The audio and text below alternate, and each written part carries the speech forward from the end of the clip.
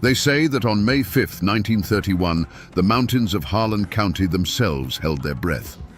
Down below, a convoy of cars carrying company men and the law's hired guns slowed to a crawl. And from the hillsides, an answer came not in words, but in a roar of gunfire that tore the morning apart. This was the moment that would forever define a place known as Bloody Harlan. Was it a murderous ambush, as the coal barons screamed to the world?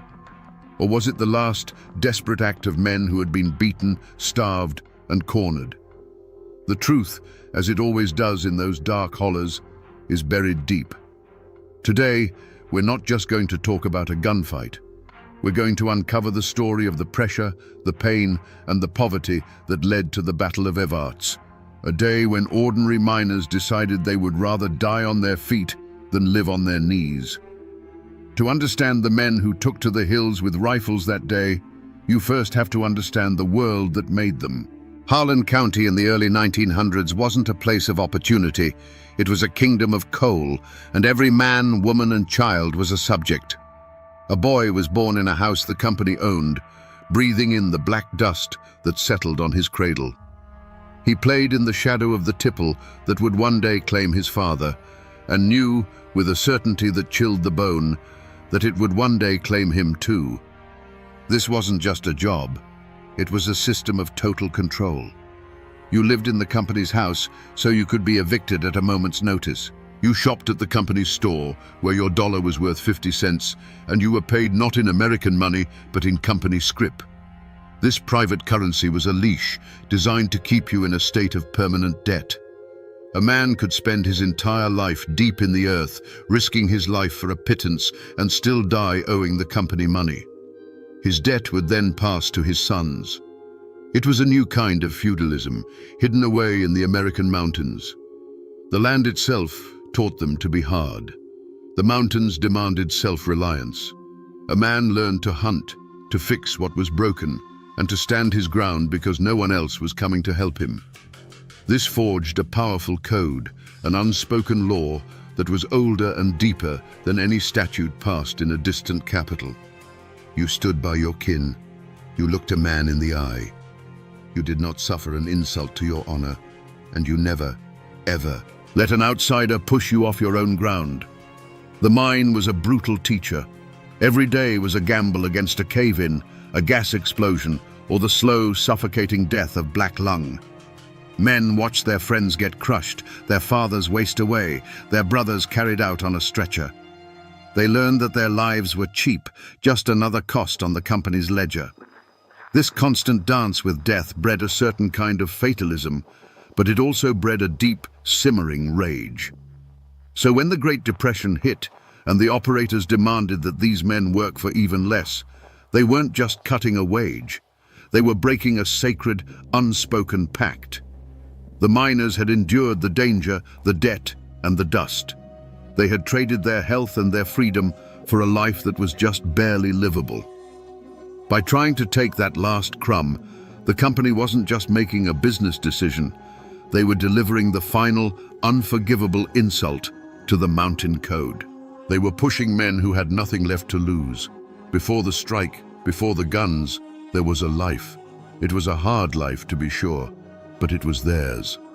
A miner's day began in darkness and ended in darkness, but in between there were moments of light. A man's kingdom wasn't the mine, and it wasn't the company town. It was the few square feet of his front porch where he'd sit at the end of a shift, bone-tired, and watch his children play in the yard. It was the smell of supper cooking, the one time of day the scent of coal was overpowered by something that felt like home. These men weren't just workers, they were husbands and fathers. They held a deep, fierce pride in their ability to provide, to put food on the table, no matter how meager. They'd come home with their faces permanently stained with black dust, but they would wash their hands clean before holding their babies. Their world was one of small dignities, a well-tended garden, a hymn sung in church on Sunday morning, the quiet respect of their neighbors. This was the life they were defending. It wasn't about a theory of labor. It was about their kids having shoes in the winter. And there was a brotherhood forged in the belly of the earth. Down in the darkness, a man's life depended entirely on the man next to him. They learned to read the groans of the mountain, to listen for the shifting of rock, to trust each other's instincts without a word.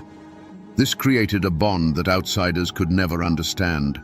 They were more than neighbors. They were soldiers in a daily war against the mountain. They shared their last chew of tobacco, covered for each other when the foreman was on the prowl, and mourned together when the mountain inevitably claimed one of their own. This was the world the coal operators failed to see. They saw numbers on a ledger, a list of employees, a cost to be managed. They did not see the tight-knit fabric of a community woven from shared hardship and fierce loyalty. They didn't understand that when you threatened one family, you threatened them all. The world they had built, this fragile ecosystem of kinship and honor, was the only thing they had. And when the company came for it, they were coming for everything. The same mountain that gives a man his strength also carves his deepest flaw. For the miners of Harlan County, that flaw was a pride as hard and sharp as a shard of slate. It was a pride born of survival, a refusal to bow your head to any man, be he a foreman or a king. This wasn't arrogance. It was a deep-seated belief that a man's dignity was the one thing the company couldn't own and the mountain couldn't crush. There were stories told in the camps that every miner understood. A story of a man who put down his tools and walked out of the mine, sacrificing his job and his family's next meal, all because a young foreman from up north had called him boy. He wasn't being defiant for the sake of it. He was upholding a code. To accept the insult would be to admit that the company owned his spirit as well as his labor, and that was a line he would not cross. He lost his job, his home, and was blacklisted from every mine in the county, but he kept his honor intact. This unwavering pride was a kind of psychological armor against the crushing darkness of the mines. It's what allowed a man to walk into the earth each morning with his head held high. But it was also a fatal vulnerability. The operators, in their distant offices, may not have understood the men, but their enforcers on the ground, the gun thugs and the sheriffs, they understood this pride perfectly. They learned it was a button they could push. They knew that these were not men who could be shamed or intimidated into submission indefinitely. They were men who would bend and bend and bend, absorbing every hardship with a stoic silence. But when you pushed them past that breaking point, when you made it a question of their honor as men, they would not break. They would explode. This pride, this absolute refusal to be seen as less than a man, was the powder keg sitting in the heart of Harlan County. All it needed was a spark. The first affront was the wage cut, a cold dismissal of their worth. The next was the company's response to the union. Any man who joined was fired, his name put on a blacklist that was a death sentence to his career. But the deepest cut, the one that went past the wallet and into the soul, was the evictions. Miners and their families, with nowhere to go, were thrown out of their company shacks, their belongings piled in the muddy road. It was an act of calculated cruelty, designed not just to punish the men, but to break their wives and starve their children. The pressure built until the air in Harlan felt thick enough to ignite.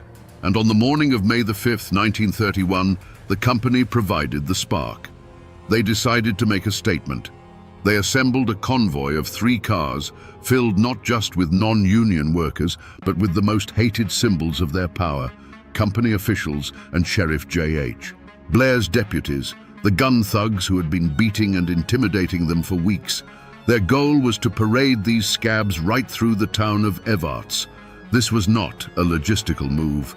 This was a deliberate act of humiliation. It was a victory lap for the company, a public declaration that the strike was broken, that the men were beaten, and that the company's power was absolute. To the striking miners, watching from the hillsides where many of their families were now living in makeshift tents, this was an invasion. It was the enemy marching through their territory, flying a flag of contempt. The news passed from holler to holler, not in a shout, but in a low, dangerous whisper. They're coming. That was all that needed to be said. Men looked at each other, a silent understanding passing between them.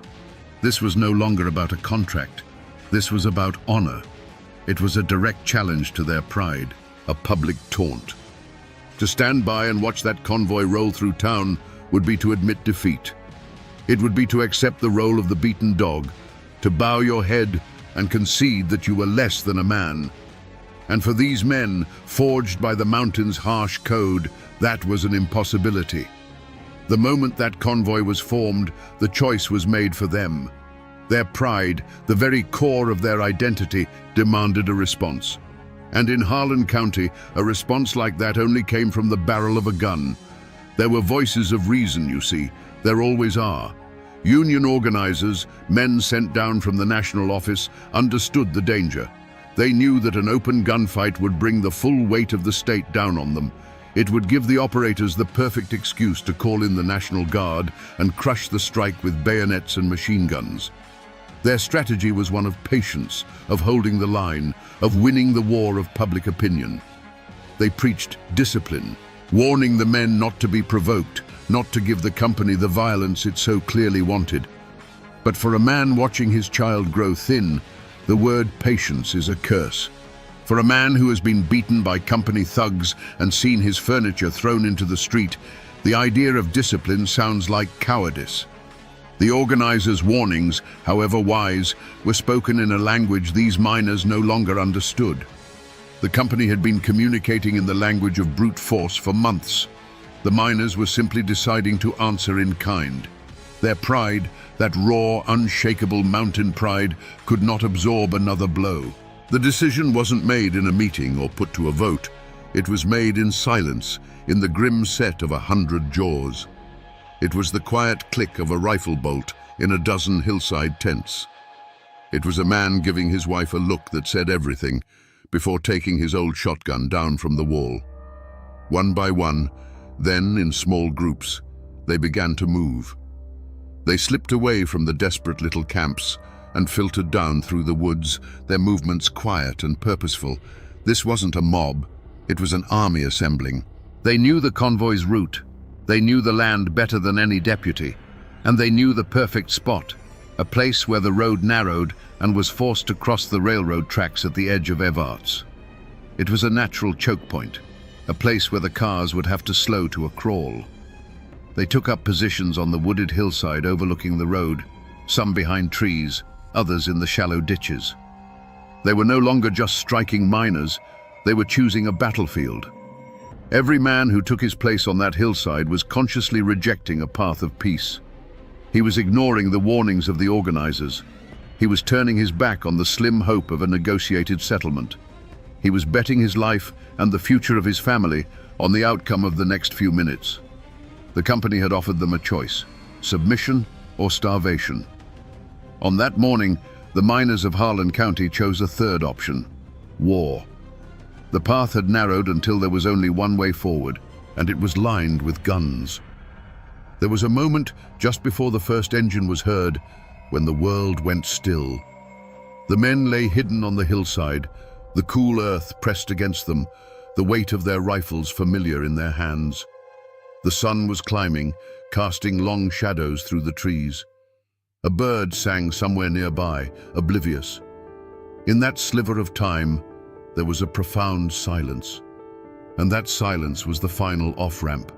It was the last chance for any man to back away, to slip back through the trees and return to his family.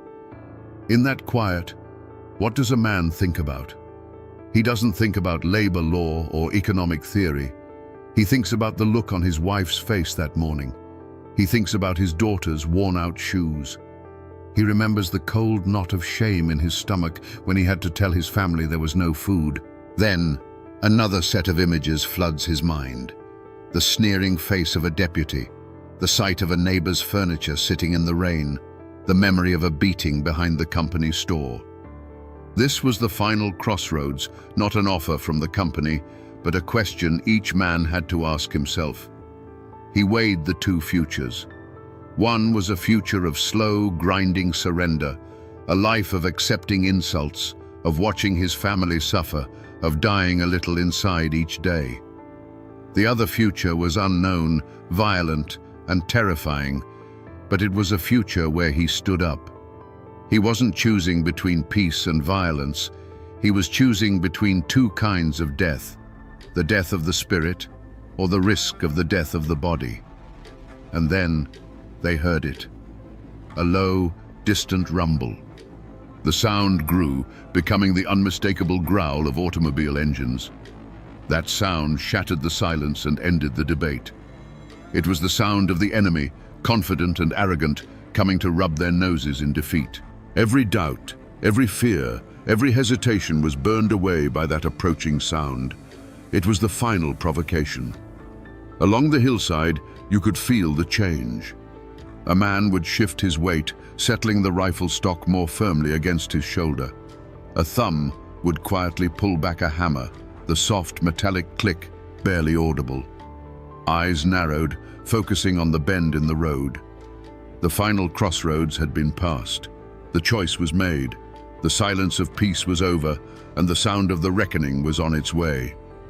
The three black cars came around the bend, slow and arrogant.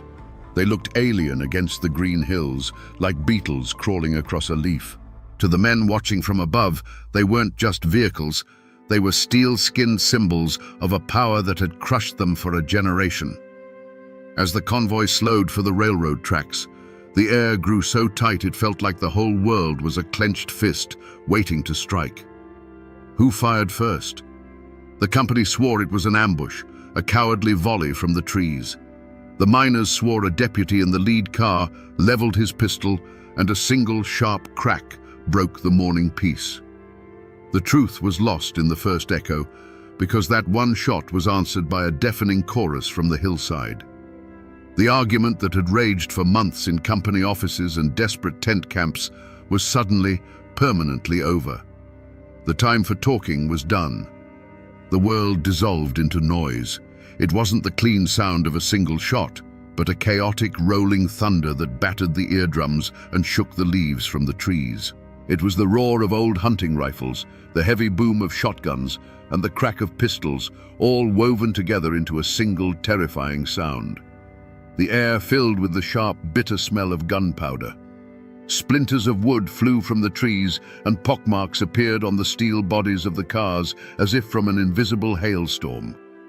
For each miner on that hillside, the world narrowed to a single point. It was the face of a man in a car, a man who represented the beatings, the evictions, the hunger. The kick of the rifle against a shoulder was a physical release of a year's worth of stored-up rage and helplessness. There was no strategy, no battle plan. There was only a raw, primal instinct to fight back, to finally answer force with force. Inside the cars, it was a trap. The world became a terrifying drumbeat of impacts against the metal frame. There was nowhere to run, nowhere to hide. One of the hated company guards in the lead car suddenly slumped forward without a sound. In another car, a company official cried out and went down. The illusion of their power, the authority that came from their guns and their money, was being shredded one bullet at a time. Then, almost as suddenly as it began, it stopped. The roaring faded into a few last, sporadic shots that echoed away into the mountains. A heavy, ringing silence rushed in to fill the void. Blue-gray smoke drifted through the trees, slowly clearing like a rising curtain. In the stillness, nothing moved. The birds were silent. The engines of the cars had stalled. A profound and terrible stillness had fallen over the choke point at the edge of Evarts. The battle had lasted only a few minutes, but it had changed everything. When the final tally was made, 4 men lay dead or dying on that dusty stretch of road. One of them was a miner, Jim Penland, who instantly became a martyr. The other 3 were from the company side. The convoy, shattered and bleeding, turned and fled in chaos, leaving their dead behind. The miners had held the ground. They had won the battle. For a long moment after the last car had vanished in a cloud of dust, nobody moved. The miners remained frozen on the hillside, phantom figures in the lingering gunpowder smoke.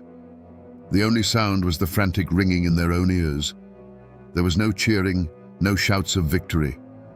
There was only a cold, stark realization of what had been done. Below them, on the road, lay the undeniable proof. The still bodies, the abandoned cars riddled with holes.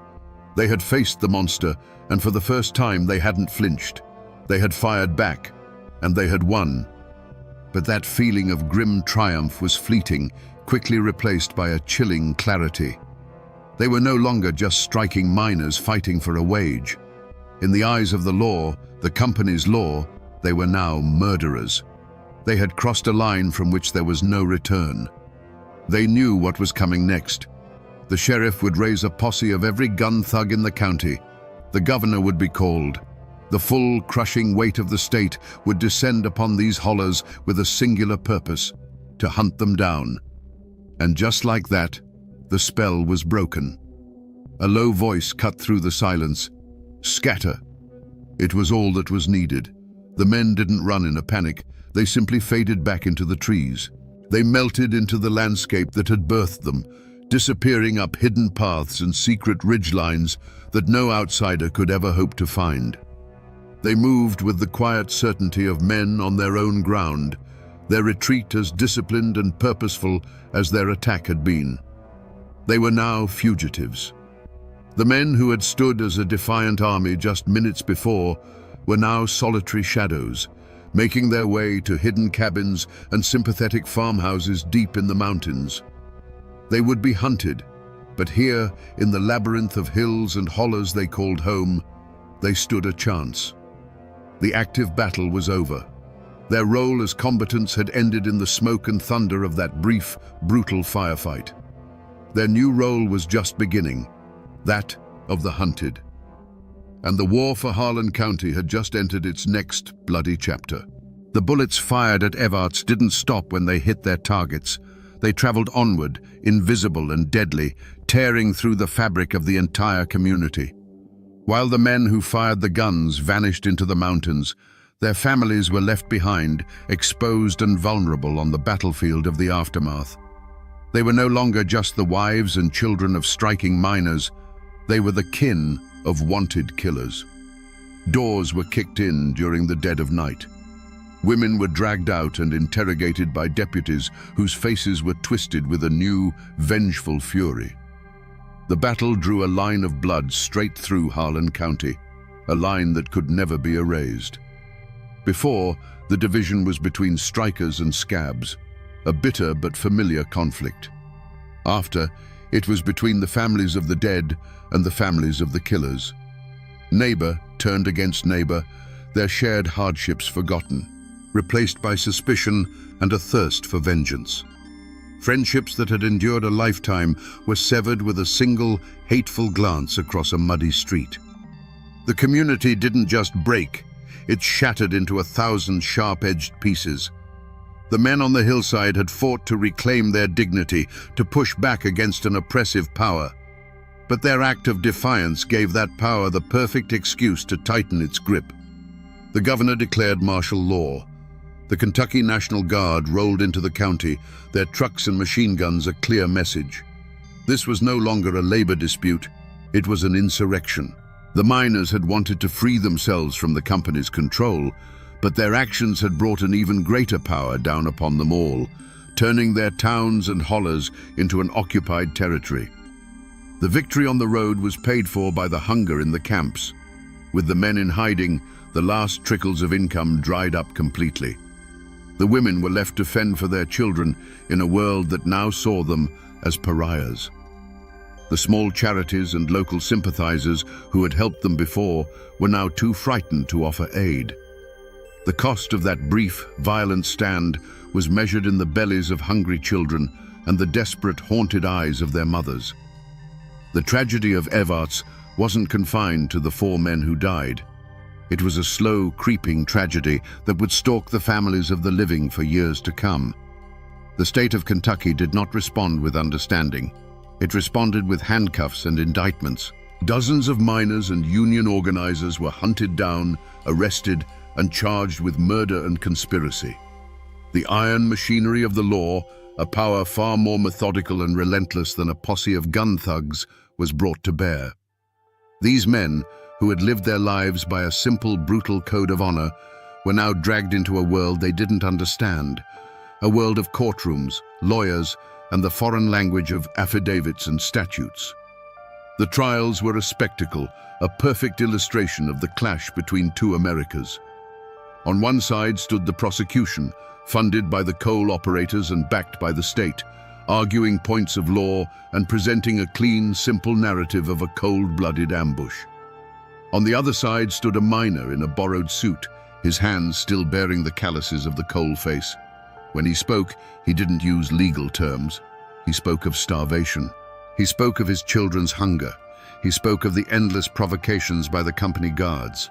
His defense wasn't written in a law book. It was etched on the faces of his neighbors. He was essentially saying, "They pushed us until we had no choice but to push back." In that courtroom, it wasn't just the men on trial, it was the mountain code itself. And the jury was made up of men who understood that code. They were farmers and small merchants from the surrounding counties. They may not have worked in the mines, but they knew the arrogance of the coal companies. They knew what a gun thug was. They heard the legal arguments, but they also heard the unspoken truth of the miners' testimony. They looked at the accused and didn't see killers. They saw men exactly like themselves, pushed to the absolute limit. And then came the verdict in the first major trial. Not guilty. The word landed like a thunderclap in the silent courtroom. It was a stunning, almost unbelievable victory. The state, with all its power and all its money, had failed to convince a jury of their peers that these miners were criminals. The verdict was a clear message from the community. The blame for the blood spilled at Evarts did not belong to the miners alone. It belonged to the system that had cornered them. Realizing they could never get a conviction, the prosecutors eventually dropped the murder charges against the remaining men. On paper, it was a victory for the Union, a moment of incredible triumph. But was it justice? The men were free, but the war was far from over. The gun thugs still patrolled the roads, the families were still starving, and the coal company's power, though challenged, had not been broken. The law had rendered its judgment, but the mountains had their own way of settling scores, and the violence in bloody Harlan was only just beginning. So, what became of the men who drove the convoy, the ones who held the whip hand? The law never came for Sheriff J.H. Blair. No grand jury ever convened to question the coal operators about the system of debt and violence they had created. While the miners were being hunted in the hills, the architects of their desperation sat safely in their offices, counting their profits and hiring more guards. The battle for them was not a tragedy. It was an inconvenience and a justification for even more brutality. In the immediate aftermath, their power seemed to grow. The presence of the National Guard gave them the cover they needed to systematically break the strike. Sheriff Blair and his deputies, far from being investigated, were emboldened.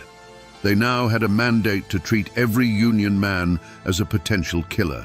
The terror in Harlan County intensified, becoming a long, grinding war of attrition marked by ambushes and assassinations. For a time, it seemed the company had won an absolute victory. But history has its own form of justice, one that is often slow and ironic. By pushing the miners into open warfare, the operators had created a national spectacle. The name Bloody Harlan became a headline, a rallying cry for the labor movement across America. The stories of gun thugs and starving families brought congressional committees and federal investigators down into their closed kingdom. They had wanted to keep the Union out, but their methods put a spotlight on them so harsh that it eventually burned away the shadows they operated in. And Sheriff Blair, he became a symbol not of law and order but of corporate tyranny. Florence Reese, the wife of an organizer, wrote her defiant anthem, "Which Side Are You On?" while Blair's men were outside her house, ready to break in. The song outlived him. It outlived the mine operators. It became the voice of the struggle long after their names were forgotten footnotes. In the end, the company men won the battle and the immediate war, but they lost their anonymity. They had wanted to make an example of the miners, but in doing so, they had made a damning example of themselves, one that would be studied for generations as a lesson in greed and brutality. For the families of the men who fought at Evarts, the battle never really ended. A man's surname became his history, a brand that marked him and his children. For some, it was a badge of honor. They were the sons of the men who stood up. But for many, it was a curse. They found themselves blacklisted, unable to get work in any mine in the region. The only path forward was to leave. A quiet exodus began, as families packed what little they had and scattered, seeking a life in the factories of Ohio or the auto plants of Detroit, hoping to outrun the long shadow of a single day in May. The community itself tried to heal by forcing itself to forget. A heavy blanket of silence was pulled over the memory of the battle. People had to live together after all. The son of a miner who fought on the hillside might find himself working a shift next to the son of a company man who was in that convoy. To survive, they could not speak of it. The gunfight became a ghost, a presence that everyone felt but no one acknowledged. It was a peace built not on forgiveness, but on the shared conspiracy of never speaking its name, a wound that scarred over but never truly closed. The Battle of Evarts didn't bring the Union to Harlan. In fact, it kicked off the bloodiest phase of the Harlan County War, a brutal decade of assassinations and bombings. The operator's power seemed unbreakable, but the battle had changed something fundamental. It had proven that the miners would die before they surrendered completely. It had created martyrs. It had planted a seed of defiance that, watered with the blood of men like Jim Penland, would stubbornly refuse to die. When the New Deal and new federal laws finally gave the United Mine Workers the leverage they needed to come back into Harlan years later, they were building on the foundation laid at Evarts. The legends of that day were told in secret, inspiring a new generation to take up the fight. The power dynamic didn't shift overnight, but the battle was the first great crack in the dam. The gun smoke cleared in a matter of minutes, but the shadow it cast would stretch on for generations, a constant, haunting reminder of the price of dignity. If you drive the road that runs through Evarts today, you can still find the spot. The pavement is wider now, the old railroad tracks long gone, but the shape of the land hasn't changed. The hillside still rises steeply from the road, a silent, green witness. There are no monuments here, no bronze plaques to mark the spot where the battle was fought. The only memorials are the ones you have to search for. A weathered tombstone in a small mountain cemetery, the name Jim Penland worn smooth by a century of rain and sorrow. The most enduring echo of that day is the name it gave the county. Before the battle, Harlan was just another coal county. After, it was forever Bloody Harlan. The name became a brand, a piece of American folklore. To the outside world, it was a shorthand for violence, poverty, and backwardness. But to the people within, it was something more complicated. A source of shame, yes, but also a badge of a certain stubborn, dangerous pride. It was a reminder that this was a place where men would not be pushed too far. The story of the battle itself left the pages of the newspapers and passed into legend. It became a ballad, sung not with guitars, but in the quiet telling of stories from grandfather to grandson on a front porch at dusk. In these tellings, the miners were always braver, the gun thugs more evil. The rumor of a machine gun hidden in the woods grew into an accepted fact. The battle became a modern-day Thermopylae in the mountains, a story told to teach the young what it costs to stand up for yourself. And its anthem, born from the terror that followed, became Florence Reese's immortal question: which side are you on? That question still hangs in the air in Harlan County. The coal companies may not hold the absolute power they once did, the gun thugs are gone, but the fundamental struggle remains. The fight against outside forces that seek to extract the wealth from the mountains while leaving the people with nothing is a story that has never ended. It just changes its name and its face. The spirit of defiance that rose up on that hillside in 1931 is still there, sleeping just beneath the surface. The men who fought at Evarts are all gone now. Their bodies returned to the same earth they once mined. But their ghost has not left these hills. It's in the stubborn set of a jaw when a man is told he can't provide for his family. It's in the fierce, protective love for this hard land. And it's in the understanding that sometimes, when you're pushed to the wall, the only answer the world seems to understand is the roar of a gun. So we return to the question that started it all, hanging in the smoky air of 1931. Was the Battle of Evarts a heroic last stand or a villainous ambush? The truth is, it was neither, and it was both. These were not heroes in shining armor. Their actions brought a reign of terror and hardship down on the very families they sought to protect. But they were not villains. They were the inevitable product of a cruel and calculated system. They were what Harlan County had made them. Desperate men who had been shown time and again that violence was the only currency the company truly respected. The Battle of Evarts is a timeless, brutal lesson in what happens when you push a people past the breaking point.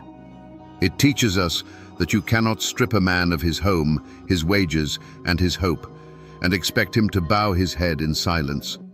Sooner or later, he will stand up. This wasn't a clash of armies. It was a clash of worlds. The cold, mathematical logic of profit ran headlong into the hot-blooded, unwritten code of the mountains, a code where a man's honor was worth more than his life. The 4 men who died that day were only the first casualties. The battle's true toll was measured in the years of fear, the families broken apart, and the legacy of bitterness that stained the ground for a generation. It stands as a monument, not of victory or defeat, but as a testament to the explosive power of wounded pride. And that, my friends, is the Ballad of Bloody Harlan. A story not about a wage, but about what a man will do when his dignity is the last thing he has left to lose. The first shotgun blast threw her from the saddle into the cold, muddy water of the creek. She was still alive, crawling for the bank, when the second, more brutal blast tore through the air, silencing her forever. The newspapers called her the Bandit Queen, a velvet-clad phantom who rode with the James brothers and ruled the outlaws of the Indian Territory. But the truth was far messier and far more tragic than any dime novel could capture. Who would ambush a woman just 2 days shy of her 41st birthday and leave her to die in the mud? Today, we ride past the legends and the lies to find the real Belle Star, and to answer the question that still haunts that lonely patch of ground. Who pulled the trigger? Before the gun smoke and the legend, there was a girl named Myra Maybelle Shirley, born in 1848 into a world that was anything but lawless. Her home was near Carthage, Missouri, a land of rolling green hills and fertile soil that held a promise of prosperity. Her father, Judge John Shirley, was a man of standing, a prosperous farmer and innkeeper whose family lived a life of relative comfort and respectability. They were slave owners and fierce believers in the Southern cause, their identity deeply woven into the fabric of Missouri's divided soul. This was not a world of desperate poverty that breeds outlaws. The Shirley home was a place of order and aspiration. Young Myra was not raised in a dirt-floored cabin, but was sent to the Carthage Female Academy to receive a classical education. She learned literature, rhetoric, and became an accomplished pianist. You can almost picture it, a dark-haired girl with a stubborn set to her jaw, her fingers flying across the ivory keys, filling the respectable Shirley Inn with music that seemed to hold the roughness of the frontier at bay. She was known to be bright, quick-witted, and possessed of a temper that could flash like heat lightning. She was devoted to her family, particularly to her older brother John, whom everyone called Bud. He was the pride of the family, the embodiment of young Southern manhood, and Myra adored him. In those years, her future likely seemed as clear and orderly as a line of sheet music, a good marriage, a family of her own, a life of influence within her community. But their Missouri was a border state, a land of fault lines and hidden pressures. The very inn where Myra played piano was a crossroads of whispers and arguments. Men passing through spoke of states' rights, of abolitionists, of a nation tearing itself apart at the seams. For the Shirleys, these were not abstract political debates. They were matters of honor, identity, and survival. Every traveler brought news that seemed to darken the sky just a little bit more.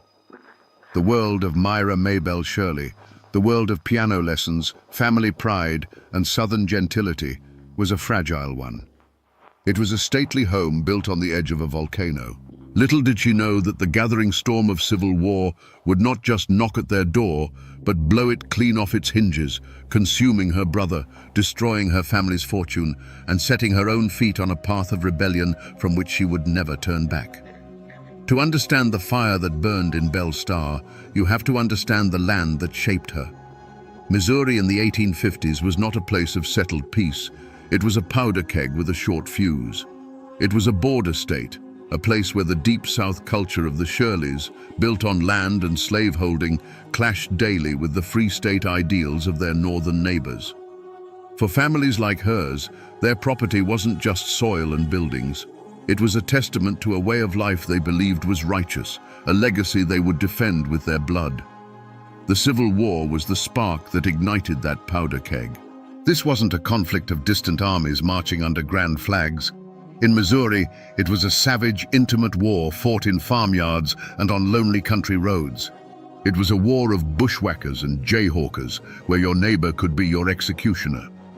This was the old scar that would never truly heal, a wound that split communities and families down to the bone. For the Shirleys, there was no question which side they were on. They were Confederates through and through. The weight of the Shirley name now demanded more than just respectability. It demanded action. And it was Myra's beloved brother Bud who would carry that burden into the fight. He didn't join a regular army. He joined a band of Confederate irregulars under the command of the infamous William Quantrill. Riding alongside him were other angry young farm boys whose names would later be written in blood and legend, the James brothers and the Younger Boys. Bud Shirley became a guerrilla, a shadow warrior in a war with no rules. For Myra, this wasn't politics, it was family. Her brother was fighting for their home, for their honor, against an invading force. When Union troops finally caught up with Bud in 1864 and killed him, it wasn't an act of war in her eyes. It was murder. The Union and the entire system of law and government it represented became the sworn enemy of her clan. The feud wasn't with another family over a property line. It was with the United States of America. Her grief hardened into a cold, lifelong vow of defiance. The seeds of the Bandit Queen were planted right there in the blood-soaked soil of Missouri. Long before the war ended, the Shirley Inn had become more than just a resting place for travelers. It was a safe house, a quiet harbor for the Confederacy's most daring and dangerous guerrilla fighters. You have to understand, men like Jesse James and Cole Younger weren't just abstract legends passing through. They were Bud's friends. They were boys Myra knew, young men who sat in her family's parlor, listening to her play the piano while their Colts rested heavy on their hips. Her music was the only moment of peace in their world of ambush and reprisal, and this shared experience forged a bond of loyalty that ran deeper than any law. When the war was lost and the Shirleys were forced to relocate to Syene, Texas, they carried those old loyalties and grudges with them like family heirlooms. They were surrounded by other displaced Southern families, all of them nursing the bitter wound of defeat. In this world, the new Reconstruction-era lawmen weren't seen as protectors. They were seen as occupiers, the enforcers of a victor's justice. A man's worth was judged not by his adherence to this new law, but by his loyalty to the old cause. Whispers travel like wildfire in a place like that, and they clung to Myra Maybelle Shirley.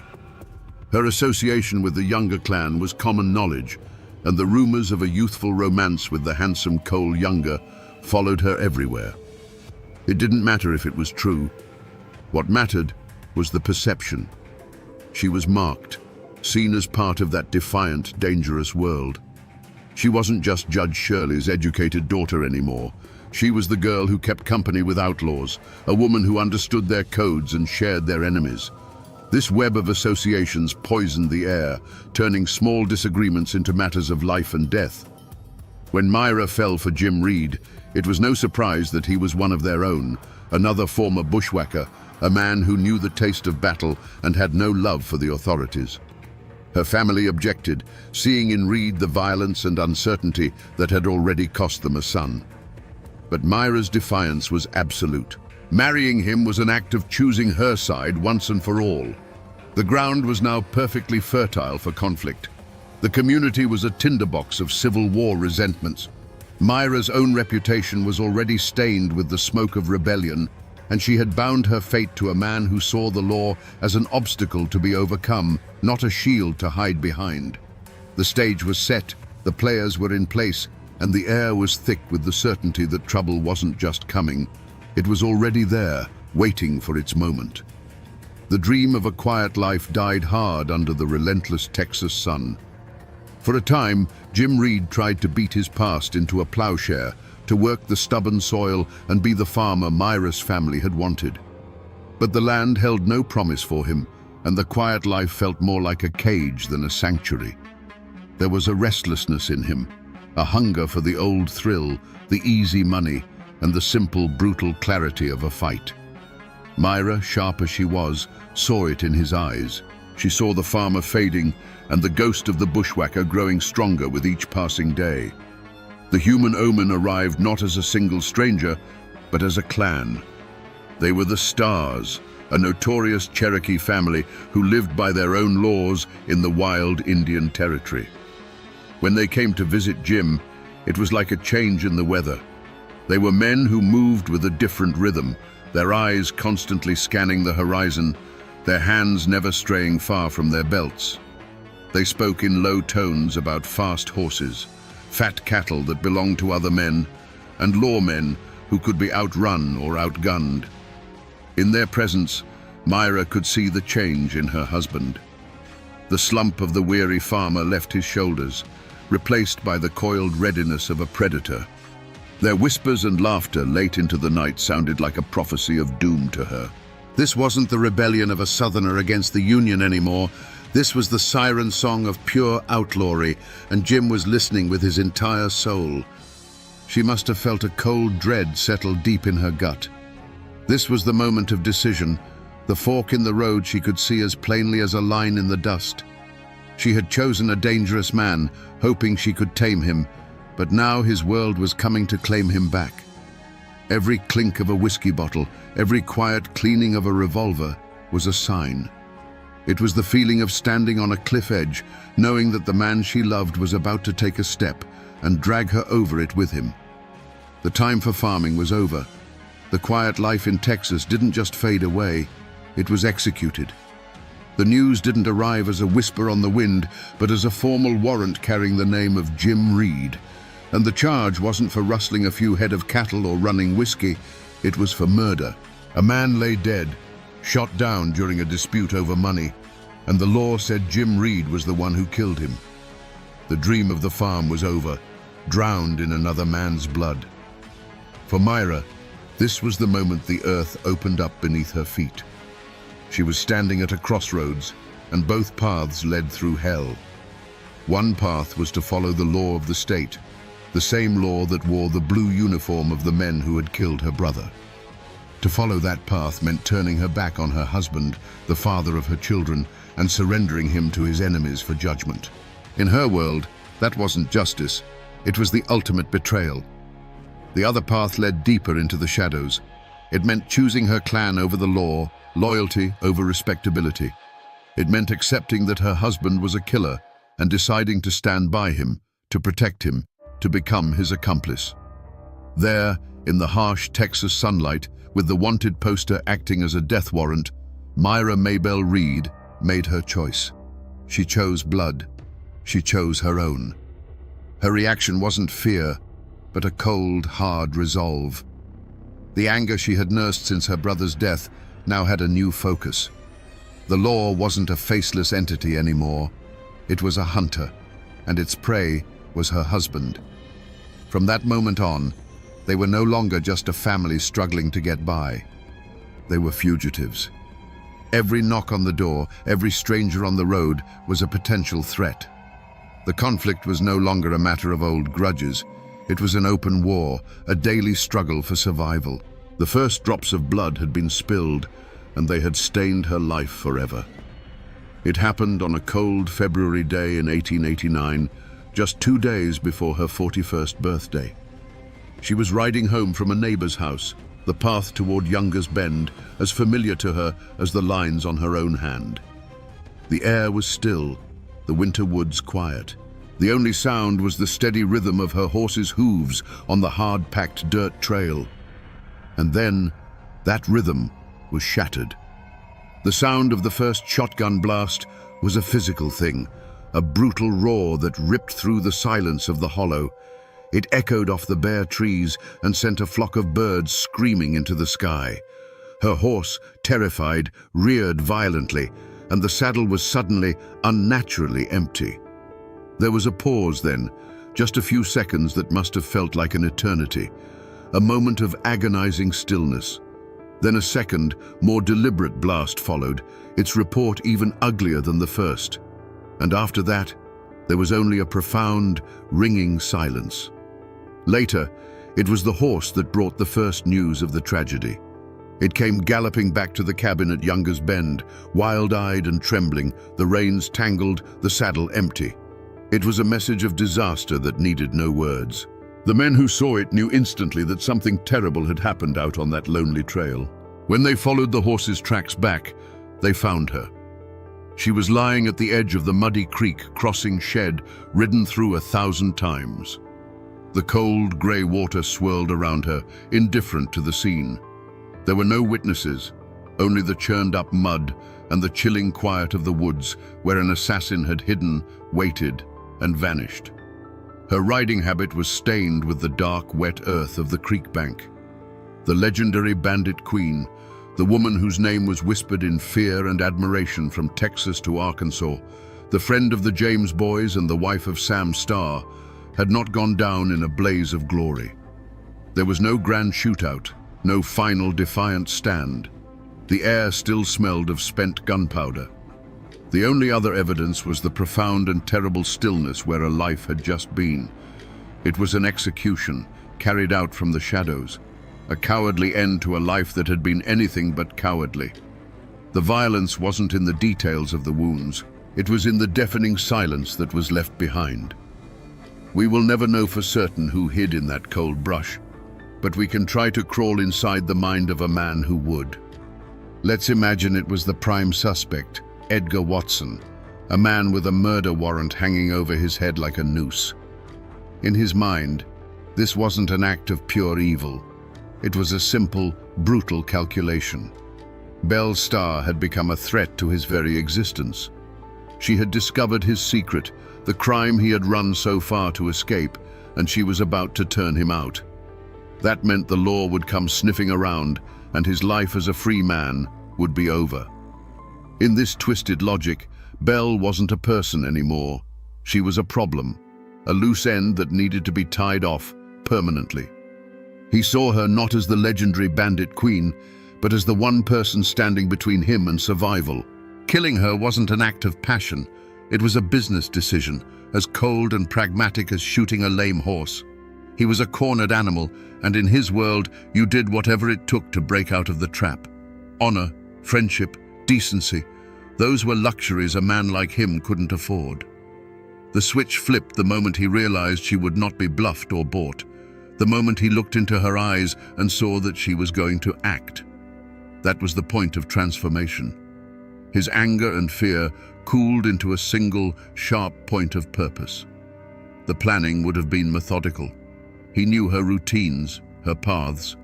He would have chosen the creek crossing deliberately, a place where she would have to slow her horse, where the terrain gave him perfect cover, where the sound of the shot would be muffled by the hollow.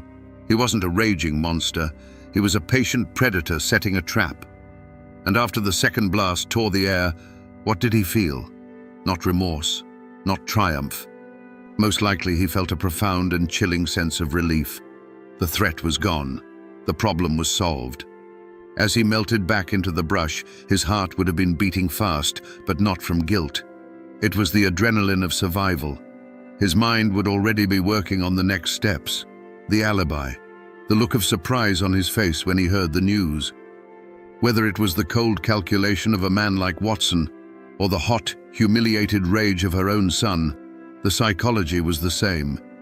Belle had become an obstacle, and for the beast in the shadows, obstacles were meant to be removed. When the echoes of the second shot finally died, a heavy, unnatural silence fell over Younger's Bend. The discovery was as grim and undignified as the murder itself.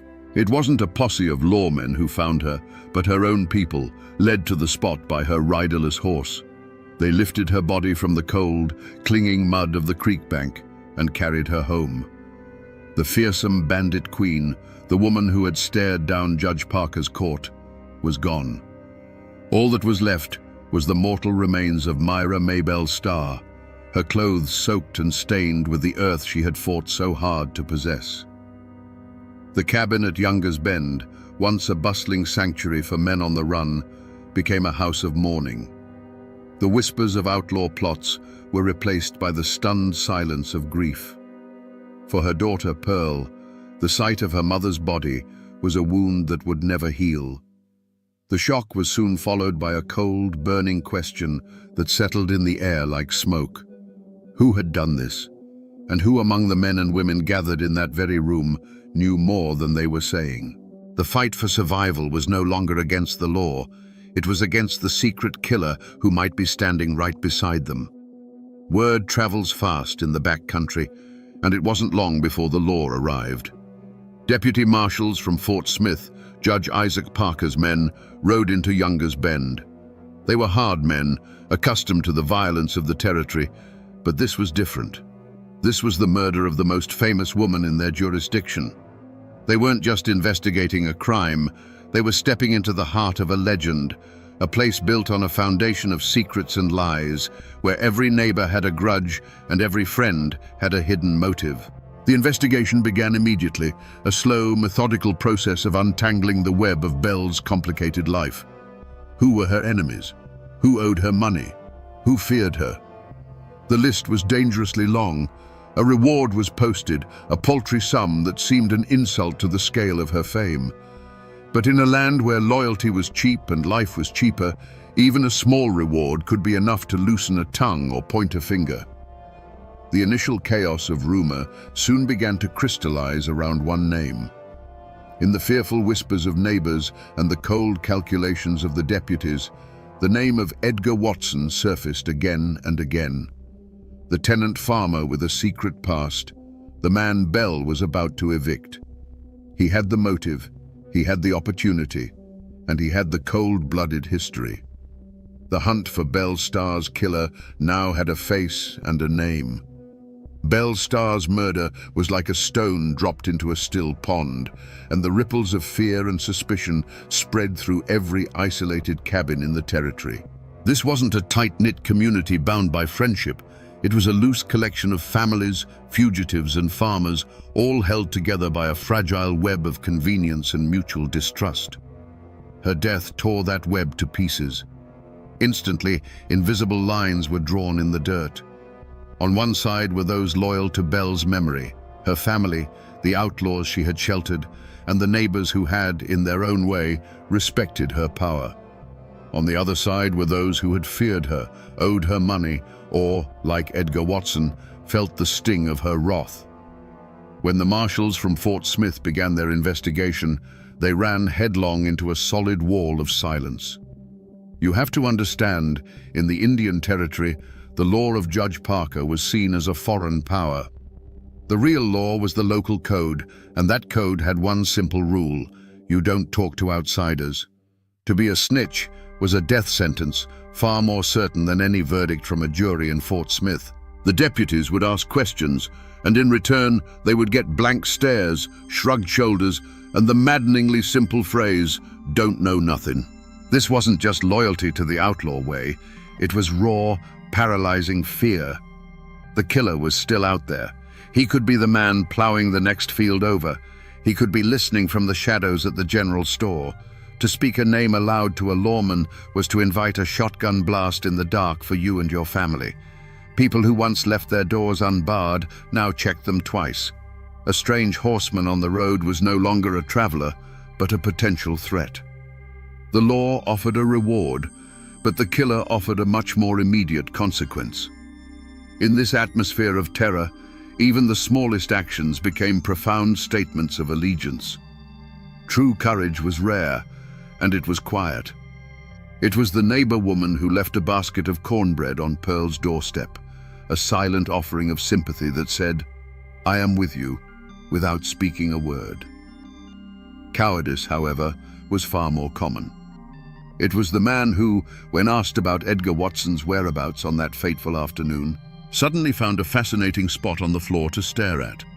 It was the providing of a vague alibi, the convenient lapse in memory, the turning of a blind eye.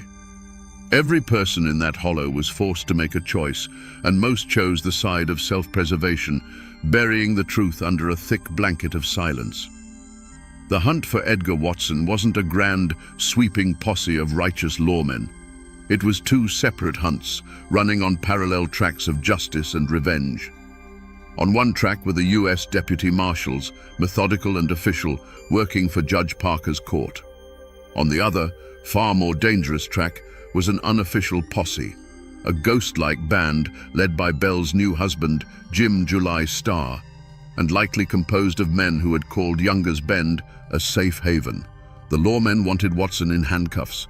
Jim July and his riders wanted him in a shallow grave. The Indian Territory in winter is a merciless landscape.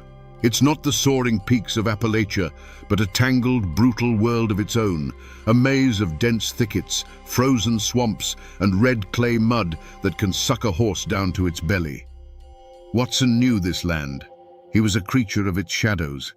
He melted into the landscape, his trail as slippery as a water moccasin in a dark creek.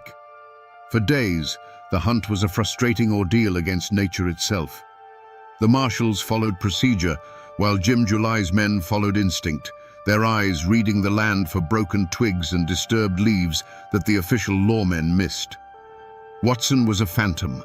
A farmer would report seeing a man matching his description near the Poto River, but by the time the posse arrived, he was gone, leaving nothing but a cold campfire. They were always one step behind, chasing a ghost through a wilderness that seemed designed to protect its own. The territory itself was his greatest ally. It was a place where a man on the run could find a sympathetic ear, a hot meal, and a fresh horse from someone who held their own grudge against the law at Fort Smith. Watson wasn't just one man against a posse. He was a fugitive plugged into the lawless network that thrived in those hills. The chase stretched on, the days turning into a week. The pursuers grew weary, their supplies dwindling, their frustration mounting. They were hunting in a land of whispers and lies, where the very air seemed to conspire against them. It felt less like a manhunt and more like an exorcism, trying to drive a malevolent spirit out of a haunted land. Every cold night spent by a fire was a reminder that their quarry was out there, just as cold, just as determined, and driven by the most powerful engine of all, the will to survive. The end came not with a roar, but with a quiet click. It wasn't in a desperate firefight on a windswept ridge. The U.S. Marshals, relentless in their pursuit, finally cornered him. Perhaps it was a tip from someone who decided the reward money was worth more than the risk, or perhaps Watson simply made a mistake. They found him holed up, exhausted, hungry, and out of options. There was no final, defiant stand. Faced with the unwavering steel of the law, Edgar Watson surrendered. The hunt in the shadows was over, but the fight for what passed for justice in that wild country was only just beginning. The air in the Fort Smith federal courtroom was thick enough to taste, a stale mix of sweat, wet wool, and cheap tobacco. This was the domain of the hanging judge, Isaac Parker, a place where the law of the United States finally sank its teeth into the wild frontier of the Indian Territory. The trial of Edgar Watson for the murder of Belle Starr was a sensation. The public gallery was packed to the rafters with a curious and volatile mix. Sober-faced townsfolk, hard-eyed riders from the territory who watched everything with unnerving stillness, and a pack of slick reporters from the eastern papers, pencils flying, hungry for every sordid detail. Edgar Watson sat beside his lawyer, a picture of calm defiance. He wasn't a cornered, terrified animal anymore. He was clean-shaven and wore a borrowed suit, and he surveyed the courtroom with an almost imperceptible smirk. He knew the rules of this game better than any lawyer. His innocence or guilt would not be decided by facts, but by fear. He understood the code of the hills, and he was betting his life on it. The prosecution laid out its case, a carefully constructed web of circumstantial evidence. They had the motive. Belle was about to evict him, exposing him as a wanted murderer from Florida. They had the opportunity. He had no solid alibi for the time of the killing. What they didn't have was a single, credible witness. One by one, Belle's neighbors were called to the stand, and one by one, the wall of silence went up. Men who had spoken freely of their suspicions to the marshals now suffered from a crippling loss of memory. Their eyes would shift, their voices would drop to a mumble, their answers becoming a litany of, "I can't rightly say," and it was too dark to see. You can just imagine the prosecutor's mounting frustration as he watched his case dissolve under the silent, powerful gaze Watson directed at each person who took the stand. The most powerful person in that room wasn't the judge. It was the defendant. He held the lives and fears of the witnesses in his hands, and everyone knew it. They were 100 miles from their isolated cabins, but the threat felt as close as the man in the witness box. The jury was out for less than an hour. The law required them to convict beyond a reasonable doubt, and with only whispers and motive, there was doubt everywhere. The foreman stood, cleared his throat, and refused to look at Watson as he read the verdict. Not guilty. A wave of murmurs and gasps swept the room. Edgar Watson simply nodded, as if he had known the outcome all along. He stood up, a free man in the eyes of the law, and walked out of the courthouse into the sunlight.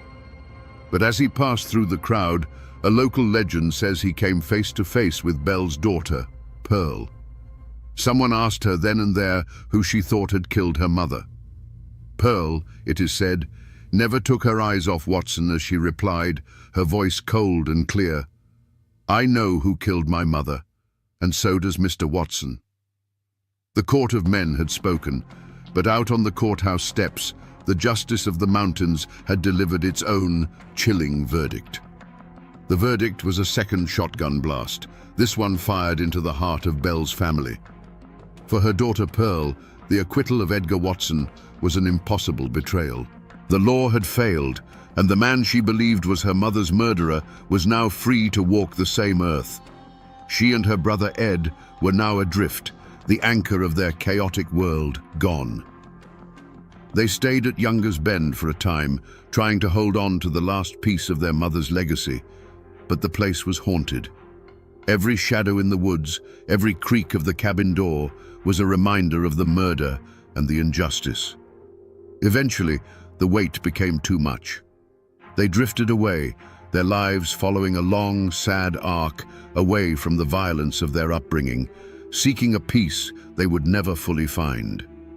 As for Edgar Watson, he left Fort Smith a free man, but he was a marked man. The court's verdict meant nothing in the territory, where Belle's friends and family held their own silent court. He knew he could never return to his farm, so he fled, becoming a wanderer, drifting from state to state, always looking over his shoulder. He couldn't escape the shadow of the bandit queen. For years, he was a ghost, haunted by the murder he was never convicted of. The law had acquitted him, but the court of public opinion and rumor had found him guilty. His ultimate fate is a matter of legend itself, but many say he met his end years later in another squalid dispute. his life ending as violently as the one he was accused of taking. It was a different kind of justice, slow and patient, but just as final. The community around Younger's Bend tried to forget. Forgetting was a form of self-preservation. To speak of Belle Starr's murder was to stir up ghosts and invite trouble.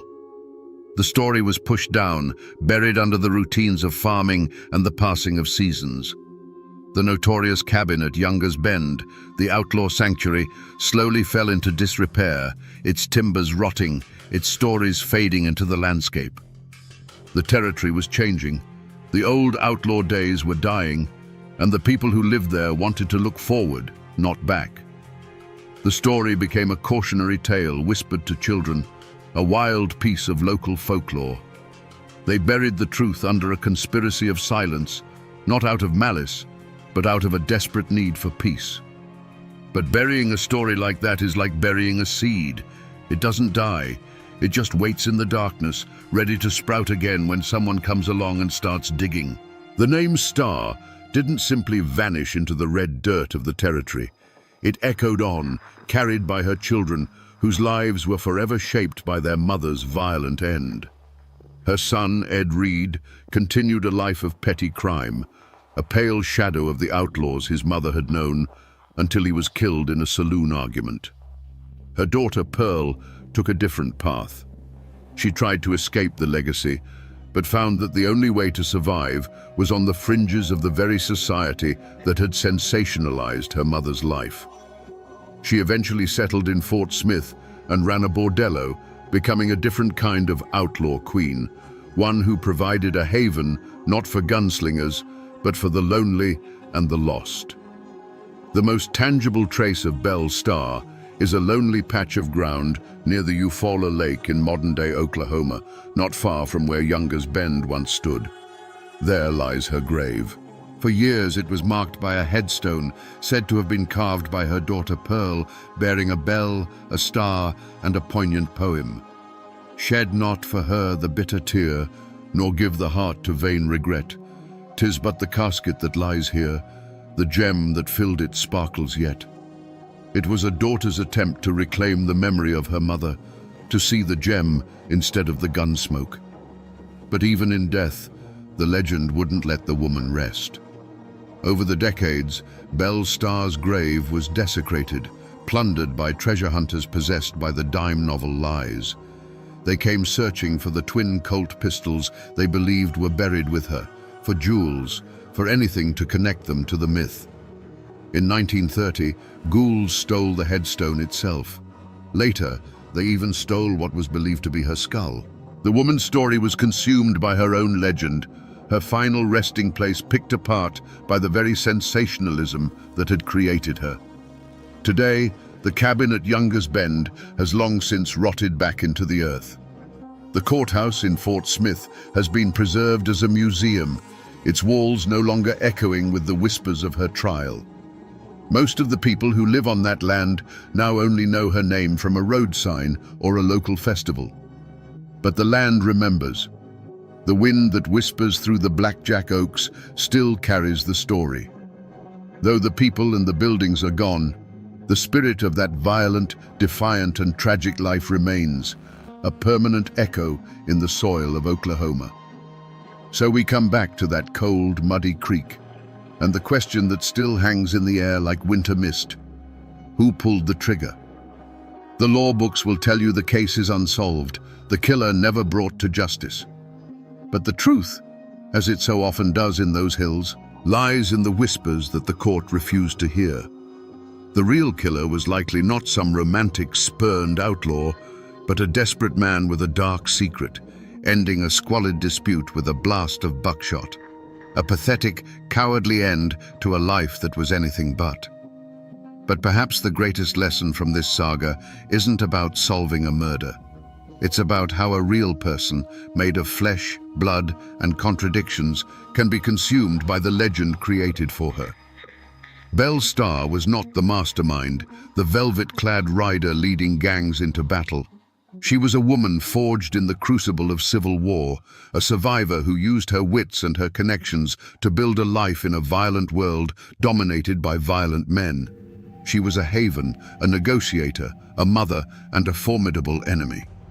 The true tragedy of Belle Starr isn't found in the manner of her death, but in the theft of her life by the myth that outlived her. This is a story of the untamable, often brutal spirit of the American frontier, and of the sensationalist press that turned real people's pain into cheap entertainment. The newspapers and dime novels gave the world a bandit queen, but in doing so, they erased the real Myra Maybelle Shirley, who lived, bled, and died in the mud of the Indian Territory. And now, my friends, you know the rest of the story. They say, if you walk the old McCoy lands on a cold January night, when the wind moans through the bare sycamores, you can still hear her. A woman's voice, thin and full of sorrow, whispering two names into the darkness. Alifair Calvin. It's the ghost of Sarah McCoy, they say, the living curse of the great feud, a mother forever searching for the children who were murdered right before her eyes. But how does a person become a ghost while they're still breathing? How does a tough, resilient mountain matriarch, the very heart of a family, get broken so completely that her grief itself becomes a local legend? Hers is not a story of bullets and bravado. It's the story of what happens after the guns fall silent, and of a sorrow so deep it haunts the hills to this very day. Today, we separate the woman from the haint and trace the path that led Sarah McCoy into that long, lonely darkness. To understand the woman, you first have to understand the mountains that made her. Sarah Mullins was born in 1829 into a world of sharp ridges and deep, isolated hollows along the Kentucky side of the Tug Fork. This wasn't a land of easy living. It was a place that demanded everything from you: your strength, your sweat, your resilience. The seasons were harsh, the soil was rocky, and the outside world with its formal laws and governments was a distant rumor. Life was governed by a different set of rules: the turning of the seasons, the needs of the family, and the unwritten code of the hills. She was a Mullins before she was a McCoy, and like all mountain families, they lived by a simple, powerful creed: you take care of your own. Sarah's childhood wouldn't have been one of play and schooling. Her education came at her mother's side, learning the hard-won lessons of survival. She learned how to birth a child and how to bury one. She learned which roots could break a fever and which berries were poison. She learned to mend clothes, cure meat, and stretch a handful of cornmeal to feed a hungry family through the dead of winter.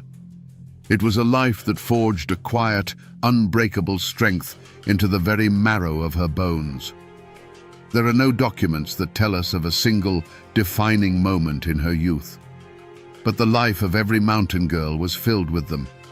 You can imagine a winter so fierce it threatened to starve the family out, and a young Sarah, not yet a woman, helping her mother keep a dying fire alive.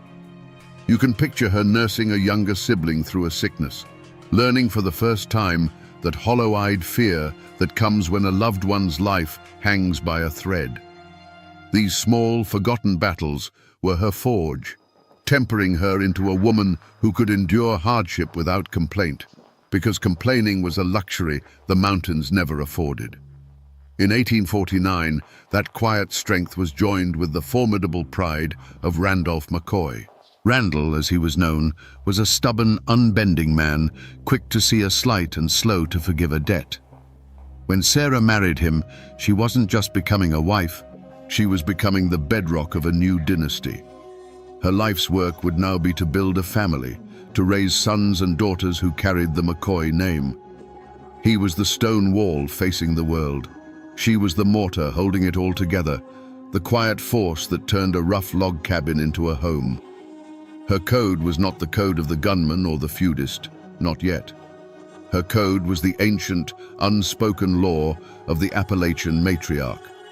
It was a law written in the rhythm of a rocking chair, the smell of baking bread, and the fierce, protective glare she'd give anyone who threatened her children. Her honor wasn't tied to land disputes or stolen hogs. It was tied to the well-being of the 13 souls she brought into this world. Her domain was the hearth. Her ambition was a full pantry, and her loyalty was absolute, not to a cause, but to the lives she had created. Before the first shots of the feud echoed in her memory, Sarah McCoy's world was one of simple, profound purpose. Her domain wasn't the courthouse or the battlefield. It was a rough-hewn log cabin on a Kentucky hillside, a home that was overflowing with the noise and chaos of life. While Randall was out wrestling a living from the rocky soil or nursing a grievance with a neighbor, Sarah was the quiet gravity that held their chaotic world in orbit. The cabin wasn't just a shelter, it was her life's work, a testament to her endurance, filled with the smell of wood smoke and stew and the constant hum of her children's lives. And what a life it was. She was the mother of 13. Imagine that. 13 times she went through the trial of childbirth, and 13 times she held a new life in her arms. Her days weren't measured in hours, but in the tasks required to keep that many souls alive and well. It was an endless cycle of mending torn shirts, calming fevers with cool rags, breaking up squabbles between brothers, and singing the youngest ones to sleep. Her hands were never still.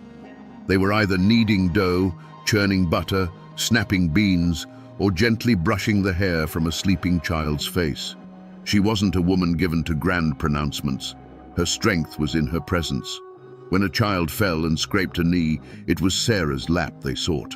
When a son came home angry over some dispute, it was her steady gaze that could soothe the heat of his pride. She was the keeper of their stories, the witness to their growth. She saw the stubborn set of Randall's jaw in her son Tolbert, and the quiet kindness in her daughter Alifair. She knew their fears, their dreams, and the secret hurts they hid from the world. For 2 decades, that world, while never easy, was whole. The rhythm of their lives was tied to the land. There was the hard work of planting in the spring, the relief of the summer harvest, and the huddling together for warmth and stories in the long, dark winters. This was the world Sarah McCoy had built and fought to protect. It wasn't a kingdom of wealth or power, but it was rich in what mattered most to her, the sight of her family, gathered and safe, under one roof. Her treasure wasn't a plot of land. It was the sound of her children's laughter echoing through the holler. This was what was at stake. Not honor, not a family name, not the ownership of a stray pig. For Sarah, the escalating tensions with the Hatfields across the river were a terrifying threat to the only thing she held sacred. Every angry word Randall brought home, every dark rumor that drifted over the tug fork was like a tremor beneath the foundation of her home. She was a mother standing guard over a precious, fragile peace, and she could feel a storm gathering on the horizon that threatened to wash it all away. Every great tragedy is driven by a fatal flaw, a crack in an otherwise strong foundation. For Randall McCoy, it was his unbending pride. For his sons, it was their quick, violent temper. But Sarah's flaw was something far more subtle and heartbreaking. It wasn't a sin, but a virtue taken to a terrible extreme. Her absolute, unconditional love for her family. Her love was so powerful, so all-consuming, that it blinded her to any path that required her to stand against her husband or her sons. She saw her duty not as guiding them, but as enduring with them, no matter the cost. We see this flaw in sharp relief after the tragedy of 1882. The Hatfields had captured 3 of her sons, Tolbert, Farmer, and Randolph Jr., and, in an act of brutal frontier justice, tied them to pawpaw trees and executed them. The grief that fell upon Sarah's house was a physical thing, a suffocating shroud. This was the moment where a different kind of woman might have broken. She might have screamed at Randall, "Your pride has already cost me 3 sons. Are you waiting for it to take the rest?" She could have begged him to leave the valley, to sell the land, to save what was left of their family from the fire of his feud. But she didn't. Her love and her grief fused into a kind of hardened, silent resolve. To suggest leaving would have felt like a betrayal of her murdered boy's memory. To question her husband's path would have been to break the sacred code of a mountain wife. And so, she stood by him. While the men spoke of honor and revenge, Sarah's world was one of empty chairs at the dinner table and ghosts in every corner of the cabin. Her loyalty, once the family's greatest source of strength and comfort, now became the quiet engine of its destruction. She would support their fight, even if it led them all to the grave. This unwavering devotion was, for most of her life, her greatest strength. It's what allowed her to raise 13 children in the harshest of conditions. It was the bedrock on which the McCoy family was built. But in the face of a blood feud, that same strength became a profound weakness. It made her a passive participant in her own family's annihilation. She couldn't see that sometimes the most loving act is to say no more. She couldn't imagine a world where her family was separated or their honor was compromised, and that inability to envision a different future trapped them all on the path to ruin. And so, she supported Randall's stubborn refusal to back down. She nursed the anger of her remaining sons and tended to the family's wounds, all while the storm gathered closer. Her flaw was not malice or pride. It was a love so deep it couldn't admit the possibility of defeat or retreat. She was the heart of the family, and she would continue to beat in rhythm with it, even as that rhythm became a death march. Her love had built their home. Now that same love would inadvertently help burn it to the ground. For 5 long years after the Paw Tree executions, the feud had become a war of whispers and shadows. The grief in Sarah's home was a constant, cold presence, but the open bloodshed had ceased. A fragile, unspoken truce held the valley in its grip, the kind of quiet that feels heavier than noise. But in the winter of 1887, the McCoy clan, led by their kinsman and lawyer Perry Cline, made a fateful decision. They decided to fight the Hatfields, not with rifles in the hollers, but with warrants in the courts. This was the spark that would ignite an inferno. Cline, who held a deep personal grudge against the Hatfields, used his influence to have old murder warrants from 1882 reissued in Kentucky. He then deputized a rough, fearless man named Bad Frank Phillips to hunt down the Hatfields responsible for killing Sarah's sons. To the outside world, this was the law taking its course. But in the mountains, this was a profound and unforgivable insult. It was seen as a coward's move, an attempt to use outside authority to settle a family matter. You didn't send a lawman to do a man's work. It was a direct challenge to the sovereignty of the Hatfield clan and their patriarch, Devil Anse. The affront became an invasion when Frank Phillips and his posse crossed the Tug Fork into West Virginia. They were armed, they had the law on their side, and they began to hunt Hatfields on their own soil. They captured several men, and in the process, a Hatfield ally was killed. The news of this invasion, this violation of their territory by a McCoy-led force, reached Devil Anse like a declaration of war. The fragile truce was shattered. The Hatfields' response would not be in a courtroom. It would be swift, total, and merciless. For Sarah, this news was not a victory. It was a death sentence. When she learned that the law was being used as a weapon, a cold dread must have settled deep in her bones. She, more than anyone, knew the nature of the men they were provoking. She had seen their brand of justice firsthand at the base of 3 paw trees. While the men in her family may have felt a surge of righteous power, Sarah would have felt the earth begin to tremble beneath her feet. The point of no return had been crossed. The men had kicked the hornet's nest with the lawyer's boot, and she knew the swarm would be coming for her home. Her immediate visceral reaction wouldn't have been one of anger or pride, but of a mother's paralyzing fear. She would look at her daughter Alifair and her son Calvin, the 2 children who remained with her in that isolated cabin, and see them with new, terrified eyes. They were no longer just her children. They were the targets. Her fatal flaw, that unwavering loyalty, now chained her to this reckless course. She couldn't protest. She could only pray. The men had lit the fuse, and Sarah was left to do nothing but watch it burn closer and closer to her door. For the first time in 5 years, a dangerous kind of hope flickered in the McCoy men. With Frank Phillips and his posse raiding West Virginia, they felt the tide turning. Justice, or at least their version of it, seemed within reach. But the whispers that drifted back across the Tug Fork were as cold and dark as a winter creek. Friends and neighbors, men who knew the Hatfields not as names on a warrant, but as flesh and blood forces of nature, brought warnings to Randall. They spoke in low, urgent tones of men gathering at Devil Anse's command, of the cold fire they'd seen in Jim Vance's eyes. These weren't formal offers of peace. The time for that had long passed. These were the desperate pleas of a community that could feel the ground getting ready to shake. "Take your family and go, Randall," one might have said. "Go to Pikeville, anywhere, just until this blows over. A piece of paper won't stop a bullet."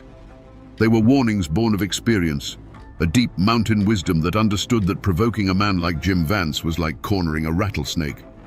You might have the right to do it, but you'd be a fool to expect to walk away unharmed. But Randall McCoy, his pride now buttressed by the authority of the law, was deaf to these pleas. To him, leaving would be running. It would be an admission of defeat, a betrayal of the sons already in the ground. "We have the law on our side now," he'd retort, his jaw set like stone. He mistook the warrants in his pocket for a shield, believing the outside world's rules now applied to this ancient, personal war. He and his remaining sons walked with a newfound confidence, blind to the fact that they were marching their families straight towards an open grave. Sarah saw it, though. She saw the truth not in Randall's defiant words, but in the silence that followed them. She saw it in the way neighbors averted their eyes, in the sudden quiet that fell over a room when she entered. She could feel her family being walled off, isolated by her husband's stubborn pride. The warnings the men ignored, she heard as a deafening roar. She knew the Hatfields. She knew what they had done to her boys at the pawpaw trees, and she knew they had done it without the pretext of a legal invasion. What would they do now, with their homes raided and their kinfolk dragged away in irons? Her path of no compromise was one of silent, terrified endurance. Every day that passed was another missed opportunity to flee. Every sunset that painted the winter sky felt like a final act. The cabin, once her sanctuary, began to feel like a trap made of logs and pride. While her husband saw their stand as a matter of honor, Sarah saw only the shrinking circle of safety around her children. The men were too busy listening to the lawyers and the deputies to hear the sound that Sarah heard every night in her sleep, the sound of approaching footsteps in the snow. And so, with every warning ignored, with every chance for escape dismissed, the certainty of a violent end grew. The feud was no longer a simmering conflict. It was a runaway wagon careening downhill, and the McCoy family was tied to the driver's seat. Their isolation was now complete. They were alone in their holler, surrounded by a world that was holding its breath, waiting for the inevitable crash. The only question left was how terrible the wreckage would be. The final chance for peace didn't come with a white flag or a parley at the river's edge. It came in the dead of night, on New Year's Eve, 1887, inside the four walls of the McCoy cabin. It came not as a negotiation, but as a wife's desperate plea to her husband. The children were asleep, their breathing soft and even in the cold air. The only sounds were the crackle of the fire in the hearth and the low moan of the wind outside, a sound that seemed to be whispering a warning. Sarah sat watching the fire, but she wasn't seeing the flames. She was seeing the faces of her sleeping children, Calvin and Alifair, and the image of them was superimposed over the memory of her 3 dead sons. The fear she had been swallowing for weeks finally rose in her throat, too powerful to be contained. She turned to Randall, who sat cleaning a rifle, his face a grim mask in the flickering light. Her voice, when it came, was barely a whisper. "Randall, let's leave this place." He stopped his work, the sound of the oiled rag on steel falling silent. He didn't look at her. "Leave? And go where?" "This is our home, woman." But Sarah pressed on, her words tumbling out in a torrent of a mother's terror. "To Pikeville. Just for a while. Let the lawmen do their work. The land will be here when we come back, Randall. The house will be here.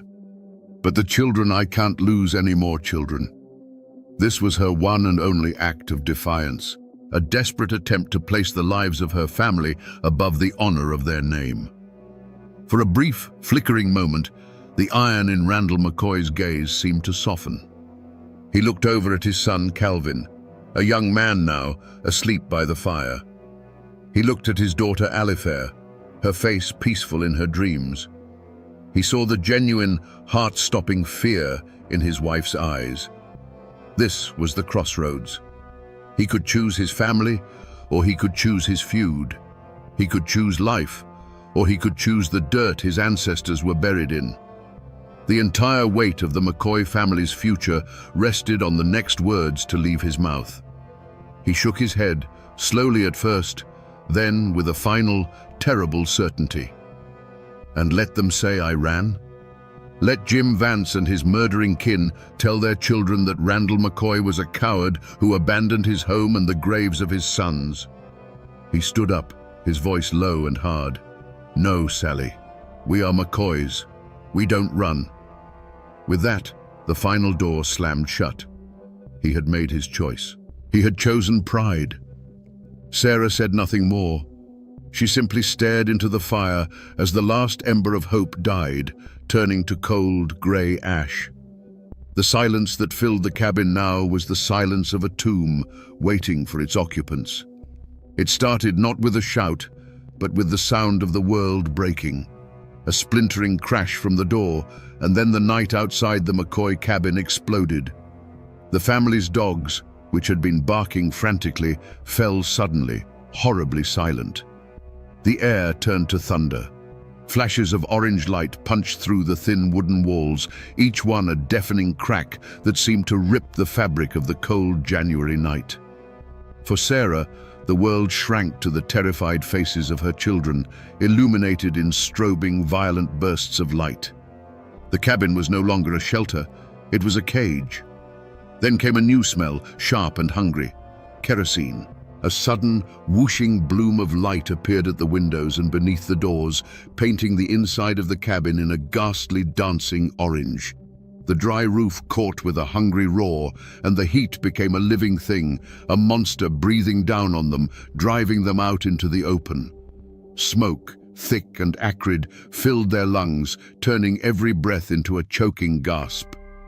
The home Sarah had built with her own two hands was now a furnace, an altar for a terrible sacrifice. Her son Calvin, now a man, grabbed a rifle, his face a mask of desperate courage. He lunged for the main doorway, a silhouette against the rising flames, trying to give his family a chance to escape out the back. From the darkness came a single sharp report, a sound louder and more final than all the others. The argument that had been Calvin's young life was suddenly, permanently over. He simply crumpled and was gone from the doorway, leaving a void where her son had stood just a heartbeat before. A new sound cut through the chaos, Alifair's scream, raw with terror and grief. "Stop it, please, stop!" She bolted from the smoke-filled room into the freezing yard, a desperate prayer on her lips, her hands outstretched as if she could physically push back the violence. Outside, in the hellish, flickering firelight, another shot rang out across the holler. The screaming stopped, just like that. In the snow, her daughter's frantic motion ceased, and a terrible, unnatural stillness took its place. Instinct, the purest and most primal force a mother knows, took over. Sarah scrambled out into the freezing air, her world narrowing to the still shape in the yard. She fell to her knees beside Alifair, a mother's wail tearing from her throat, a sound of absolute ruin. A dark shape loomed over her, a man's form silhouetted against her burning home. There was a swift, dark movement in the air above her. Not a sound, not a pain, just a blinding flash of white light behind her eyes. The world tilted on its axis. The roar of the fire and the crackle of gunfire faded to a distant, muffled hum. The cold, soft snow rose up to meet her, and the night, which had been so full of fire and noise, went utterly and completely black. The first thing she felt was the cold. Not the bracing cold of a winter night, but a deep, seeping cold that seemed to be coming from inside her own bones. Consciousness returned not as a gentle dawn, but as a slow, agonizing crawl out of a black, silent pit. There was a ringing in her ears, and the ground was wet beneath her cheek. The sharp, bitter smell of wet ash and burnt pine filled the air. For a moment, there was nothing else, just cold, silence, and the smell of ruin. Slowly, she pushed herself up. A crushing weight of pain exploded in her skull, a blinding agony that made the world swim. Her hand went to her head and came away slick and dark, with something that wasn't melted snow. Her eyes focused. Above her, the stars were still glittering, cold and indifferent. But where her home should have been, there was only a jagged black skeleton, its ribs smoldering faintly against the night sky. And then, she remembered, fire, gunshots, screaming.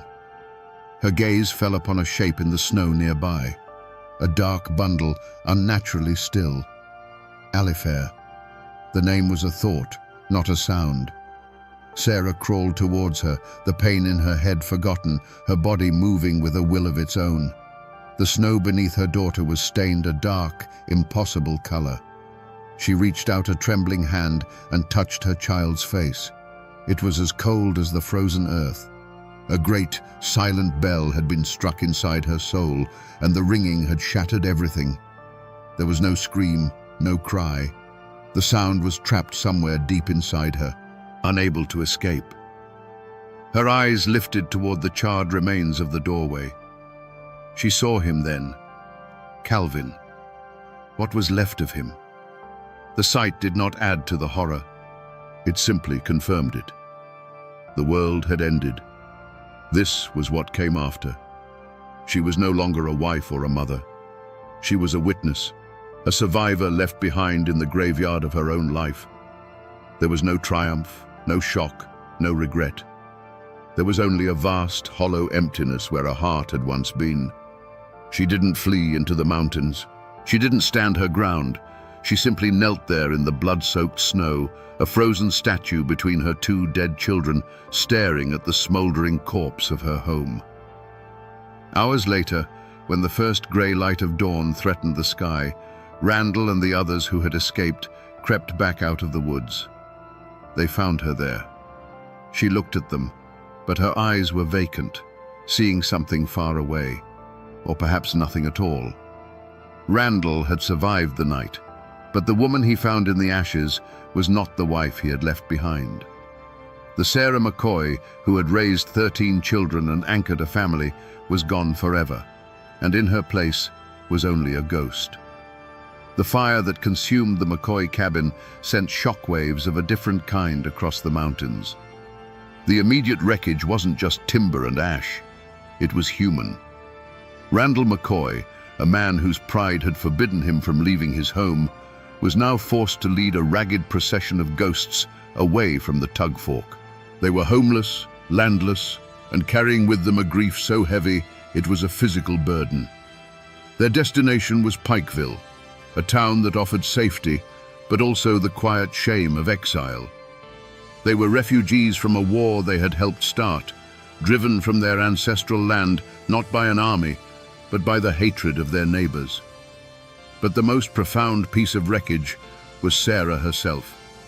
They had managed to save her body from the flames, but her spirit had been left behind in the snow with Alifair and Calvin. She was now a walking wound, a constant, silent testament to the horror of that night. For her surviving children, the burden was twofold. They had to mourn the siblings they had lost, while simultaneously caring for a mother who no longer recognized them, who looked through them as if they were made of glass. Every meal they prepared for her, every time they led her gently back indoors from a wandering daze, was a fresh reminder of how much had been stolen from them. They hadn't just lost a home, they had lost the heart of their family. News of the New Year's massacre spread through the hollers, not like a rumor, but like a pestilence. This wasn't another chapter in the feud. This was something different, something darker. Ambushing armed men on a trail was one thing. Executing prisoners by a pawpaw tree was brutal, but it followed a certain grim frontier logic. But setting fire to a family's home in the dead of night and shooting down an unarmed woman and a boy in their own yard, that violated even the most primitive mountain codes. The attack shattered any local sympathy the Hatfields might have had. It transformed them from proud patriarchs defending their territory into a pack of midnight murderers. This singular act of brutality, intended to end the McCoy line for good, instead sealed the Hatfields' own doom. The story of the massacre and of Sarah's tragic state lit a fire under the authorities in Kentucky. The feud was no longer a local squabble. It was now a manhunt, sanctioned and funded by the state. Bad Frank Phillips's posse was no longer just a band of McCoy allies. It was the arm of the law, and its hunt for Jim Vance and the others became a relentless crusade. The fire didn't end the war. It escalated it into a final bloody chapter that would lead to pitched battles, arrests, and ultimately, the gallows. The tragedy, in the end, belonged to everyone. The ashes of the McCoy cabin were the funeral pyre not just for Alifair and Calvin, but for any hope of a peaceful resolution. It left a permanent scar on the community, deepening the lines of hatred and distrust that would poison the valley for another generation. The true wreckage wasn't a burned-out foundation on a Kentucky hillside. It was the countless broken lives, both Hatfield and McCoy, left behind in the wake of a single night of unimaginable violence. The New Year's massacre didn't just burn down a cabin, it set fire to the unwritten rules of the feud. The law didn't just cross the tug fork anymore, it kicked down the door. Frank Phillips and his posse, now acting with the full fury of the Kentucky government behind them, hunted the raiders with a vengeance. Several Hatfields and their allies were captured, bound, and dragged across the river to stand trial in Pikeville. To the state of Kentucky, this was the legitimate capture of fugitive murderers. To West Virginia, it was an armed invasion and a kidnapping. The clash was no longer just between two families, it was between two states. The case went all the way to the United States Supreme Court. Imagine that. A blood feud born of stolen pigs and mountain pride was now being debated by the highest legal minds in the nation. In a landmark decision, the court sided with Kentucky, ruling that they had the right to prosecute the captured men. It was a stunning moment. For the first time, the formal black-robed law of the outside world had officially superseded the ancient, bloody code of the mountains. The federal government had declared that the tug fork was not a border between two kingdoms, but simply a line on a map that justice could cross at will.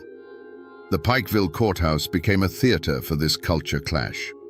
On one side stood the machinery of the law, prosecutors in starched collars, law books filled with complex language, and a judge who represented a power far greater than any clan patriarch. On the other side stood the accused, men like Ellison Cottontop Mounts. He was a rough-hewn product of the mountains, a man who lived by a code of loyalty to his kin and whose understanding of justice was likely settled with a fist or a firearm. He sat in the courtroom, a bewildered and defiant figure, as his fate was debated in a language he barely understood. The community was torn in two. For the McCoys and their sympathizers, who packed the Kentucky side of the courtroom, this was divine retribution. They didn't see Cottontop Mounts the man. They saw the embodiment of the Hatfield clan, the face of the evil that had burned down Sarah's home and murdered her children. Every word of the prosecution was a vindication of their suffering. But across the river and among the Hatfield allies, the trial was seen as a sham, a legal lynching. They saw Cottontop not as a criminal, but as a political prisoner, a scapegoat being sacrificed to satisfy a Kentucky vendetta. He was their martyr. The verdict, when it came, was as swift and certain as a Hatfield bullet. Guilty. The sentence was even more final. Death by hanging. The law, which had for so long been a distant and irrelevant concept, had finally bared its teeth. Its judgment was absolute, and it promised a public, orderly, and legal end to a man's life, a stark contrast to the chaotic, passionate violence that had defined the feud for decades. But was it true justice? That's the question that still hangs over the valley. Cotton Top Mounts was just a follower, rumored to be simple-minded, a man caught up in the powerful currents of clan loyalty. The masterminds of the raid, Jim Vance and Cap Hatfield, had escaped the noose. Vance was already dead, shot by Frank Phillips, and Cap would eventually be pardoned. The law had claimed its pound of flesh, and the hanging of Cotton Top Mounts officially marked the end of the feud. But for many, it felt less like a resolution and more like a final bitter irony. A war started by powerful men had ended with the execution of one of their weakest soldiers. So, what became of the men who brought hell to Sarah McCoy's doorstep? Did they face a reckoning of their own? The answer, like everything in this story, is a tangled mess of violence, irony, and unsatisfying justice. The fates of the Hatfield leaders show that in the mountains, the ledger of right and wrong is rarely balanced so neatly. Jim Vance, the old wolf of the clan, the man widely believed to have delivered the crippling blow to Sarah's head, met a fittingly violent end. He was hunted relentlessly by Frank Phillips, who pursued him not with a warrant, but with the cold fury of an avenger. In January 1888, just weeks after the massacre, Phillips cornered Vance in the woods.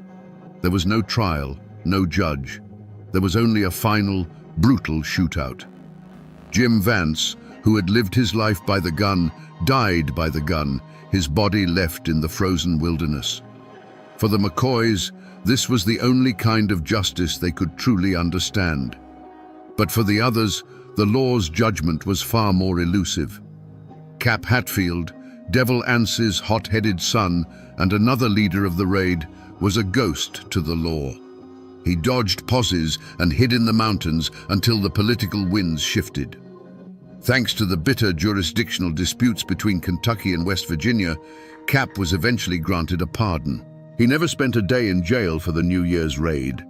In a twist of staggering irony, the man who had acted as judge, jury, and executioner in Sarah's yard went on to become a lawyer and land agent, living a long and prosperous life. He died an old man, a respected member of his community, the blood of that night, a distant, unpunished memory. And what of the patriarch himself, Devil Anse Hatfield? He was the man in whose name it was all done, yet he never faced a single legal consequence for the feud. He outlived Randall McCoy by a decade, transitioning from a feared clan leader to a successful timber baron.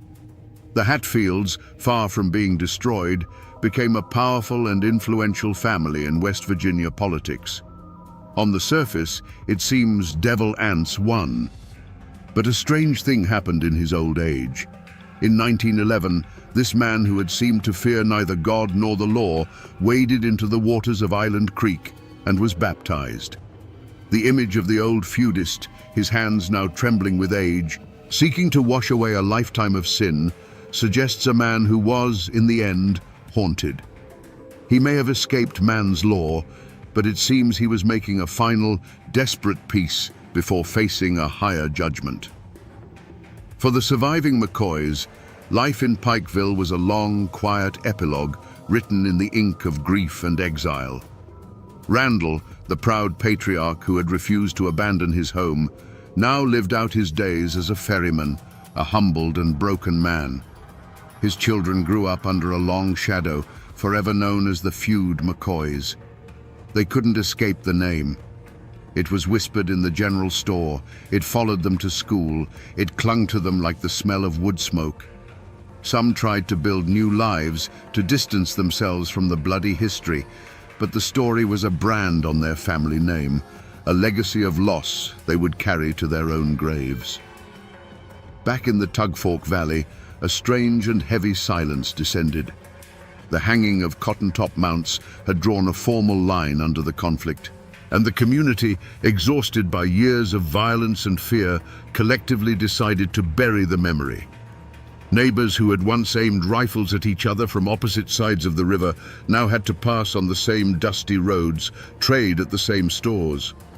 The only way to survive was to not speak of it. The feud became the great unspeakable trauma, a ghost in the attic that everyone knew was there, but no one dared acknowledge. The healing was not a process of reconciliation, but of willed amnesia, a fragile peace built on a foundation of unspoken horror. The power dynamics of the region had been permanently redrawn. The fall of the McCoys from the Tug Fork was absolute. Their land was gone, their influence shattered, their name reduced to a cautionary tale. But for the Hatfields, the feud had the opposite effect. It cemented their legend and consolidated their power in West Virginia. They transformed their notoriety into political and economic capital. Devil Anse's sons became sheriffs, lawyers, and businessmen. The Hatfields, far from being destroyed by the conflict, had emerged as a formidable Appalachian dynasty, their success built, quite literally, upon the ashes of the McCoy homestead. And in the middle of this silent, shifting landscape was the memory of Sarah. While the men's names became synonymous with the fighting, her story endured as the symbol of its true cost. She was the ghost that haunted the community's silence. The men's legacy was one of pride, violence, and shifting power. Hers was a legacy of pure, inconsolable sorrow. Long after the last shot was fired and the last grave was dug, it was the image of the broken mother, wandering the hills and calling for her lost children, that served as the feud's most chilling and enduring epitaph. If you travel to the Tug Fork Valley today, you can find the place where it all happened. The state has put up a historical marker, a neat metal sign that tries to tame the wildness of the story with dates and official language. But the sign isn't what holds the power of that place. A little farther in, you can still see the foundation stones of the cabin, half buried in the earth. And you can see the old well, its stone ring, a silent, hollow mouth in the ground. To stand there is an eerie experience. The air is heavy with a profound and unsettling quiet, and you can't help but feel you are trespassing on sacred, sorrowful ground. A few miles away, in a small cemetery, you can find their names carved into weathered stone. Randall lies there, and Sarah is beside him. Their graves are simple, unadorned, the final factual statements in a story that has since become a legend. People come from all over the country now, tracing the feud's bloody map from one site to another. They take pictures of the tombstones, treating them like relics of a distant, almost mythical past. But the names etched there, McCoy, Alifair, Calvin, are a stark reminder that these were real people, with real lives that were violently, tragically cut short.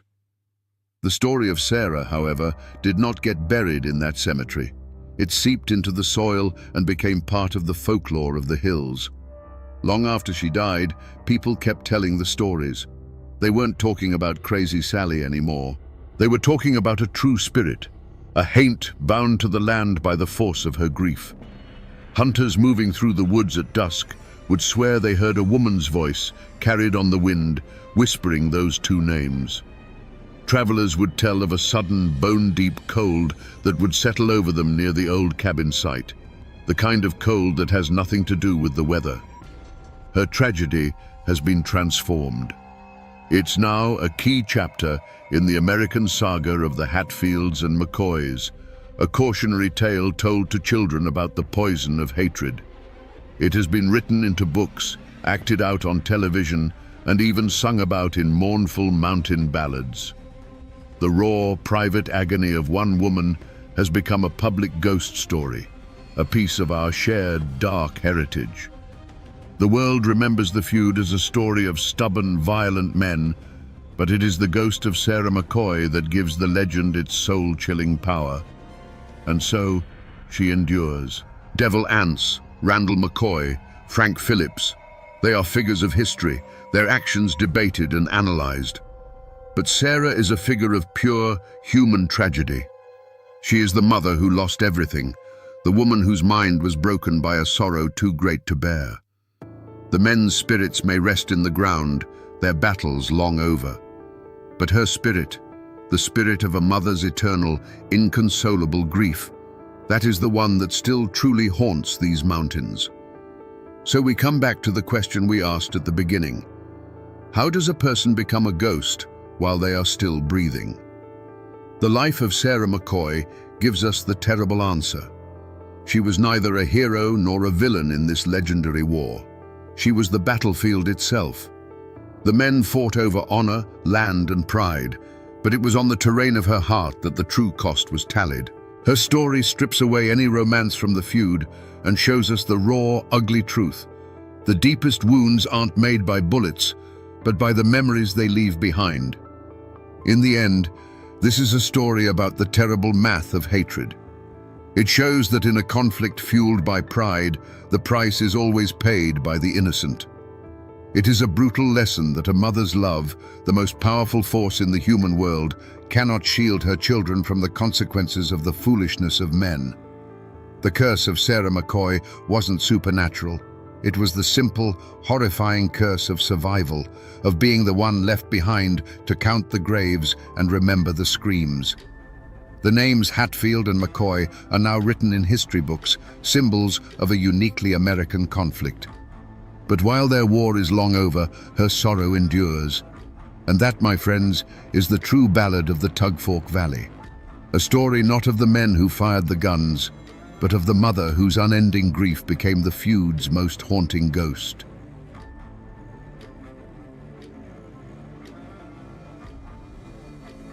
In the deepest folds of the Appalachian Mountains, there are valleys and hollows that have names. Names whispered by the old folks. Names like Moan Hollow. They say it wasn't the wind that gave it that name. It was the sorrow that soaked into the ground, a sorrow that belonged to one family, the Howards. For generations, their story was told not in letters, but in bruises and broken bones. A rage passed from father to son, as sure as their blue eyes and stubborn chin. The legends say it was a curse, a witch's dying breath, or a deal made with the devil in a dark coal mine. But what if the truth is something colder, something more terrifying than any ghost story? What if the monster wasn't a spirit from the woods, but a demon that lived right inside their own home, passed down like a family heirloom? Today, we will separate the rumors from the facts and find out what really happened to the men of the Howard family. Was it a curse that doomed them, or was it a chain of pain they forged themselves? Before it was called Moan Hollow, it was just a nameless fold in the earth, a sanctuary carved by a silver creek. The mountains rose up on all sides like silent green-robed giants, their peaks shrouded in a perpetual blue haze. It was a true oasis, hidden in the wild and rugged lands. The forests were thick with chestnut and oak, teeming with deer and turkey. The soil in the narrow bottomland was black and rich. It was a place where a man willing to work until his hands bled could build a life from nothing. And that's exactly what Jedediah Howard came to do. He was the first of them, a man who carried the chill of the Scottish Highlands in his bones and a fierce hunger in his heart. He'd left the old world behind, a world of landlords and famines, and saw in this untamed Appalachian wilderness a kingdom waiting to be claimed.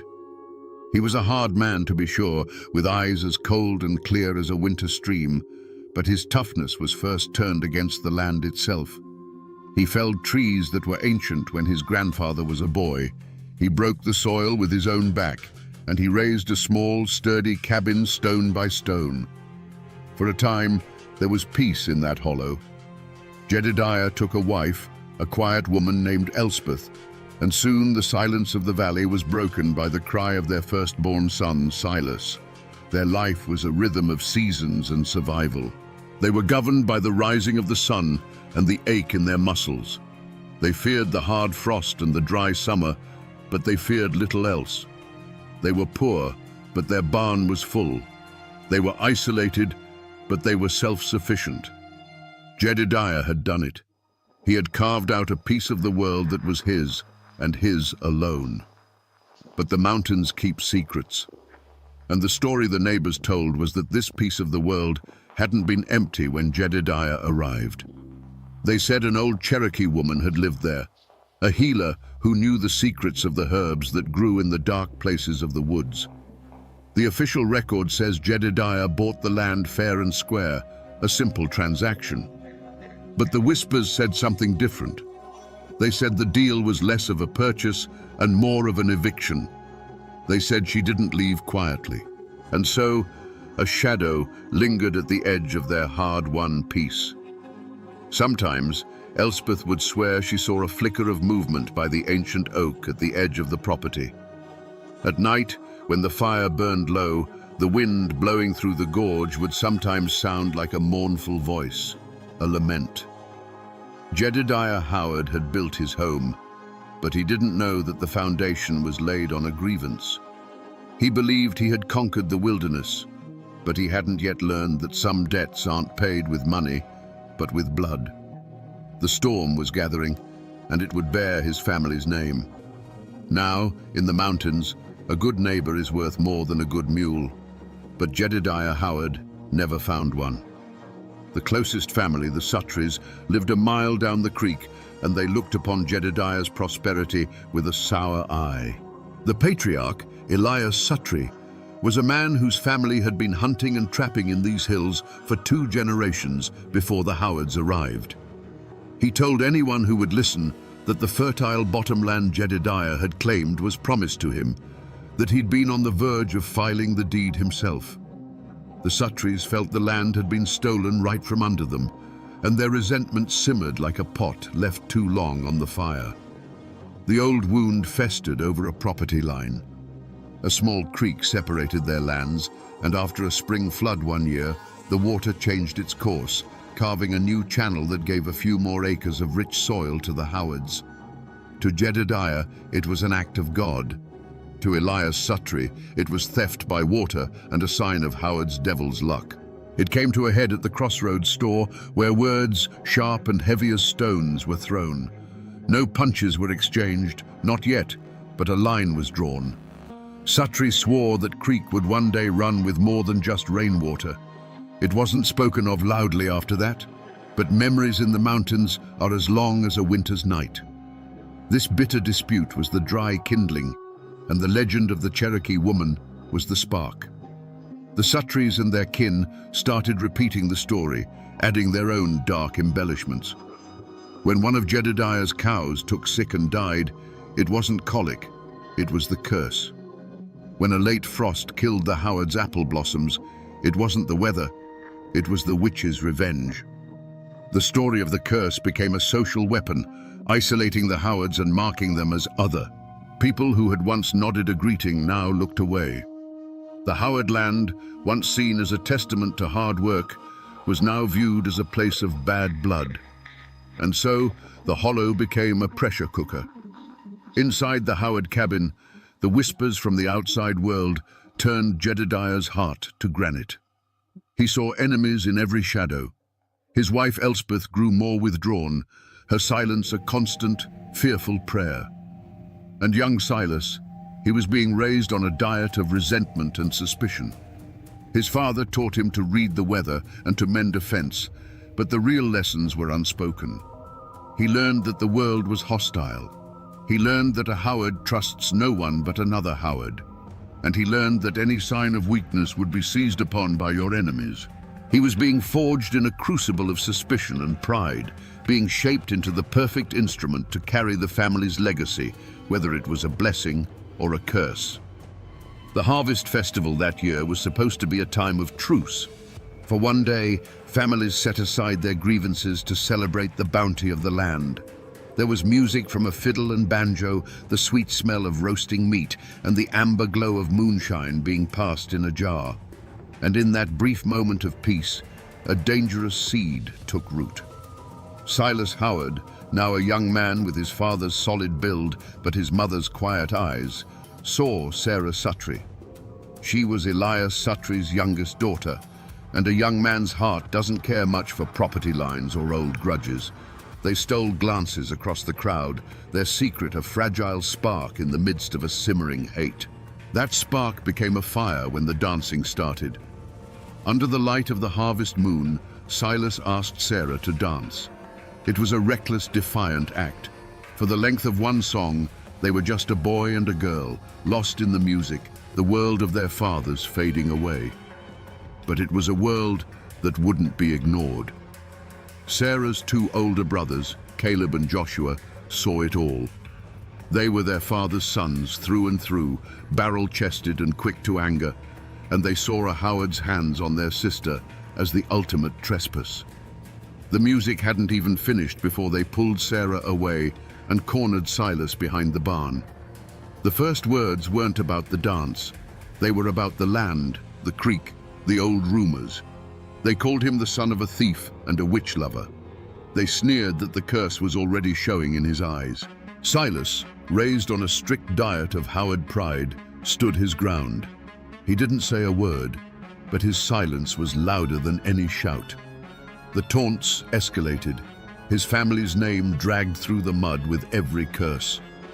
Then Joshua Suttree shoved him hard against the rough-hewn planks of the barn wall. Silas shoved back, and the festival was over. It was 2 against 1, a brutal, clumsy fight fueled by moonshine and generations of bad blood. Silas was strong, but they were stronger. They beat him to his knees, his face in the dirt. But as Caleb raised a heavy boot to stomp his hand, Silas's desperate eyes landed on a heavy wooden mallet left behind from setting up the tents.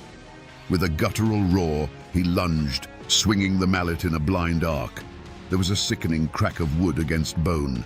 Caleb Suttree collapsed to the ground, his arm bent at an unnatural angle, a shard of white bone peeking through his skin. Blood, dark in the moonlight, soaked into the dry earth. The screams that followed silenced the fiddle for good. The community scattered, not wanting to be caught in the crossfire. Elias Suttree, his face a mask of pure fury, cradled his screaming son and pointed a trembling finger at Silas. "You'll pay for this, Howard," he choked out. "Your whole damned family will pay." Back in his own cabin that night, Jedediah didn't tend to his son's cuts and bruises. He looked at the blood on Silas's knuckles, at the fire in his eyes, and saw not a mistake, but a beginning. The whispers were over. The time for waiting was done. In both the Howard and Suttree homes that night, rifles were taken down from the wall and carefully, methodically cleaned. The first drops of blood had fallen, watering the seeds of a war that would consume them all. The revenge came not with a warning, but with the quiet mist of the following dawn. Jedediah Howard was at the woodpile, the rhythmic thud of his axe, a familiar heartbeat in the hollow. He was splitting kindling for the morning fire, a simple, honest chore. The air was still and damp, carrying the scent of wood smoke and wet earth. Then came a sound that didn't belong, a sharp crack that wasn't a breaking branch. The axe fell from Jedediah's hand, its blade burying itself in the dirt. He crumpled without a sound, a slow, heavy fall onto the very soil he had claimed as his own.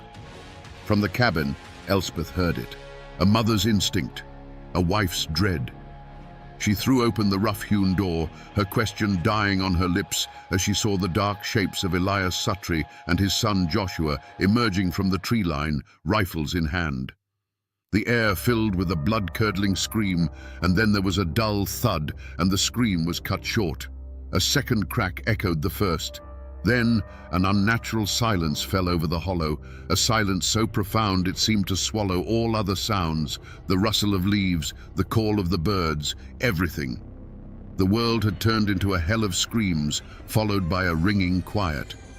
Silas was down by the creek, checking a rabbit snare he'd set the night before. He heard the 2 shots, spaced just far enough apart to be deliberate. A cold knot formed in his stomach. He didn't think, he ran. He sprinted through the woods, branches whipping at his face, his lungs burning. As he broke through the clearing, the sight of his home stopped him cold. The cabin door was swinging wide open, like a gaping mouth. There were no voices, no movement. The chickens were scattered across the yard, clucking in frantic terror. The silence was the most terrifying part. It was the silence of a place where life had just been violently erased. He crept inside, his heart hammering against his ribs. The single room was a scene of pure chaos. A table was overturned, chairs were splintered. A sack of flour had been torn open, casting a ghostly white powder over everything. And there, in the middle of the floor, a single dark boot print was pressed into the spilled flour. His eyes scanned the room, landing on a splash of crimson against the stark white. Near the cold hearth, his mother's favorite wool shawl, the one she was always mending, was cast aside in a heap. He backed out of the cabin, a silent denial screaming in his mind. And then he saw him. His father lay near the woodpile, a place of work, of life. He looked smaller somehow. His eyes were open, staring blankly at the misty sky he would never see again. The world for Silas shrank to that single still image. His father, the unmovable mountain of a man, now just a broken thing on the ground. In that moment, something inside Silas Howard broke. Or perhaps something was forged. The fear, the grief, it was all there, but it was instantly flash-frozen by a rage so pure and cold it burned. The tears would not come. The boy who had danced with Sarah Suttree under the harvest moon was gone, buried in the ashes of his home. In his place stood the son of Jedediah Howard, a vessel for a generation of hate, now filled to the brim. He didn't run to his father. He didn't cry out his mother's name. He walked, slowly and deliberately, to the woodpile. He looked down at his father's still face, the face that had taught him that the world was a hard and unforgiving place. Then he bent down. His hand closed around the smooth, worn handle of the fallen axe. As he lifted it, its weight felt familiar, righteous. The curse, whether real or imagined, had found its new champion. Silas Howard stood alone in the clearing, the axe in his hand feeling less like a tool and more like a part of his own arm. He did not weep. Tears were a luxury, and the price of vengeance was paid in sweat and resolve. With a grim, mechanical determination, he went to the small barn and retrieved 2 shovels. He chose a spot under the old oak tree at the edge of the property, the one his mother had always admired. And he began to dig. For hours, the only sound in Moan Hollow was the scrape and thud of a shovel biting into the earth, a solitary, heartbreaking rhythm. He carried his parents, one by one, and laid them to rest. He filled the graves himself, tamping down the soil with the back of his shovel, his movements precise and unhurried. There were no prayers said, no final words spoken. The act itself was the only eulogy. When the grim task was done, he did not go back into the cabin. He stood at the threshold and looked in at the scene of desecration, the spilled flour, the broken furniture, his mother's discarded shawl. This was no longer his home. It was a monument to a promise made in blood. He turned his back on it, leaving the door to swing on its hinges, an open invitation for the wind and the rain to come in and reclaim the place.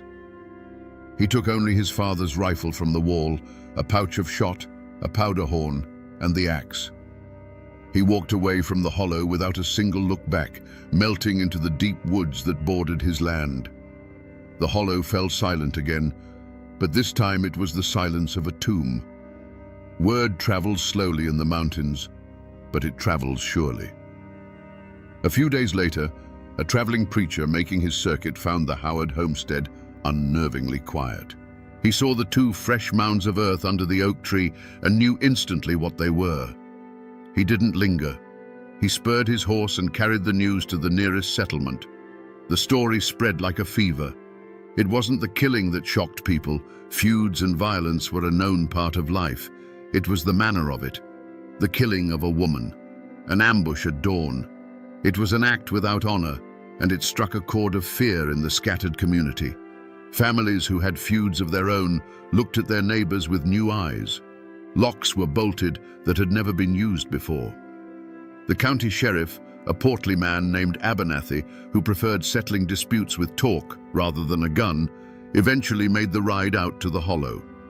He saw the graves, noted the abandoned cabin, and then paid a visit to the Sutri family. Elias and his sons met him on their porch, their faces like stone masks. They denied everything. They'd been tending their own land, they said, and hadn't seen a soul. With no witnesses and no bodies to examine, Sheriff Abernathy's hands were tied. He made some notes in a dusty ledger, issued a stern warning about mountain justice, and rode away. The law in those mountains moved with the speed of an old man walking uphill, and in this case, it had come to a dead stop. But the story wasn't over. The community knew it. The Sutris certainly knew it. Silas Howard was gone, but he wasn't dead.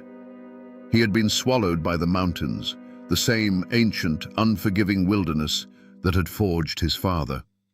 He was out there, somewhere in the endless ridges and dark ravines. The manhunt had begun, but it wasn't the law that was doing the hunting. A ghost was now stalking Moan Hollow, and Elias Sutri and his sons began to understand that the 2 shots they had fired at dawn were not an ending, but the beginning of a reckoning. Every snapped twig in the woods, every shadow that moved at dusk, now held a terrifying new possibility. Silas Howard was no longer a name, but a whisper on the wind. There was no posse. Sheriff Abernathy had declared the matter closed, a family tragedy best left to the ghosts and the mountains. The hunt that began was a far more personal and primal affair. Elias Sutri and his remaining sons, Joshua and the one-armed Caleb, became both the hunters and the hunted. Their farm became a fortress, and they became its prisoners. They barred the windows at night and took turns standing watch, rifles cradled in their arms, their gazes fixed on the dark, whispering tree line that separated them from their unseen enemy. They were hunting a ghost, a boy they had created and then unleashed. But Silas Howard was no ghost. He was flesh and blood, and he was perfectly at home. The mountains that the Sutris now saw as a terrifying wall of shadow, Silas saw as his sanctuary and his accomplice. He had been raised in these woods.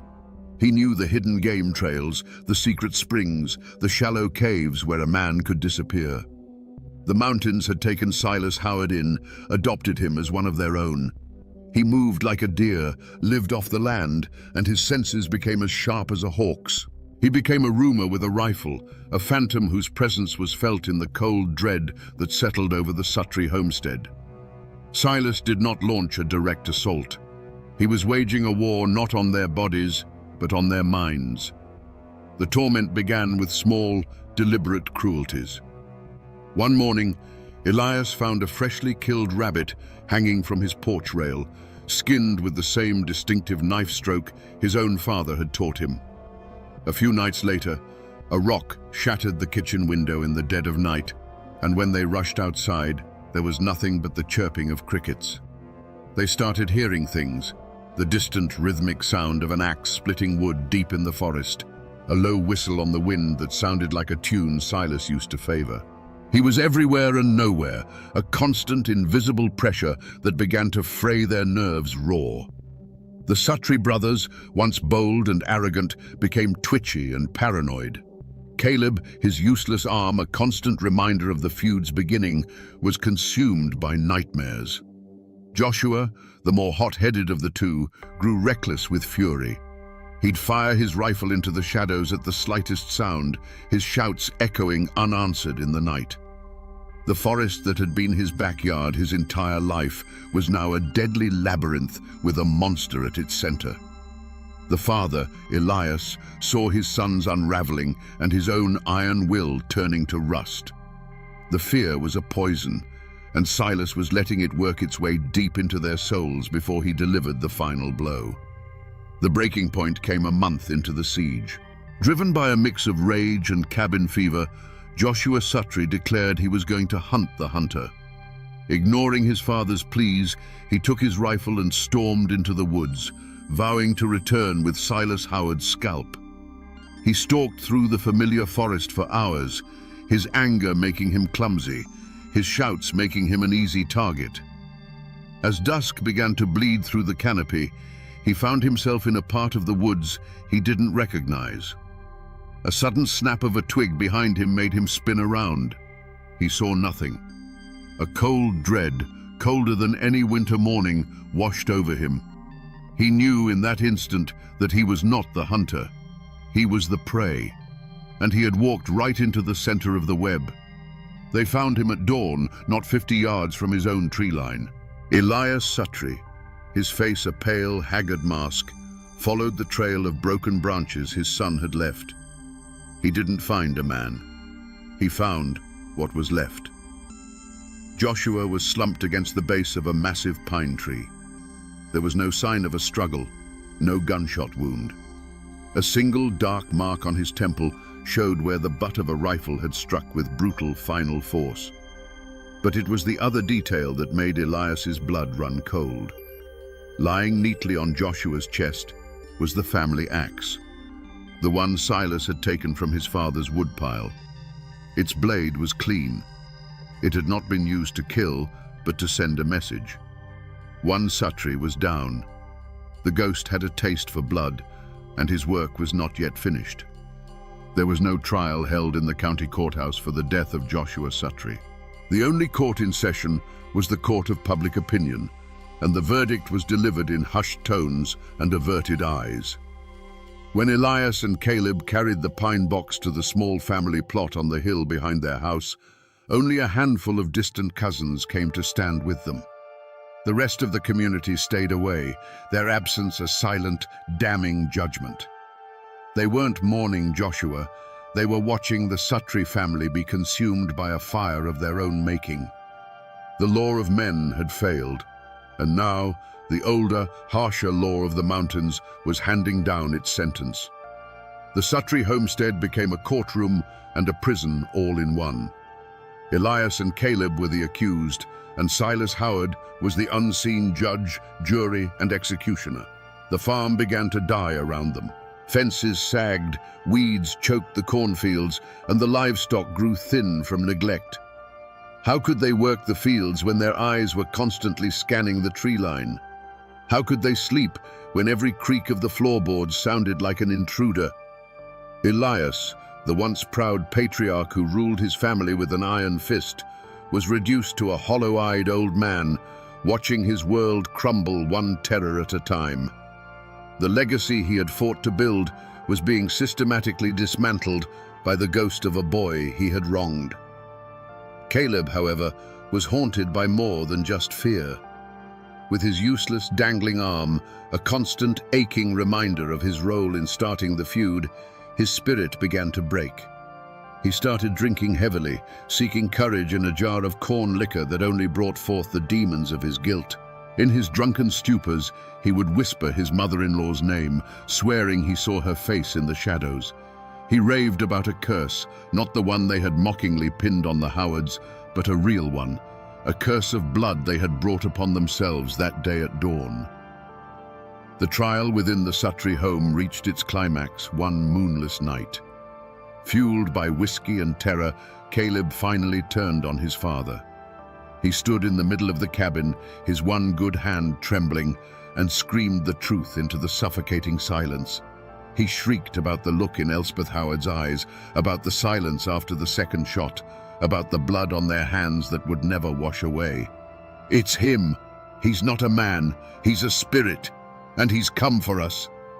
Elias tried to silence him, to slap the hysteria out of him, but the dam of denial had burst. The truth, ugly and raw, now filled the space between them. The verdict was delivered just before the next sunrise. Caleb Suttree, stripped of his bravado and his sanity, seemed to find a strange and sudden calm. He walked out onto the porch, unarmed, his face pale in the grey pre-dawn light. He took a deep breath of the cold mountain air, and then, in a voice that was not a shout, but a weary plea, he called out a single name into the mist-shrouded woods. Silas. He stood there, a man offering himself up to the inevitable. A moment passed, then another. And then, from the dark, silent wall of trees, a single shot rang out, sharp and final. It was an answer, an execution. a mercy. Was this justice? A circuit judge would have called it murder. But in the hollows and hills, where life was cheap and honor was everything, the story was told differently. They said Silas Howard was simply balancing the scales. He had taken an eye for an eye, a son for a mother, a brother for a father. Elias Suttree was now utterly alone, a king of a dead and haunted kingdom, left to live with the ghosts he had created. The law of men had never laid a hand on him, but the justice of the mountains had delivered a sentence far worse than a hangman's noose. It had taken everything. Elias Suttree didn't die from a bullet. He died from silence. He lived out his remaining years in that hollow, a ghost in his own home, surrounded by the ghosts of his sons. His land went fallow, and his name withered on the vine. When he finally passed, no one was there to mark the occasion. The Suttree line, once a source of pride, ended in a weedy, forgotten grave on a lonely hillside. Their story became a cautionary tale about the price of hate. And Silas Howard, the avenging angel of the hollow, walked out of the mountains and into a bigger, bloodier war. When the nation split apart, he joined the Union Army, perhaps seeing in the chaos of the Civil War a place where a man with his particular skills could belong. He saw the horrors of Gettysburg, a slaughter that made his family feud look like a schoolyard scuffle. But the war didn't wash away his sins.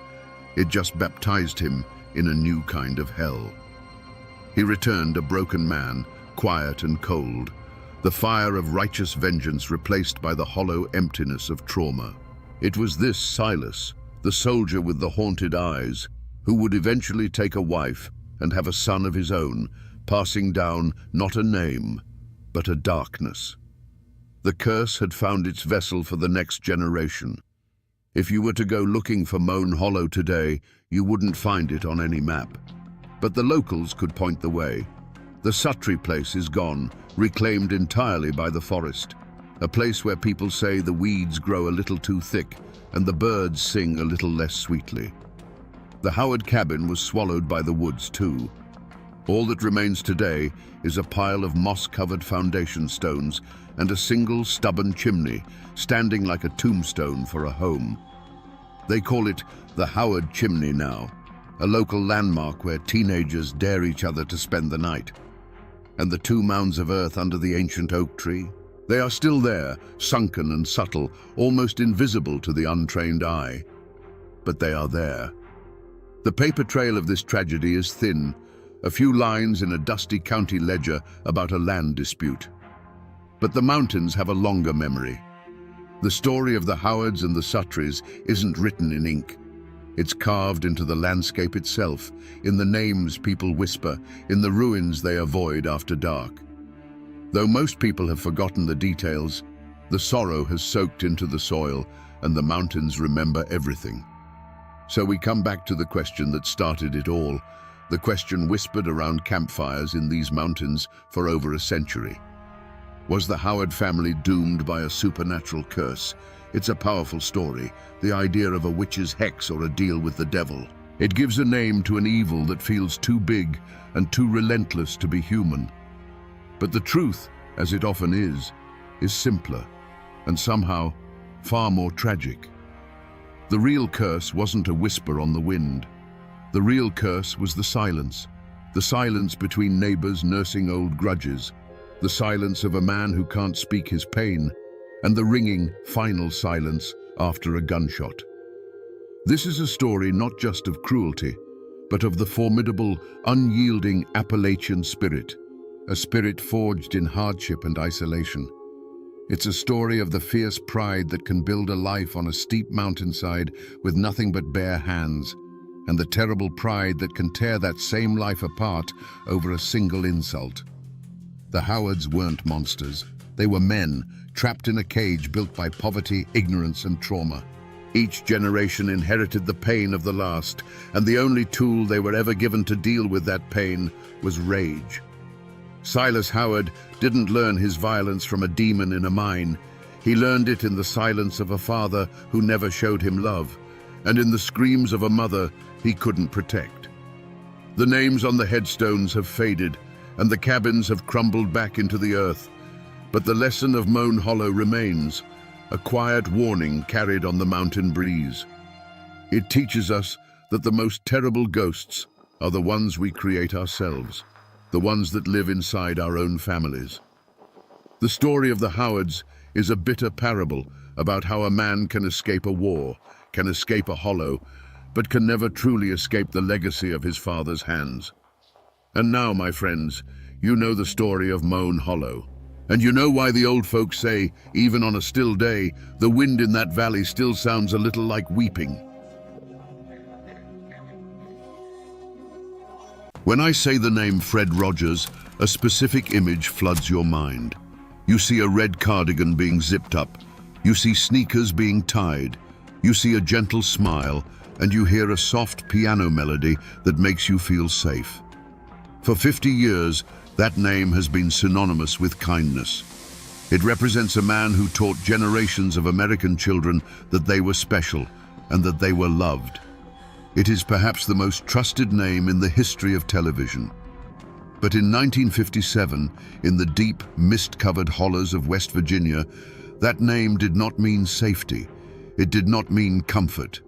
And it certainly didn't mean it was a beautiful day in the neighborhood.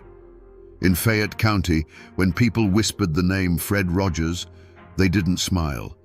They locked their doors. They checked the shotgun behind the frame.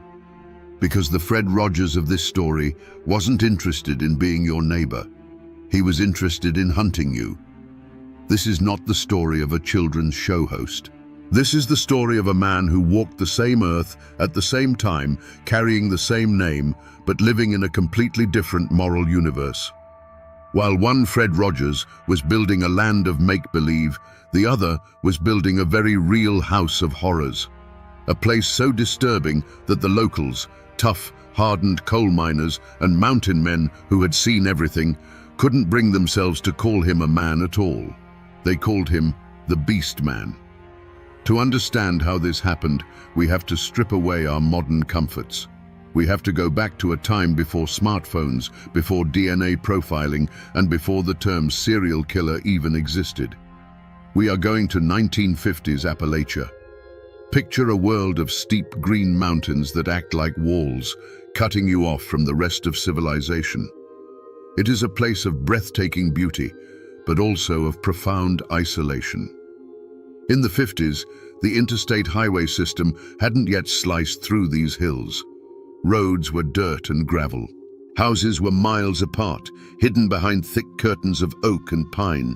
If you screamed in a city, someone might hear you. If you screamed here, the sound would just travel up the valley and dissolve into the fog. In this world, survival depended on trust. You had to trust your neighbor because he was the only one who could pull your truck out of the mud or help you fix your barn roof. Strangers were viewed with suspicion, but a neighbor was sacred. And that is exactly what Fred Rogers counted on. He wasn't a drifter. He wasn't a shadow in the alley. He was a member of the community. He was the polite man who waved at you from his porch. He was the man who might offer an elderly woman a ride to the grocery store or help a widow with her taxes. He understood the social fabric of the American South perfectly. He knew that if you wore a suit, spoke softly, and smiled at the right time, you became invisible.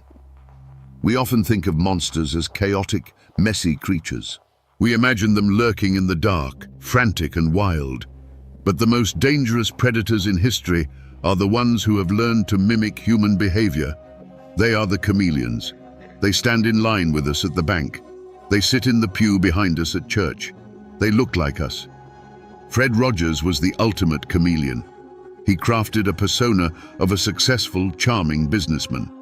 He projected an image of stability that attracted exactly the kind of people he was looking for. The lonely, the vulnerable, the people who were just looking for a connection in a world that felt like it was moving too fast. But beneath that carefully ironed suit was a mind that didn't process human emotion like yours or mine. Where you see a person, he saw an object. Where you feel empathy, he felt opportunity. And where you see a home, he saw a hunting ground.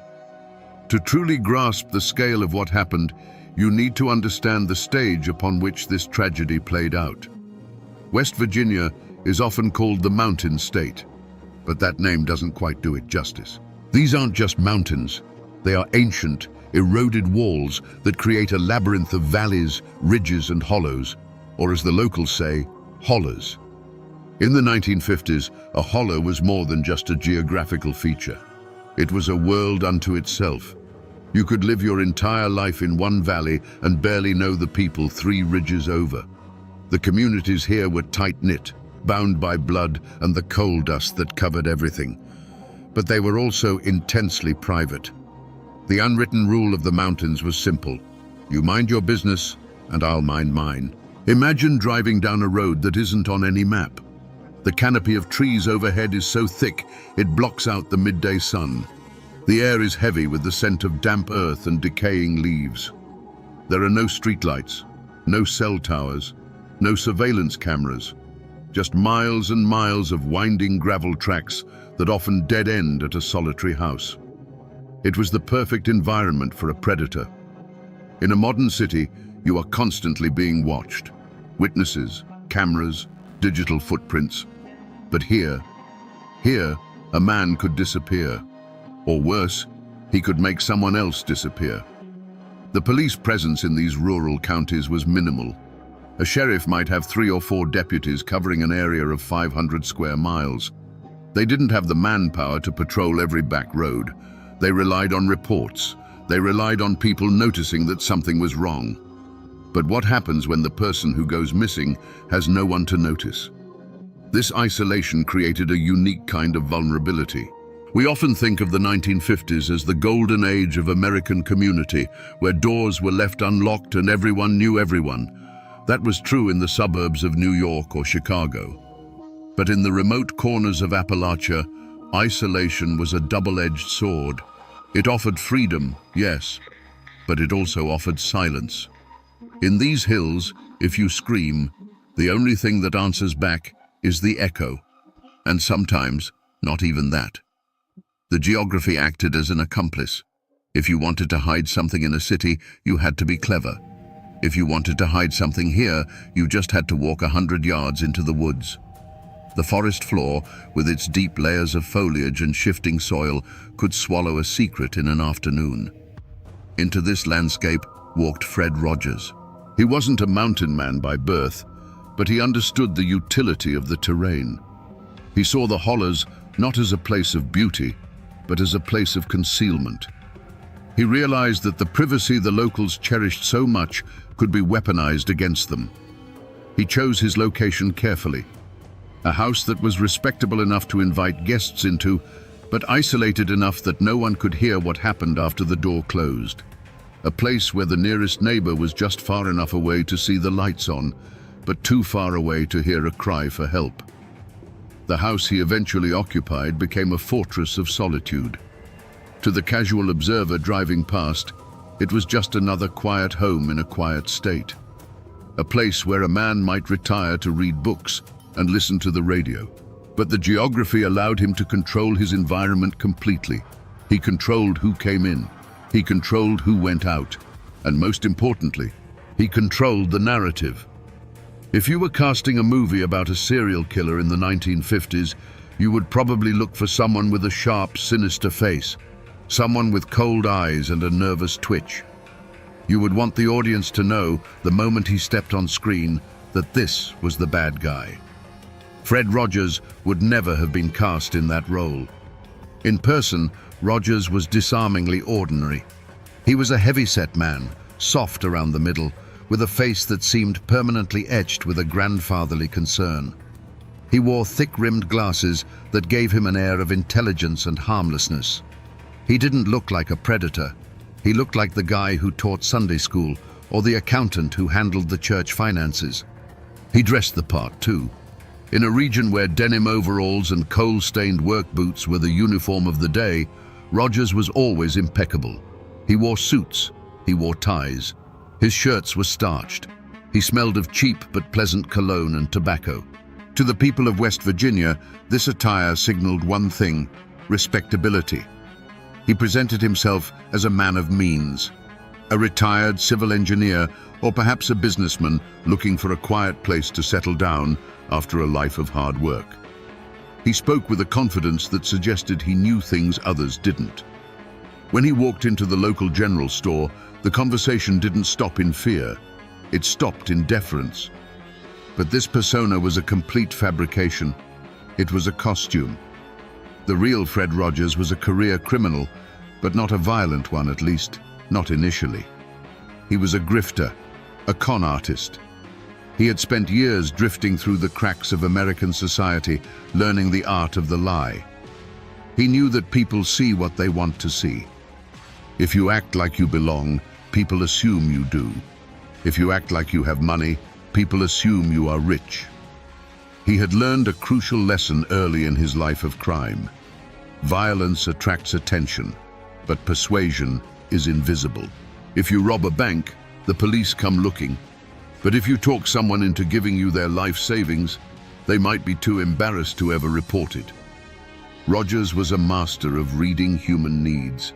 He could look at a person and see exactly what was missing from their life. For the men in the community, he offered camaraderie and stories of the outside world. For the women, he offered something far more dangerous: hope. He wasn't a young man. By the time he arrived in West Virginia, he was in his late 50s. This age was his greatest camouflage. We are conditioned to view the elderly as harmless. We hold doors open for them. We trust them with our children. We assume that the fire of aggression burns out with age. Rogers used this bias like a skeleton key. Who would suspect the chubby, bespectacled old man of doing anything worse than cheating at cards? And he realized that in the vast, lonely expanse of America, he didn't need to hunt with a gun. He found a weapon that was far more effective, silent, and reached much further than any bullet. He picked up a pen. In the era before dating apps and instant messaging, the search for love was a slow, deliberate process. For millions of Americans in the 1950s, especially those who were widowed, divorced, or simply left behind by the post-war baby boom, loneliness was a quiet epidemic. To cure this, many turned to Lonely Hearts Clubs.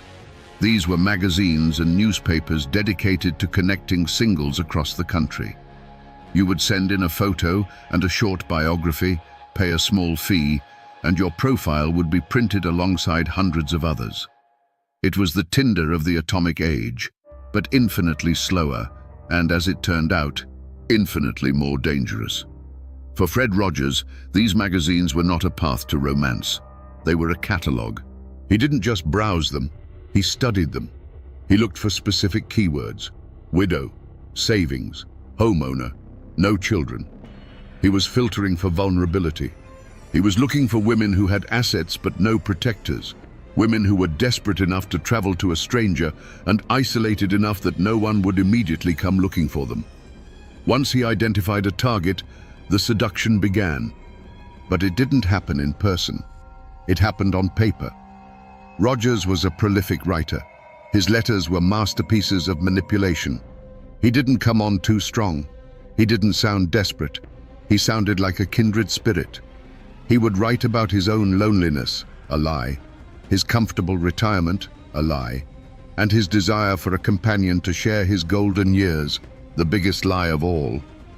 He spun a fantasy that was irresistible to a woman sitting alone in a small apartment in Ohio or Pennsylvania. He described the beautiful West Virginia hills. He described his large, empty house that just needed a woman's touch to make it a home. He painted a picture of a peaceful, secure future. For a woman struggling with financial insecurity or the fear of dying alone, these letters were a lifeline. Rogers was offering them an escape hatch. But behind the poetic language was a cold, mathematical calculation. Rogers was essentially running a business. The commodity was human life, and the profit margin was whatever was in their bank account.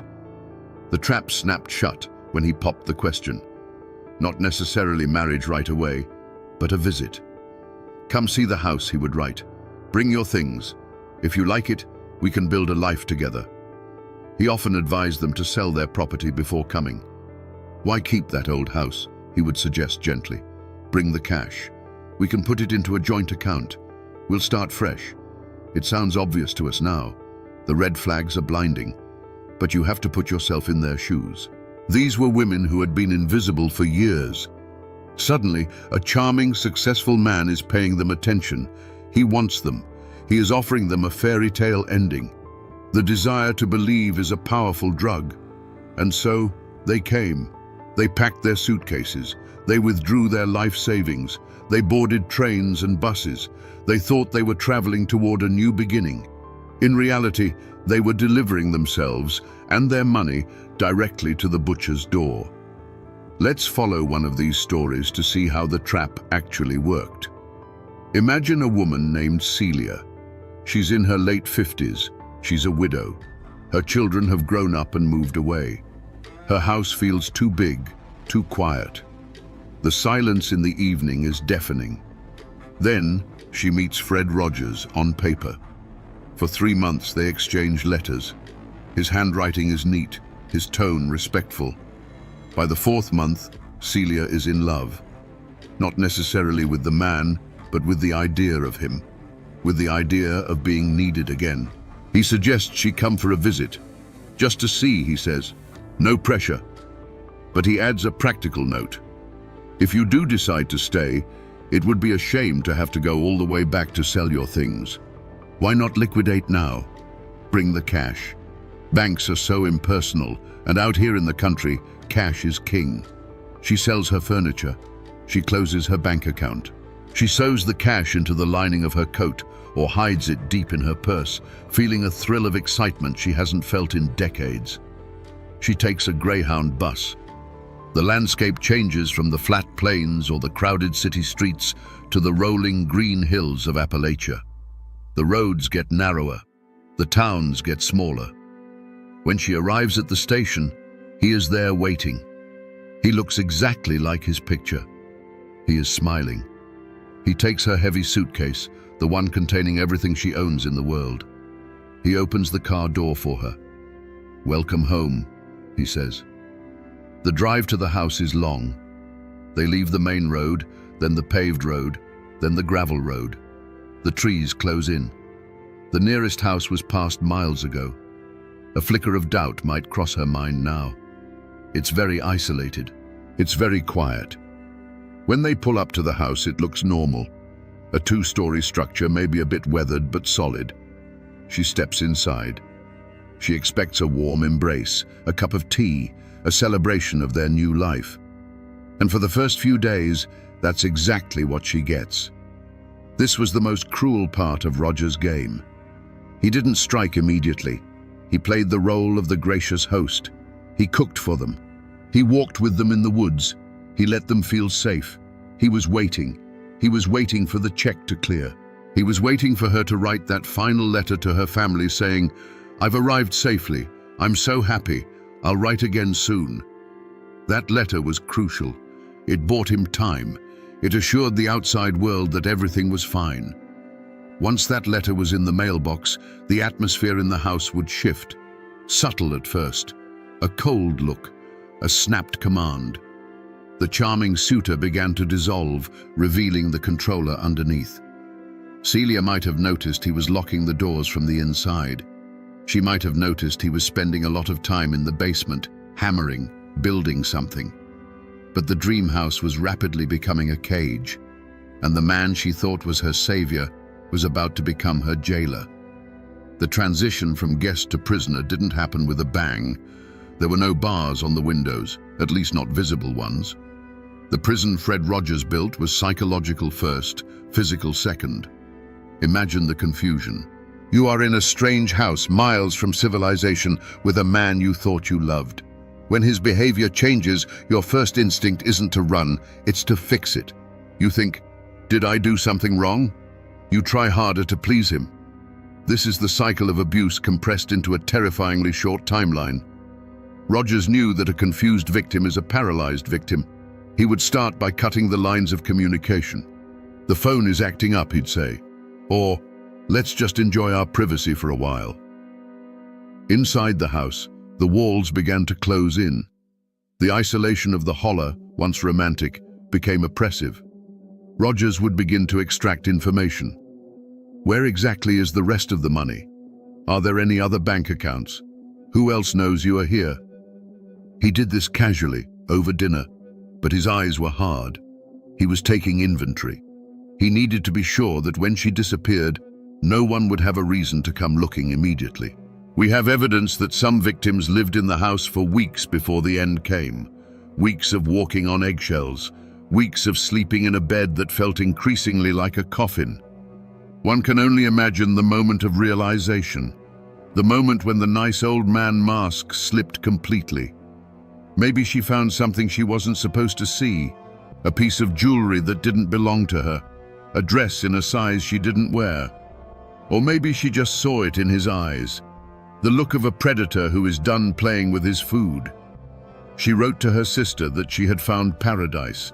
She didn't know she was digging her own grave in the backyard, because that is what was happening. While she was inside, worrying about his mood, Rogers was outside, preparing the disposal site. He was methodical. He dug holes. He prepared chemicals. He sharpened tools. The terror of this situation is the helplessness. Even if she wanted to run, where would she go? She is in the middle of the Appalachian wilderness. She has no car. She likely has no money, as she has already given it to him for safekeeping. And Rogers was always watching. But the end was inevitable. Rogers ran his house like a conveyor belt. He couldn't have the old victim cluttering up the space when he was already writing letters to the next one. He needed the room. He needed the bed empty. The murder itself wasn't a crime of passion. It wasn't a heated argument that got out of hand. It was a chore. It was the final item on a checklist. Get the money, secure the deed, kill the woman, clean the house, repeat. And the most chilling part?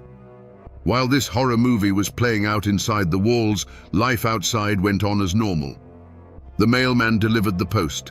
The sun rose and set over the mountains, and Fred Rogers, the monster of the holler, continued to wave at his neighbors. We often comfort ourselves with the idea that evil is obvious. We want to believe that if a man was butchering people in his basement, he would walk around with a dark cloud over his head. But Fred Rogers destroyed that comfort. He wasn't the outcast. He was the pillar. While he was actively murdering women and disposing of their bodies, he was also attending the local church every Sunday. He sang the hymns. He put money in the collection plate, money that, in all likelihood, he had just peeled from the cold fingers of a dead woman. He was a member of the community in good standing. Neighbors described him as soft-spoken and gentle. One neighbor recounted how Rogers would stop by to discuss gardening tips. Another remembered him bringing over a pie. Imagine that, eating a slice of pie baked by hands that had just dismembered a human body. This is the uncanny valley of real life. It's the dissonance that makes your skin crawl. How can a man compartmentalize his mind so completely? How can he switch from beast to neighbor in the span of a door opening? He was particularly good with children. He would wave to them as they played. He gave them candy. To the kids in the holler, he was just Mr. Rogers up the hill. The parents trusted him. In a tight-knit community, that trust is currency. And Rogers was rich. He used this social camouflage to deflect suspicion. If someone saw smoke rising from his property at odd hours, they didn't think, he's burning evidence. They thought, Fred is clearing brush. If they saw him digging, they didn't think, he's digging a grave. They thought, Fred is putting in a new septic line. There is a story of a local man who actually helped Rogers move some heavy trunks. The man joked, "What do you have in here, Fred? Bodies?" Rogers just laughed, a warm, throaty chuckle. "Just old books and papers," he said. "Heavy memories." The neighbor laughed too. They shared a moment of connection over the heavy trunk. A trunk that, we now know, likely contained the dismembered remains of a Lonely Hearts victim. That neighbor lived with that memory for the rest of his life. The realization that he had literally helped the monster hide his crimes, that he had looked the devil in the eye and shared a joke with him. He was so confident in his mask that he became arrogant. He believed he was smarter than everyone in the holler. He believed that these simple mountain folk would never catch on to a sophisticated man like him. He thought he was invincible. He thought he could keep this conveyor belt of death running forever. But arrogance is a blinder. When you look down on people, you stop noticing that they are watching you. You stop being careful. And even the most meticulous spider eventually trips on his own web. The perfect crime is a myth. You can be careful, you can be smart, but you cannot control the universe. Chaos always introduces a variable you didn't account for. For Fred Rogers, the variable was greed. He was getting faster. The gaps between victims were shortening.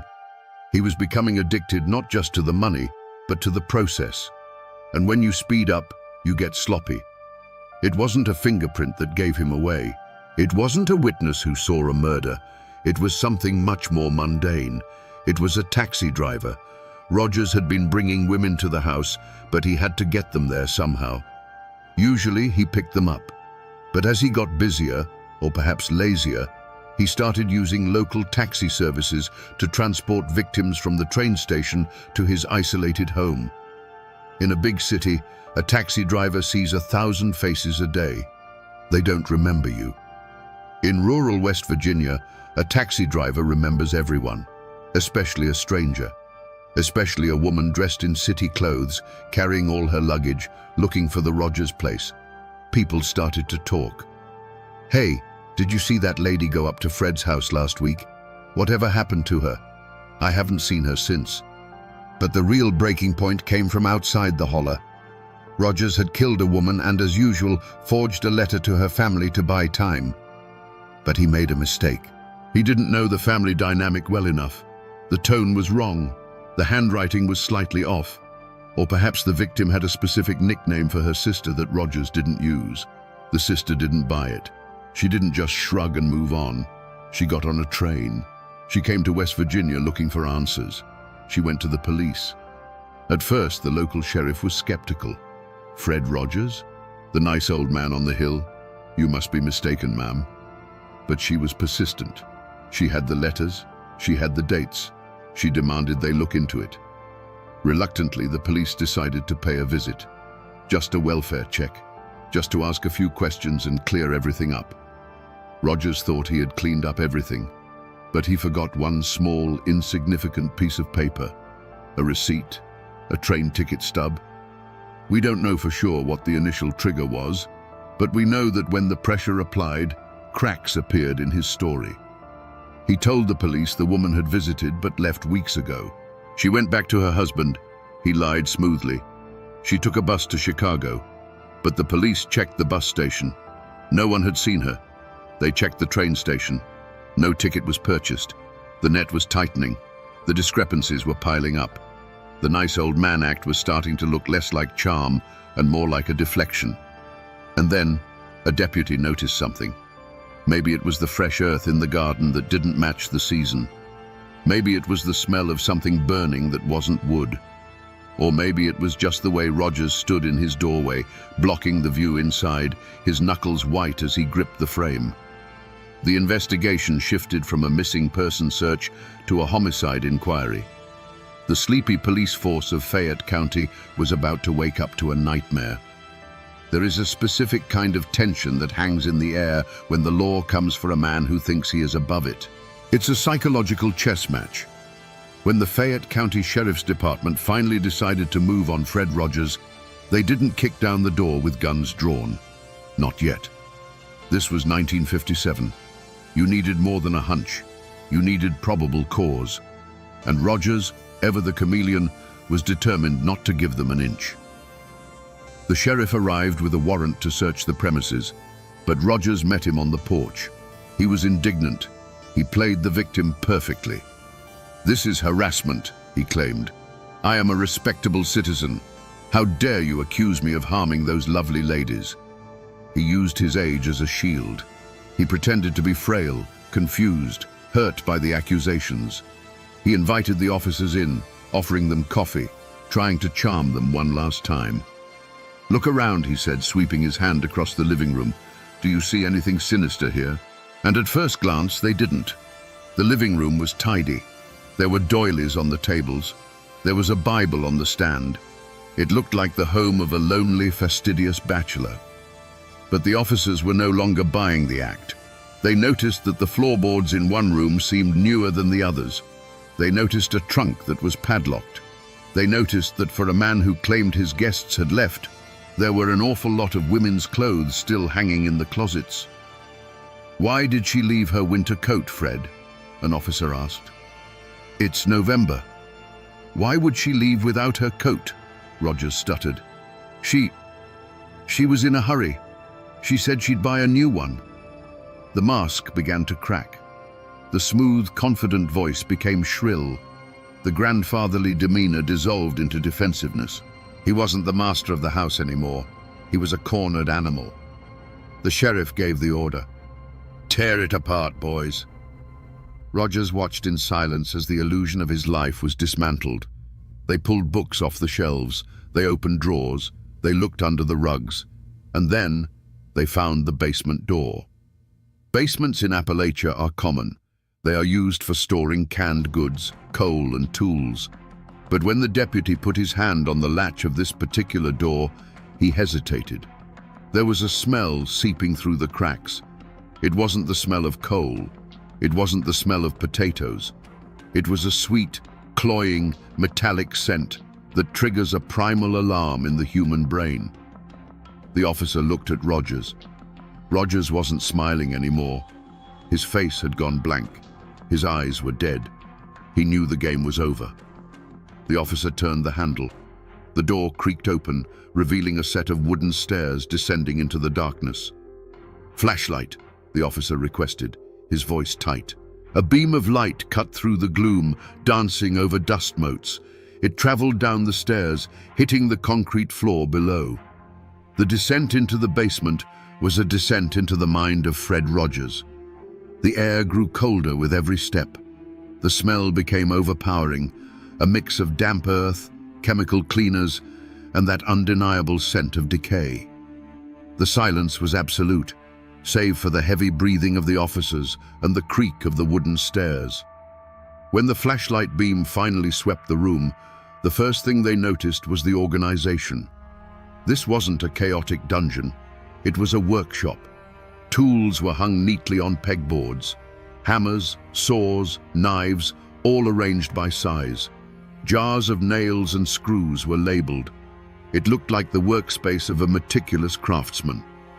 But then, the light fell on the details that didn't fit. On a workbench, amidst the tools, sat a woman's purse. Next to it, a pair of glasses. Further down, a single pearl earring. These were not the artifacts of a carpenter. These were trophies. The officers moved deeper into the room. In the corner, there was a pile of what looked like refuse, covered by a tarp. One officer stepped forward and lifted the corner of the heavy canvas. He dropped it immediately and stumbled back, gagging. It wasn't refuse. It was clothing. Bloody, torn clothing.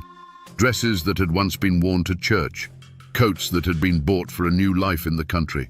Now, they were just rags soaked in the evidence of a massacre. But where were the bodies?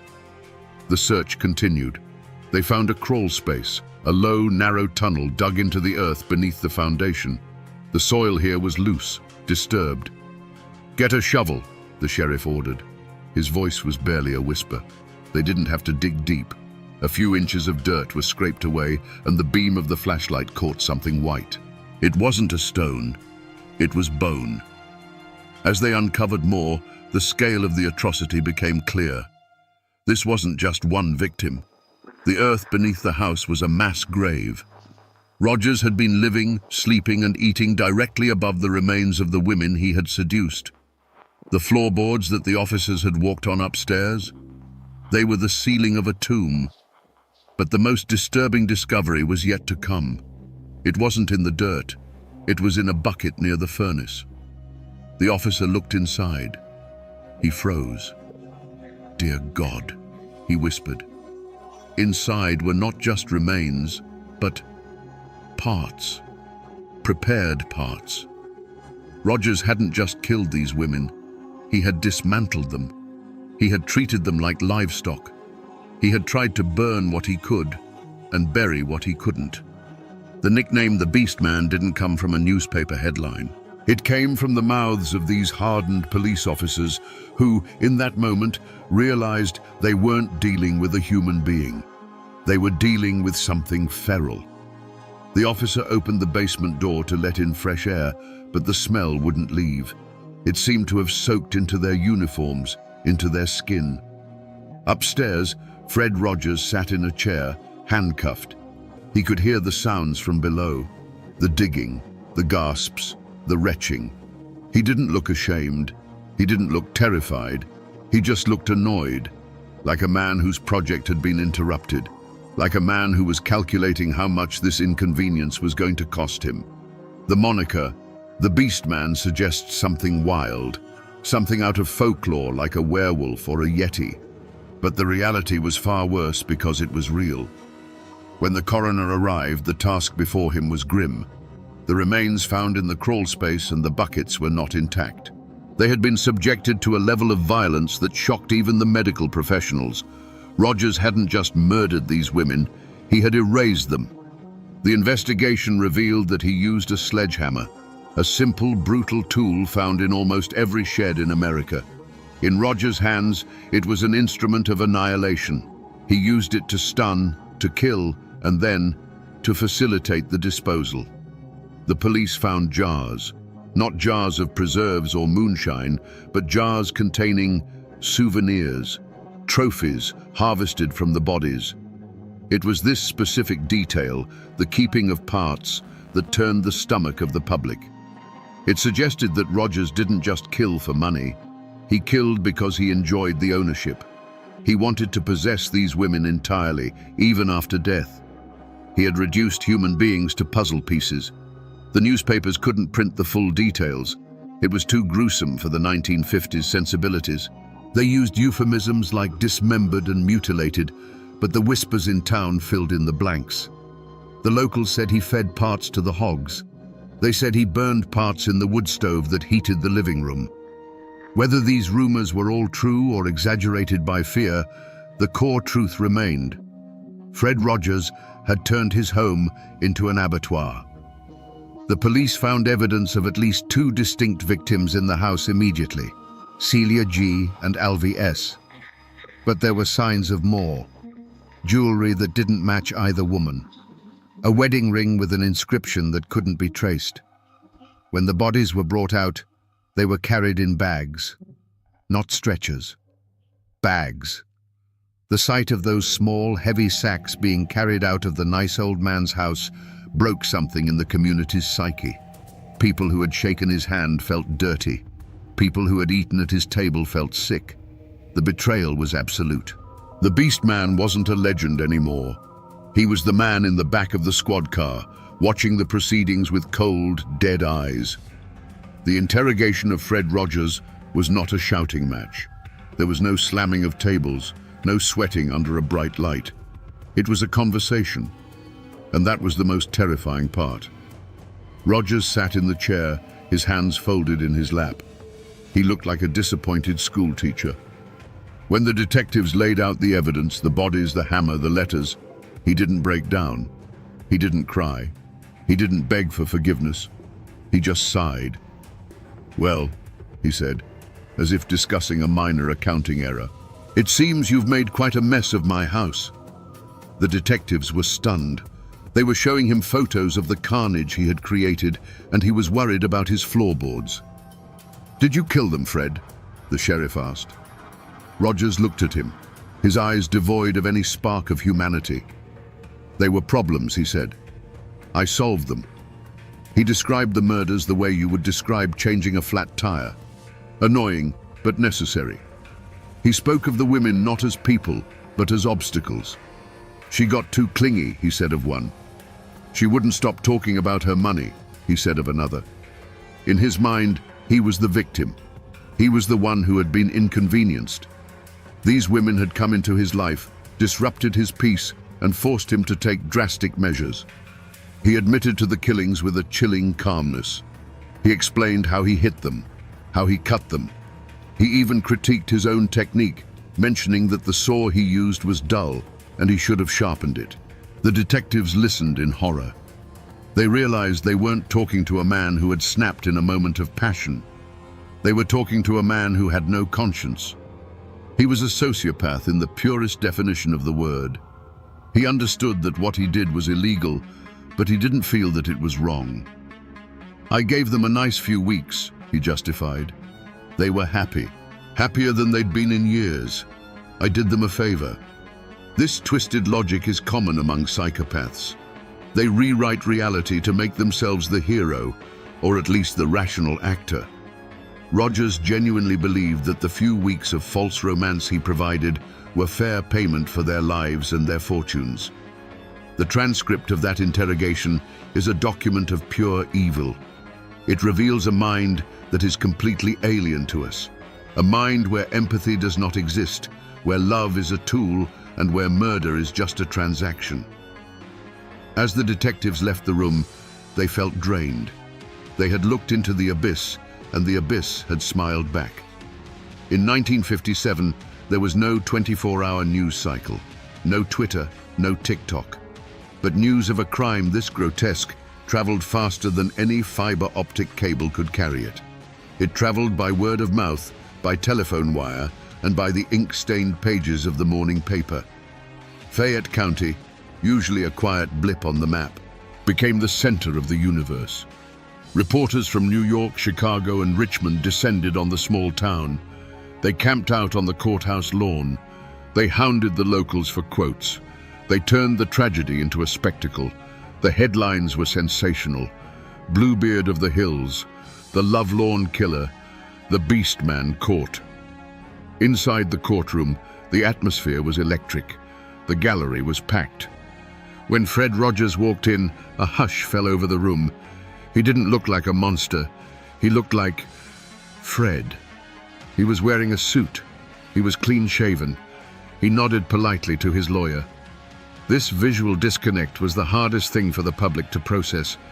They wanted a villain with fangs. They got a grandfather. The trial was swift. The evidence was overwhelming. The prosecution laid out the timeline, the letters, the arrival of the victims, the withdrawals from the banks, the blood in the basement. They brought out the hammer. They brought out the saw. The jury, composed of local men, listened with stone faces. They knew this man. Some of them had probably bought him a coffee. The betrayal felt personal. Rogers took the stand? No. His lawyers knew better. They knew that if he opened his mouth, his arrogance would hang him faster than any rope. They tried to plead insanity. They argued that no sane man could do such things. But the prosecution countered with Rogers' own meticulousness. A crazy man doesn't hide bodies so carefully. A crazy man doesn't forge letters to throw off the police. A crazy man doesn't balance his checkbook with the stolen money. This was calculated evil. The most chilling moment of the trial came when the prosecution read the letters Rogers had sent to his victims. The words of love, of hope, of future happiness. And then they showed the photos of what he did to the women who believed those words.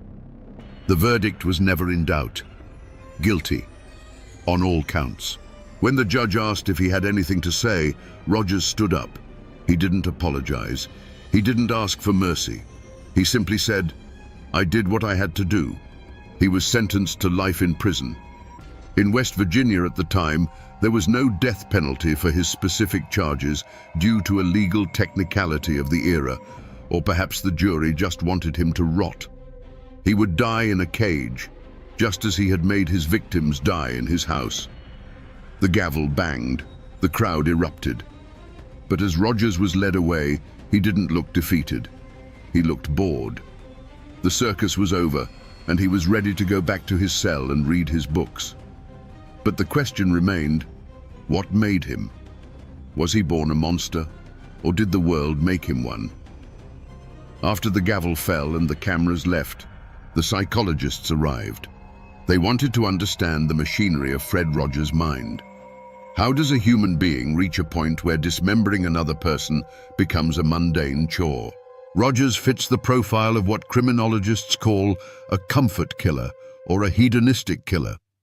But unlike those who kill for sexual thrill, Rogers' primary motivation was profit, mixed with a pathological need for control. He viewed people as resources. In his worldview, a human being was no different than a coal seam or a timber forest. You extract the value and you discard the waste. The value in this case was their savings. The waste was their bodies. Experts looked for a reason: trauma, abuse, a childhood injury. They dug into his past. Rogers had a history of petty crime, of fraud, of deceit. He had always been a grifter, but grifting is a long way from butchery. What changed? Some theorized that age played a role. As he got older, he lost the patience for the long con. He didn't want to spend years swindling someone. He wanted the money now. Murder became a shortcut.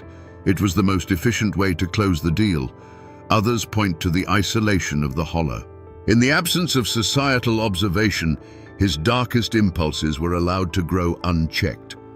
Without neighbors to judge him, without the constant reinforcement of social norms, his morality eroded. He created his own kingdom where he was the king, the judge, and the executioner. But there is a more disturbing possibility. The possibility that there was no reason. We desperately want to find a cause for evil because it makes us feel safer. If we can say he was abused or he had a brain tumor, we can tell ourselves that we are different, that we are safe. But sometimes you look into the abyss and the abyss just shrugs. Rogers showed no signs of psychosis. He wasn't hearing voices. He wasn't hallucinating. He knew exactly what he was doing. He just didn't care. He lacked the fundamental hardware of empathy. To him, other people were just NPCs, non-player characters in a video game where he was the only real person.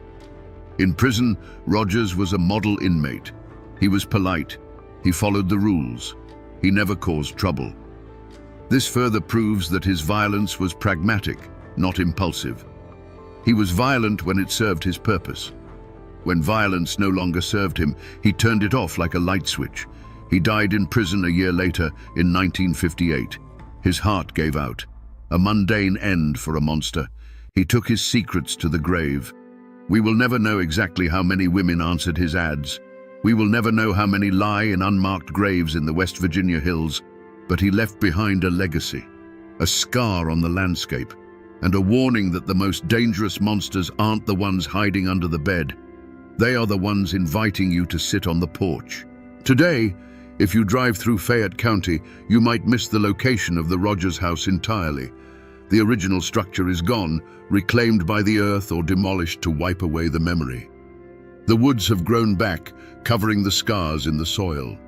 The birds sing, and the wind rustles through the trees, just as it did in 1957. But the name remains. It is one of the strangest coincidences in American history. Two men, same name, roughly the same era. One became the symbol of ultimate goodness, a man who wore a cardigan and taught us that we are special. The other became the symbol of ultimate darkness, a man who wore a mask of sanity and taught us that we are vulnerable. Fred McFeely Rogers, the TV host, launched his show nationally in 1968. By then, the Fred Rogers of West Virginia was long dead. But for the people of Appalachia who lived through the terror, seeing that name on a television screen must have sent a shiver down their spines. It serves as a grim reminder of the duality of human nature. We are capable of profound kindness, of building neighborhoods where everyone is welcome. And we are capable of profound cruelty, of building traps where no one leaves. The story of the Beast Man is not just a true crime tale. It is a piece of American folklore now. It is a warning whispered to young women in the mountains. Be careful who you trust. Be careful of the stranger with a smile. Be careful of the house that sits too far back from the road. We live in a world that is more connected than ever. We have safety apps, background checks, and digital footprints. We like to think that a predator like Rogers couldn't exist today, that he would be caught instantly. But loneliness hasn't gone away. If anything, it has changed shape. The Lonely Hearts columns have been replaced by dating sites and chat rooms. The methods are new, but the vulnerability is the same. There are still people looking for connection, and there are still wolves looking for sheep. So, the next time you hear the name Fred Rogers, by all means, think of the trolley, the puppets, and the land of make-believe. Let that warmth fill you. We need it. But maybe, just for a second, let your mind drift to a misty holler in 1957. Remember the other Fred. Remember Celia. Remember Alvy. Remember the women who packed their bags for a new life and found only silence. There are two Fred Rogers in American history. One taught us how to love our neighbor. The other showed us why we should fear them. And in the end, the most important lesson might be to know the difference.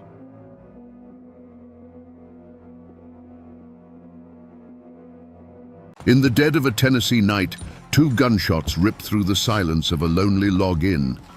Inside, a man lies bleeding on the floorboards, a man who mapped a continent and gazed upon the Pacific Ocean. It's Meriwether Lewis, a national hero. History tells us a simple, tragic story. A great man, broken by depression, took his own life. But the whispers along the old Natchez Trace tell a different tale. A story of robbery, of political assassination, of a truth so dark it had to be buried. What really happened at Grinder's Stand on that awful night? Was it the final act of a desperate man, or the perfect murder of an American icon? To understand the darkness of that end, you must first remember the brilliance of the beginning. Just 3 years earlier, Meriwether Lewis was not a broken man, but the nation's brightest star. He returned from the great unknown not just as a survivor, but as a conqueror of myth. He was the man who had walked to the edge of the world and come back, bringing an entire continent with him, folded neatly onto maps drawn by his own hand. Parades were thrown in his honor, women swooned, and children whispered his name like that of a folk hero sprung to life. He was America's Odysseus, the living embodiment of its boundless ambition. This was no simple soldier. Lewis was a scholar of the wild, handpicked and mentored by President Thomas Jefferson himself. He was a man who could navigate by the stars, identify 1,000 new species of plant and animal, negotiate with dozens of native tribes, and command the unwavering loyalty of his men through brutal winters and starvation. His mind was a finely tuned instrument, capable of holding the vast, unmapped West in its grasp. He was quiet, introspective, and prone to melancholy even then. But it was a poet's melancholy, the thoughtful burden of a man who saw the world with a piercing, almost painful clarity. His reward for this monumental achievement was the governorship of the vast Upper Louisiana Territory. St. Louis, his capital, was the wild heart of this new American empire, a chaotic frontier town of fur trappers, French Creoles, Spanish agents, and land speculators, all swirling in a storm of ambition and conspiracy. For the hero of the Corps of Discovery, this was to be the next great challenge, to tame not a wilderness of rivers and mountains, but one of men. He was meant to be the architect of civilization at the very edge of the map. But the world he had mastered was a world of clear dangers and honest truths. A grizzly bear does not lie. A river does not plot against you. The skills that had kept him alive in the wilderness, unquestioned authority, swift and solitary decisions, and intolerance for deceit, were precisely the ones that made him a poor politician. He was a man of action and honor, suddenly trapped in a swamp of paperwork, petty rivalries, and whispers in smoky back rooms. The ground beneath his feet, once the solid earth of the trail, had turned to quicksand. He had once been at home in the deepest, most unforgiving parts of the continent. The rustle of leaves, the snap of a twig, the cry of a distant hawk. This was the language he understood. The vast, untamed American wilderness was not his enemy. It was his sanctuary and his domain. He could read a forest like a book and a river like a letter from a friend. There was no place on earth he should have felt safer. Little did he know, the modern world he was helping to build would soon turn on him. The hero had returned from the great wilderness, but a different, more dangerous wilderness was beginning to grow within his own mind. The adoring crowds were fading into the distance, replaced by the silent, judging eyes of creditors and the sneering faces of political enemies. The world he had won was about to be lost. The conflict that would end Meriwether Lewis' life wasn't born in a tavern brawl or over a disputed property line. Its seeds were sown in the grand halls of European palaces and in the treacherous politics of a new nation. The land at the heart of this story wasn't a few acres of Rocky Mountain soil. It was an empire. The Louisiana Purchase of 1803 wasn't just a transaction, it was the acquisition of a ghost, a vast, undefined territory haunted by the ambitions of France and Spain. Lewis was the man sent to give that ghost a body, to map its rivers and mountains, to make it truly American. The land was his legacy, the source of his fame, and ultimately the reason for his destruction. The ink on the Purchase Treaty was barely dry, but the region was already scarred by a century of shifting loyalties. St. Louis was not a simple American frontier town. It was a place layered with history, a city with a French soul and a Spanish past. Its most powerful citizens, the old money fur traders and landowners, had deep ties to the old world. To them, Governor Lewis wasn't a hero. He was an outsider, a federal agent sent by a distant government in Washington to impose a new order. He represented an American authority they had no reason to trust and every reason to resent. This wasn't a feud between families. It was a cold war between the old guard and the new nation. At the heart of this simmering conflict was a man who personified the region's treachery, General James Wilkinson. To the public, he was a decorated general. In reality, he was a master of deceit, a paid agent for the Spanish crown, and a man whose ambition knew no bounds. He was a spider at the center of a web of conspiracy that stretched from New Orleans to the Canadian border, and he had served as the first governor of the territory Lewis now controlled. Lewis, a man of uncompromising honor, was a direct threat to Wilkinson's shadowy empire. He wasn't just an obstacle, he was a potential witness, a man who, by virtue of his office, had access to documents and records that could expose Wilkinson's treason and send him to the gallows. In these mountains, a family name can be a heavy burden. But for Meriwether Lewis, his own name had become a curse. The name Lewis was supposed to mean courage, integrity, and triumph over the wilderness. But in the viper's nest of St. Louis, his enemies worked tirelessly to redefine it, to associate it with incompetence, instability, and financial ruin. Every rejected expense report, every political maneuver that undermined his authority, was a deliberate blow against his honor. To be Meriwether Lewis meant you could not fail.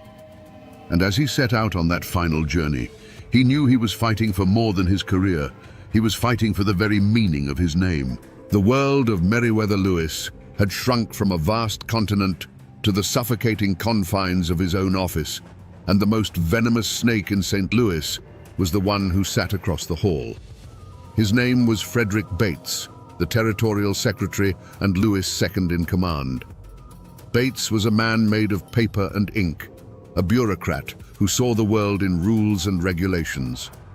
He resented Lewis' fame, disdained his decisive, often unilateral style of command, and coveted his position. He became the quiet, meticulous architect of the governor's downfall. The deepest wounds were not inflicted by a knife, but by a bookkeeper's pen in a distant Washington office. Lewis, acting as governor, had issued drafts to pay for militias, for Indian affairs, and for government supplies, all necessary expenses to manage a wild and unruly territory. But the War Department, perhaps nudged by Bates's poisonous letters, began to reject them. One protest after another came back, branding the hero of the nation as financially irresponsible. The most galling was the refusal to pay for the expedition to return the Mandan chief Shehike to his people. a matter of national honor that Lewis had personally guaranteed. These weren't just numbers in a ledger, they were stones being thrown at his good name, each one chipping away at the foundation of his reputation. From his desk in St. Louis, Frederick Bates spun a web of insinuation that reached all the way to the Capitol. He wrote letters to his powerful friends, painting a picture of Governor Lewis as erratic, extravagant, and possibly corrupt. He framed Lewis's decisive actions as reckless overreaches of authority and his bouts of melancholy as evidence of a complete mental breakdown. The rumors took on a life of their own, whispered in the halls of Congress and the offices of the War Department. The hero who had once been praised for his boldness was now being condemned for it. The whispers from St. Louis had become a roar in Washington, and Lewis could feel the ground crumbling beneath him. He was a man isolated. Beyond Bates, he had made powerful enemies among the old guard of St. Louis by challenging their dubious, often fraudulent, Spanish land grants. These were wealthy, influential men who saw Lewis not as a governor, but as a threat to their fortunes. They formed a silent chorus of approval for Bates' campaign of character assassination. Everywhere Lewis turned, he saw a smiling face with daggers hidden behind its back. His few allies were far away, and his mentor, Jefferson, was now retired. His influence diminished. The hero was alone, surrounded by a closing circle of enemies who wanted nothing more than to see him fall. As Meriwether Lewis left the civilized world behind and plunged into the autumn twilight of the Natchez Trace, he entered a different kind of wilderness. This wasn't the majestic, untamed West he had once conquered. This was a place of dark folklore, a path said to be haunted by the ghosts of murdered travelers. Rivermen and traders called it the Devil's Backbone, and they told stories around their campfires of spectral highwaymen and strange, unsettling cries that echoed through the cypress swamps on moonless nights. The trace itself felt like a bad omen, a place where the veil between the living and the dead was thin, a place where a man's worst fears could take solid form in the oppressive shadows. The human omen on this journey was Lewis himself. The hero of the Corps of Discovery was gone, replaced by a tormented figure whose mind was unraveling. At Fort Pickering, near modern-day Memphis, the darkness had surfaced with terrifying force.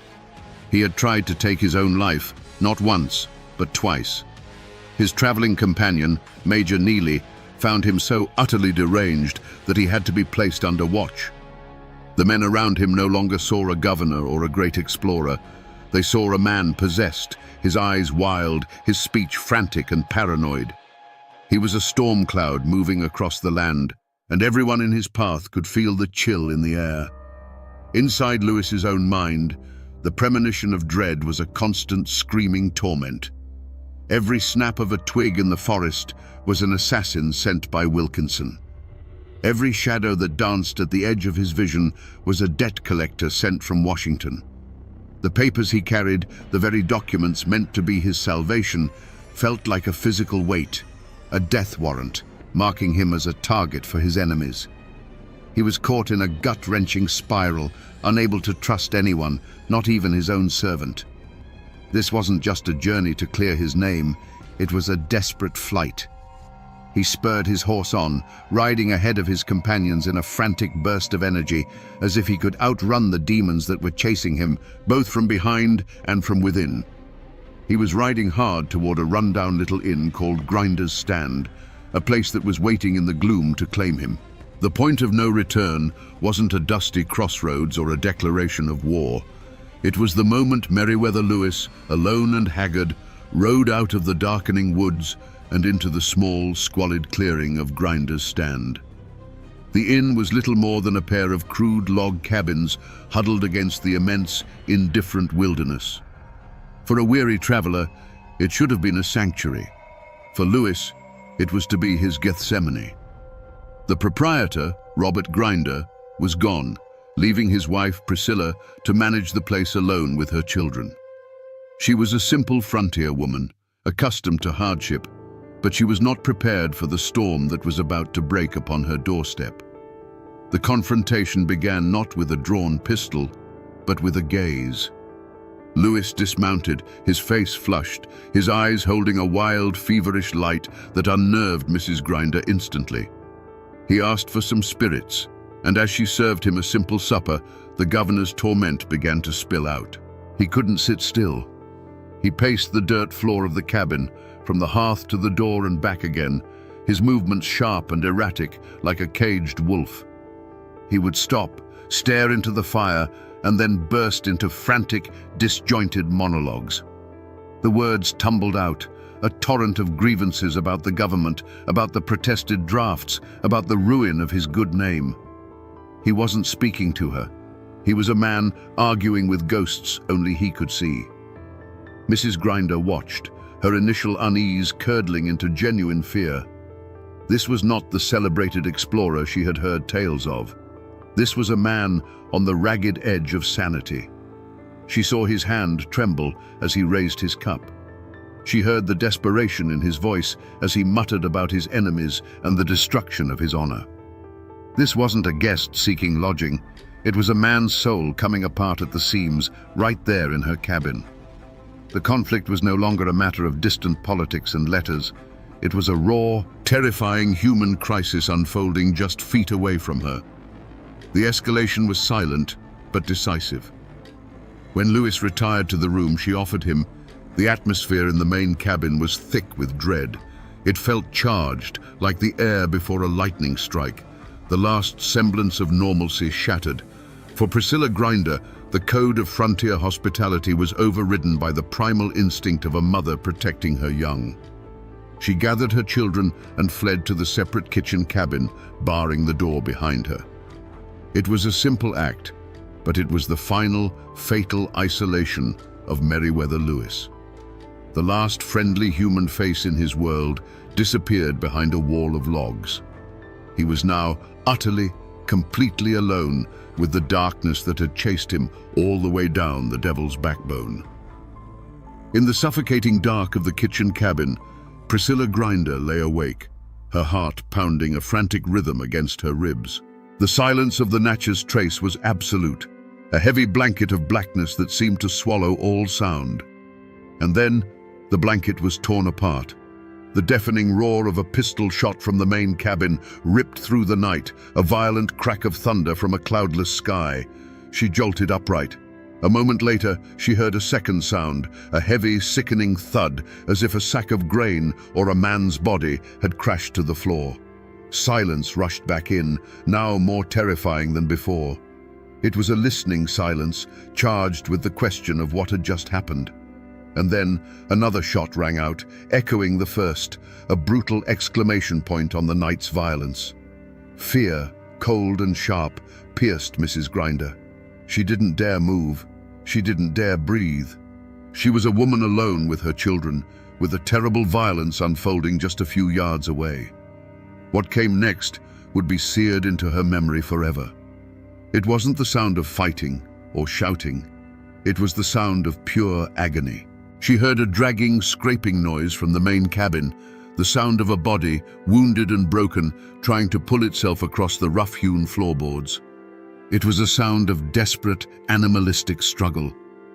And then a voice, strained and hoarse with pain, cried out into the darkness. "Oh, Mrs. Grinder, give me some water." It was the governor's voice. Paralyzed by a terror she would later call a woman's fear, she remained frozen in the dark. The pleas continued, rising and falling with ragged gasps for air.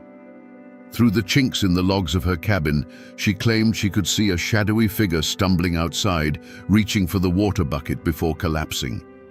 For what felt like an eternity, she did nothing but listen to the low, tortured groans of a dying man just beyond her door, a sound that would surely haunt her for the rest of her days. The nightmare only ended with the grey light of dawn. Lewis's servants, finally arriving, found him. He was still breathing. Propped against the cold logs of the cabin, he was a ruin of a man, his clothes stained dark, his body a testament to the night's horrific violence.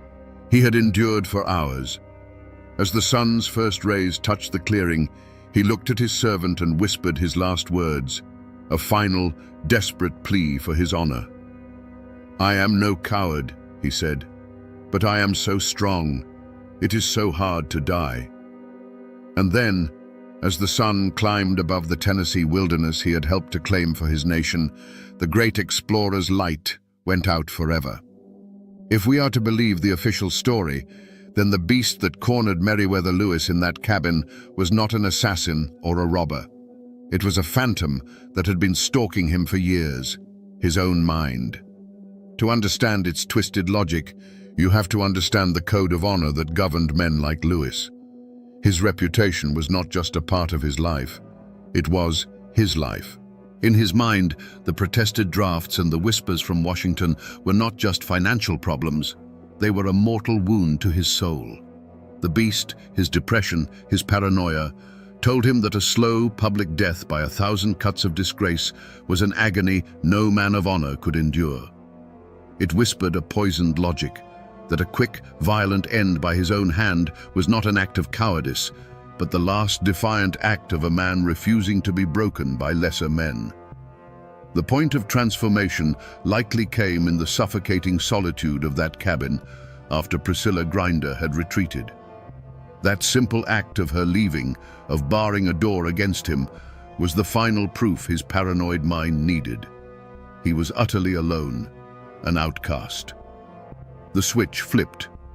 The methodical, brilliant explorer who had charted a continent was gone, consumed by a storm of shame and despair. The beast took the reins, and its only goal was to silence the torment. This wasn't a calculated decision. It was a surrender. The cool-headed commander who had faced down grizzly bears and stared into the abyss of starvation now faced an enemy he could not intimidate, an enemy that lived behind his own eyes.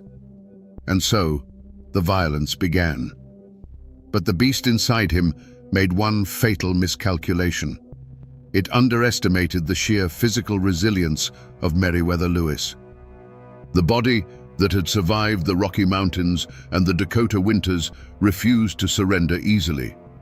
The first shot, a devastating wound that would have felled an ordinary man, only crippled him. This sparked a new kind of horror, a frantic, desperate rage against his own vitality. The second shot, the razor cuts, these were not part of a plan. They were the savage, chaotic acts of a mind trapped in a body that was simply too strong to die. It was a gruesome, bloody battle, not for life, but for the release of death. After the frenzy passed, as he lay bleeding on the cold dirt floor, there was no triumph. There was no relief. There was only a chilling, agonizing clarity. The beast had retreated, and the man, Meriwether Lewis, was left in the wreckage. His desperate cries for water were not the ravings of a madman. They were the most basic, human plea of a person in excruciating pain, a return to the simple, desperate need for life at the very moment he had tried to destroy it. In those final, agonizing hours, he likely felt not the peace of a Roman falling on his sword, but the horrifying, empty truth. His last great expedition, a journey into the uncharted wilderness of his own despair, had ended in nothing but ruin and pain. When the sun was fully risen, it illuminated a scene of profound desolation. The clearing at Grinder's Stand was no longer just a poor remote inn, it was a gravesite. The unnatural silence that followed Lewis' last breath was broken only by the quiet grief of his servants and the unnerved whispers of Priscilla Grinder, who had finally emerged from her hiding place. The body of the great explorer, the man who had dined with presidents and stood as a titan of American expansion, lay in the Tennessee dirt, his grand legacy reduced to a bloody spectacle in a place of utter squalor. Into this grim tableau rode Major James Neely. He arrived to find his worst fears realized. He saw the body, the pistols, the razor. He listened to Mrs. Grinder's harrowing, disjointed account of the night's events. For Neely, there was no mystery here. He saw the tragic but logical conclusion to the mental decay he had witnessed just days before at Fort Pickering. He was not a detective arriving at the scene of a crime. He was an officer arriving to confirm a casualty. His mind was already made up. The fate of the survivors began to solidify in those first few hours. Priscilla Grinder's story, born of terror and confusion, became the one and only official account. She was the sole eyewitness, and her narrative of Lewis's madness and self-destruction provided a simple, horrifying explanation that answered every question, even if it created a dozen more. Her fight was not for justice for the governor, but for a version of the truth that would allow her and her family to survive the terrible event that had landed on their doorstep. For Lewis' servant, John Pernier, the fight was over. He was a man adrift, his master and protector gone, left with the grim task of attending to the remains. There was no manhunt. No posse was formed to scour the woods for land pirates or assassins. The authority on the scene, Major Neely, saw no need for one. The immediate task was simply to deal with the body. Meriwether Lewis was buried with a haste that defied his station. He was placed in a crude coffin and interred just a few dozen yards from the cabin where he died. There was no eulogy from a president, no honor guard, just a simple hole in the ground on the very edge of the wilderness he had given his life to explore. His final resting place was as lonely and desolate as his death. And here, my friends, is where the door to any other possibility was slammed shut and bolted. Major Neely took charge of Lewis's belongings, his trunks, his papers, his remaining money. Then he sat down and composed a letter to Thomas Jefferson. In it, he laid out the story just as he saw it. A clear case of a brilliant but deranged mind finally succumbing to its own demons. That letter, traveling from the dark woods of Tennessee to the quiet study of Monticello, was more powerful than any sheriff's warrant. It wasn't an appeal for an investigation, it was a final report. It sealed the governor's fate in the pages of history, burying any suspicion of foul play under the immense weight of his own mentor's grief and acceptance. The news of Lewis's death traveled fast, but the truth got left behind on the dark and muddy road. As the story spread from the trace to the halls of power, it immediately fractured the world into two camps. In one camp stood the establishment, led by the powerful voice of Thomas Jefferson himself. Grieving the loss of his protege, he accepted Major Neely's report without question. His public declaration that it was an unquestionable suicide, born of hereditary melancholy, became the official history. It was a neat, tragic, and above all, final explanation. For a nation that revered its heroes, it was easier to mourn a fallen angel than to hunt for a mortal demon. But in the other camp, there was a raw, angry disbelief. This was the camp of the Lewis family, led by his mother, Lucy Marks. A mother knows her son, and she refused to accept that the strong, resilient boy she had raised, the man who had faced down the entire continent, would end his own life in such a brutal, clumsy manner. Her conviction was absolute. He was murdered, she stated plainly, a cry of maternal certainty against a chorus of official pronouncements. This wasn't a debate for them. It was a desecration of his memory. They drew a line in the dirt, a line of loyalty and love that has not faded to this day. In St. Louis, a different kind of division took place, a division between public mourning and private relief. For Frederick Bates and Lewis's other political rivals, the news was not a tragedy, it was a solution. The troublesome governor, the man whose honor they had so carefully dismantled, was gone. A collective, unspoken sigh of relief went through the city's old guard. No one in power there had any interest in asking difficult questions that might lead back to their own intrigues. Their silence was a powerful endorsement of the suicide verdict, a quiet conspiracy to let the matter die with the man. Meanwhile, back along the Natchez Trace, the community of settlers and frontiersmen drew their own conclusions. These were practical, often brutal people who understood the dangers of the road. To them, a high-profile traveler getting killed for his money was a story that made perfect sense. The complex tale of a hero's mental collapse seemed far less plausible than simple, bloody-minded greed. A dark cloud of suspicion settled over Grinder's stand. Whispers turned Robert Grinder into a murderer and his wife into a liar, their poverty seen not as proof of their innocence, but as a sign of a curse for the blood they had spilled. This is how the story was buried. Priscilla Grinder, the only witness, was trapped in a conspiracy of silence by her own testimony. To change it would be to invite suspicion upon her own family. The politicians in Washington and St. Louis remained silent out of self-preservation. And so, the only person left to scream for justice was a grieving mother whose voice was drowned out by the official narrative. An act of profound courage on her part was dismissed as the predictable denial of a heartbroken parent. The community had been irrevocably split, not just over the facts of a death, but over the very soul of the man they thought they knew. There was no posse, no sheriff riding out with a warrant, no official manhunt for the killers of Meriwether Lewis. The law had closed its eyes and declared the case solved. But a different kind of hunt began, a quiet, phantom pursuit that took place not in the sunlit woods, but in the dark corridors of rumor and suspicion. The prey wasn't a man on the run, it was the truth itself. The ones who took up this chase were not lawmen, but Lewis's family and the handful of people who could not stomach the official story. The hunt was led by a ghost, the ghost of General James Wilkinson.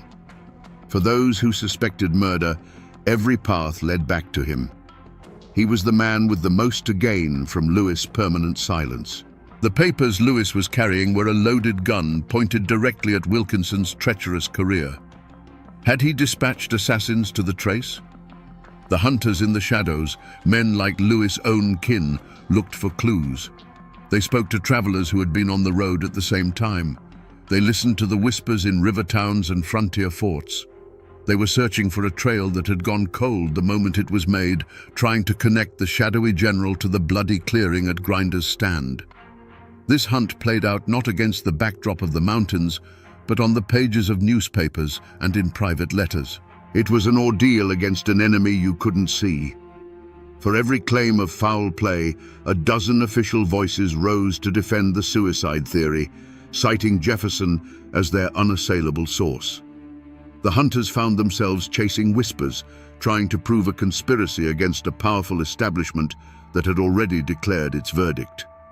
The wilderness they navigated was one of innuendo and political influence, a landscape far more treacherous than the Bitterroot Mountains. The moment of capture never came. There was no fierce firefight, no dramatic arrest. Robert Grinder, the most obvious suspect, lived out his days in obscurity, neither punished nor exonerated, forever trapped in the amber of local suspicion. General Wilkinson, the spider at the center of the web, not only escaped justice but thrived, his treason not fully exposed until decades after his death. The truth, if it was murder, was the perfect crime. The assassins, if they existed, simply melted back into the shadows of the frontier, their identities lost forever. The hunt failed because the quarry was too powerful, the trail was too cold, and the keepers of the official story had no interest in seeing it found. The shadows won. But my friends, the most chilling part of this story is the trial that never happened. There was no packed courtroom with armed guards, no cunning lawyers arguing points of law. The courthouse doors in Hickman County, Tennessee, remained shut. The justice system, the great institution of American law, never once looked into the violent death of one of the nation's most prominent citizens. The trial of Meriwether Lewis was conducted not by a judge and jury, but through private correspondence, and the verdict was sealed before his body was even cold. The courtroom where this case was decided was the quiet study of Thomas Jefferson. The star witness was Major James Neely, whose letter provided the only testimony that mattered. The evidence was not a bloody pistol or a torn shirt, but Jefferson's own memories of his friend's hypochondriac affections. There was no cross-examination, no defense attorney to challenge the narrative. The most powerful and respected man in the country, acting as judge, jury, and executioner of his friend's memory, declared the case closed. It was the law of powerful men, swift and absolute. The defendants, if there were any, never had to offer a plea. Robert Grinder, the innkeeper, simply faded back into the obscurity of the frontier, though he would live out his life under the permanent shadow of suspicion from his neighbors. Frederick Bates, back in St. Louis, received the news and seamlessly continued his campaign to secure the governorship for himself. And General James Wilkinson, the master of shadows, watched from a distance as a great threat to his treasonous career was not just eliminated, but erased in a way that left no questions and no trail back to him. They offered no remorse, no defiant smirks. They offered only a profound and damning silence. The verdict was announced to the world, not with the bang of a gavel, but with the quiet scratch of Jefferson's quill pen. Suicide, he wrote, and the word became history. It was a clean, simple answer to a messy, horrifying death. It allowed the nation to mourn a tragic hero without having to confront a darker possibility, that its institutions were so corrupt and its frontier so lawless that a man like Lewis could be murdered with absolute impunity. So was this justice? Or was it merely the tidiest story? The law of men delivered a verdict of convenience, one that protected the powerful and quieted the scandal. But the justice of the mountains, the justice whispered around campfires and passed down through generations along the Natchez Trace, rendered a different verdict. It was a verdict of murder, a verdict that kept the case file open in the hearts of the people, even as the official record was slammed shut. The law had failed, leaving only the stubborn, unquiet ghost of the story to wander the trace, forever searching for a trial that was never held. For Meriwether Lewis's mother, Lucy Marks, life after the verdict was a long, cold winter of grief. She was forced to endure not only the loss of her son, but the official staining of his honor. While the nation's leaders accepted the story of a weak mind succumbing to madness, she began a mother's lonely crusade. She insisted to anyone who would listen that her son was a victim of foul play, fighting to reclaim his memory from the official narrative. She lived out her days with the unbearable burden of knowing that her son, the man who had conquered a continent, lay in an unmarked, unconsecrated grave, his death certificate signed by the very men who may have benefited from it. And what of John Pernier, Lewis's servant, the man who should have been by his side that night? His fate is one of the darkest and most unsettling footnotes to this story. He eventually made his way back to civilization, reportedly carrying some of Lewis's final possessions, but he never made it to Washington to deliver them. Shortly after his return, Pernier himself was dead. The official cause was a sudden illness, but rumors immediately swirled that he had been poisoned. Was he a loose end that needed to be tied up? A man who knew too much about who his master was meeting, or what was in those papers he carried?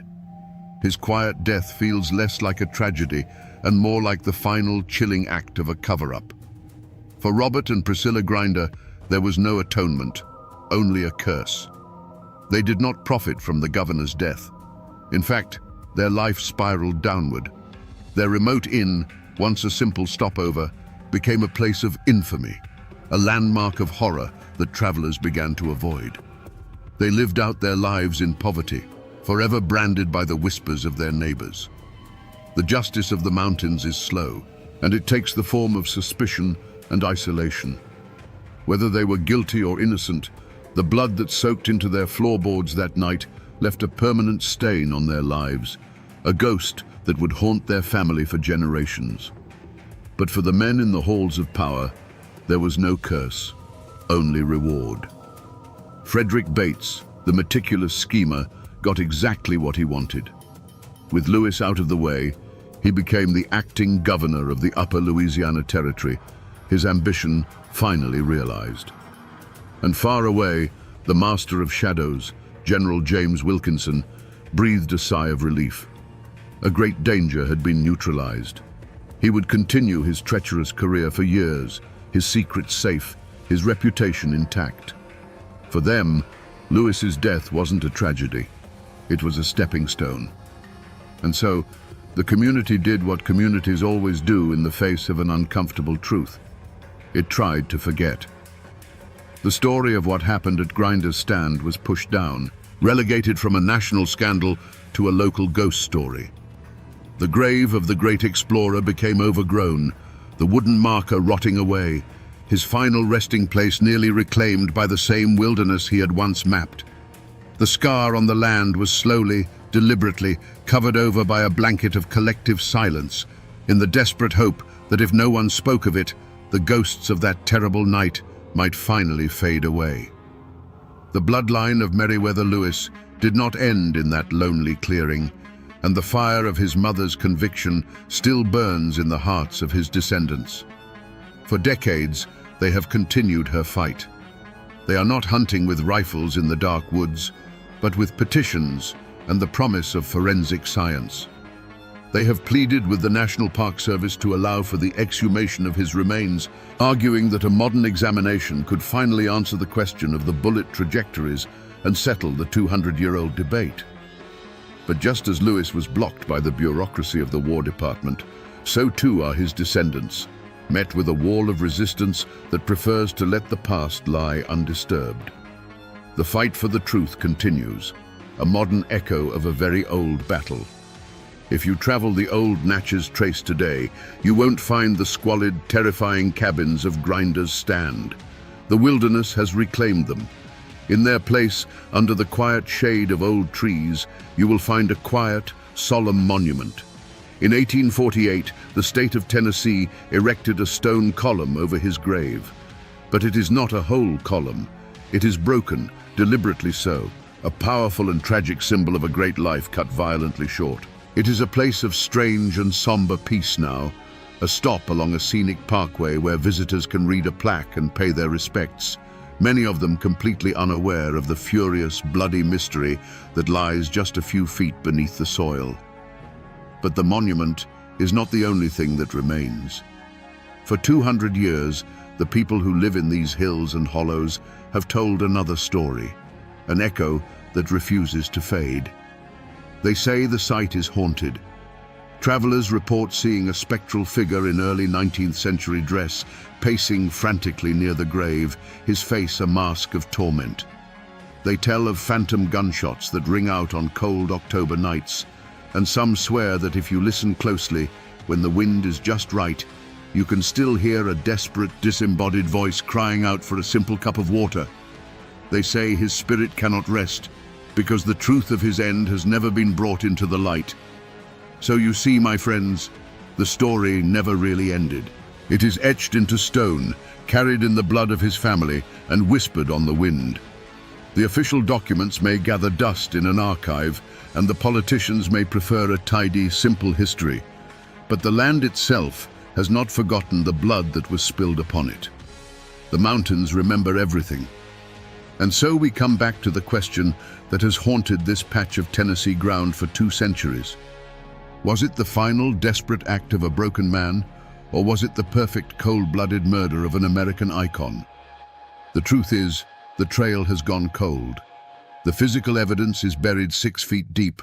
The only eyewitness told a story riddled with fear and contradiction, and the men who had the most to gain are long since turned to dust.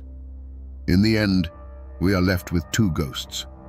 The ghost of a hero whose mind, like an unmapped territory, contained shadows he could no longer navigate. And the ghost of a man of honor, silenced by assassins before he could expose the treason at the heart of the new nation. Which one you choose to believe depends on how much you trust the official story and how much you believe in the darkness that so often lurks just beyond the firelight. But this is more than just a murder mystery. It's a cautionary tale about the cost of greatness and the brutal transition from the wilderness of nature to the wilderness of men. Meriwether Lewis was a man who could face down a grizzly bear, but who was ultimately torn apart by whispers, paperwork, and the quiet betrayals of so-called civilization. His story is a chilling reminder that our greatest heroes are still just men, vulnerable to the same darkness that touches us all, whether it comes from within or from the barrel of an enemy's pistol. This is a profoundly Appalachian story, It teaches us that the most important truths are rarely written down in official reports or history books. They are kept alive in the hills and in the hollows. They are whispered from one generation to the next, becoming part of the land itself. The government closed its file on Meriwether Lewis over 200 years ago, but for those who listen to the whispers on the wind along the old Natchez Trace, the case is far from closed. And now, my friends, you know why.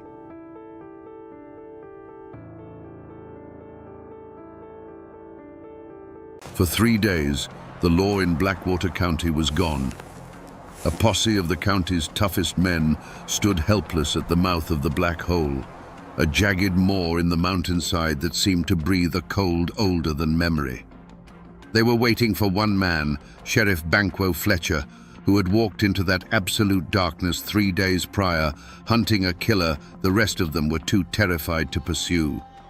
Now, silence was their only answer. Did the legendary lawman finally meet his match? Not in a man, but in the earth itself. Today, we go back to that moment of terrifying uncertainty to uncover the truth of the man who walked into a legend and came back forever changed. The 2 men who died weren't just company guards, they were Blackwater County men. The first was Thomas Miller, a man whose face was a roadmap of his 50 years in the mines. His hands were thick with calluses, but they were gentle with his grandchildren. He'd taken the guard job to get out of the deep shafts, hoping for a few quiet years before he retired. The second was David Eames, barely 20 years old, with a quick smile and eyes full of plans to marry his sweetheart and buy a small plot of land downriver. They weren't heroes or gunslingers. They were just ordinary men, trying to earn a living in a world that offered few easy paths. Their world was one of stark contrasts. The green, ancient mountains held communities bound by blood and tradition, where folks lived by the seasons and the grace of God.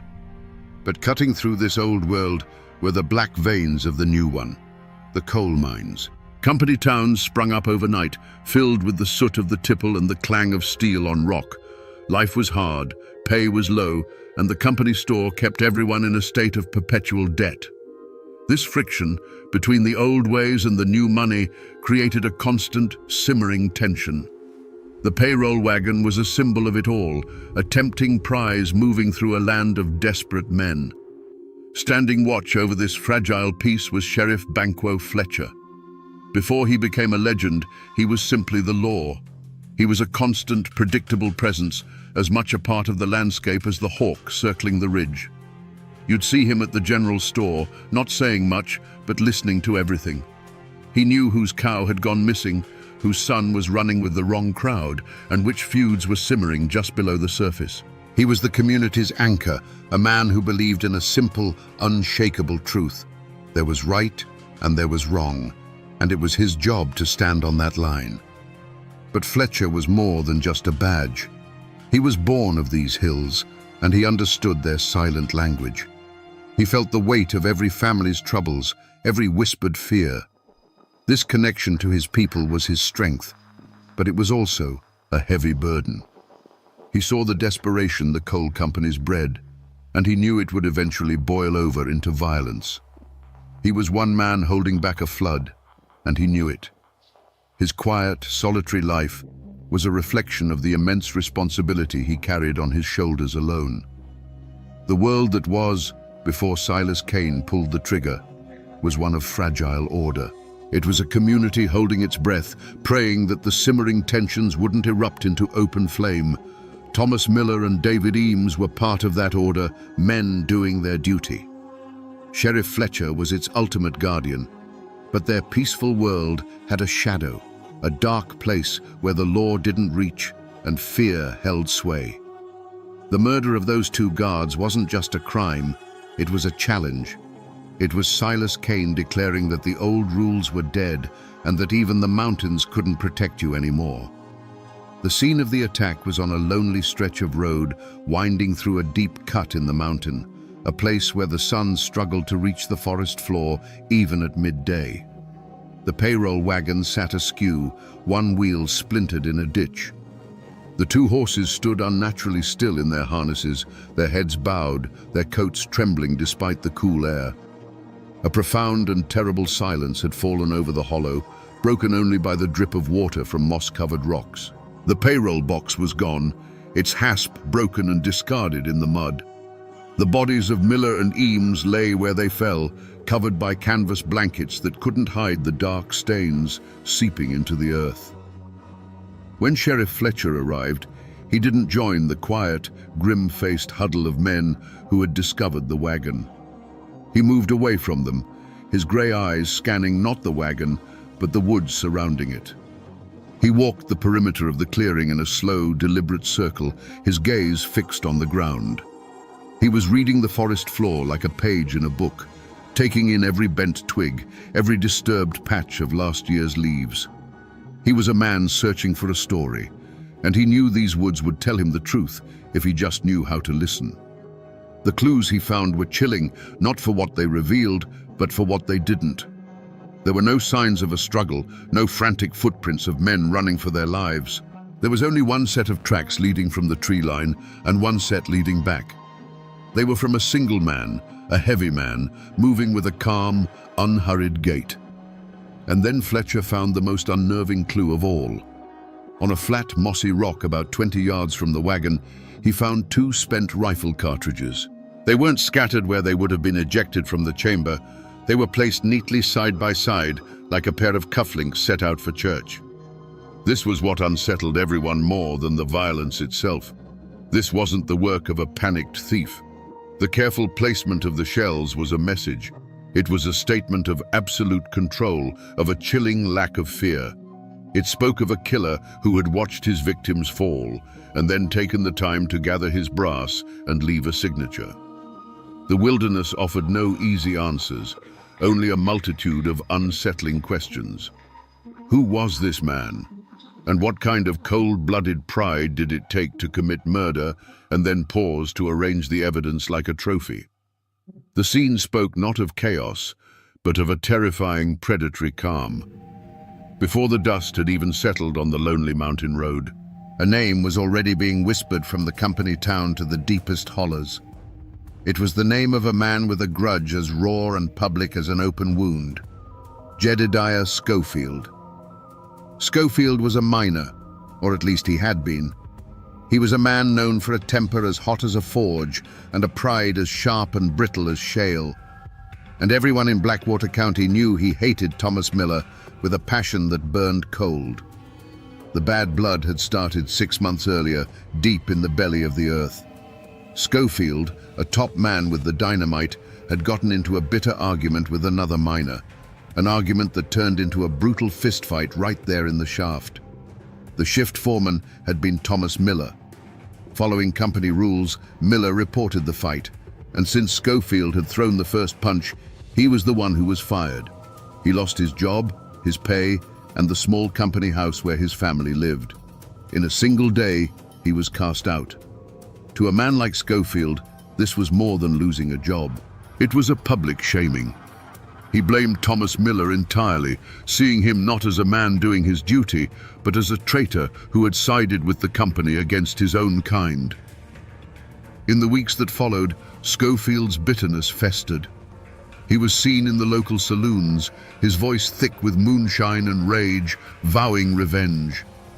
More than one person heard him swear that he would see Miller in his grave before he and his family starved. The whispers quickly turned into a roar of accusation.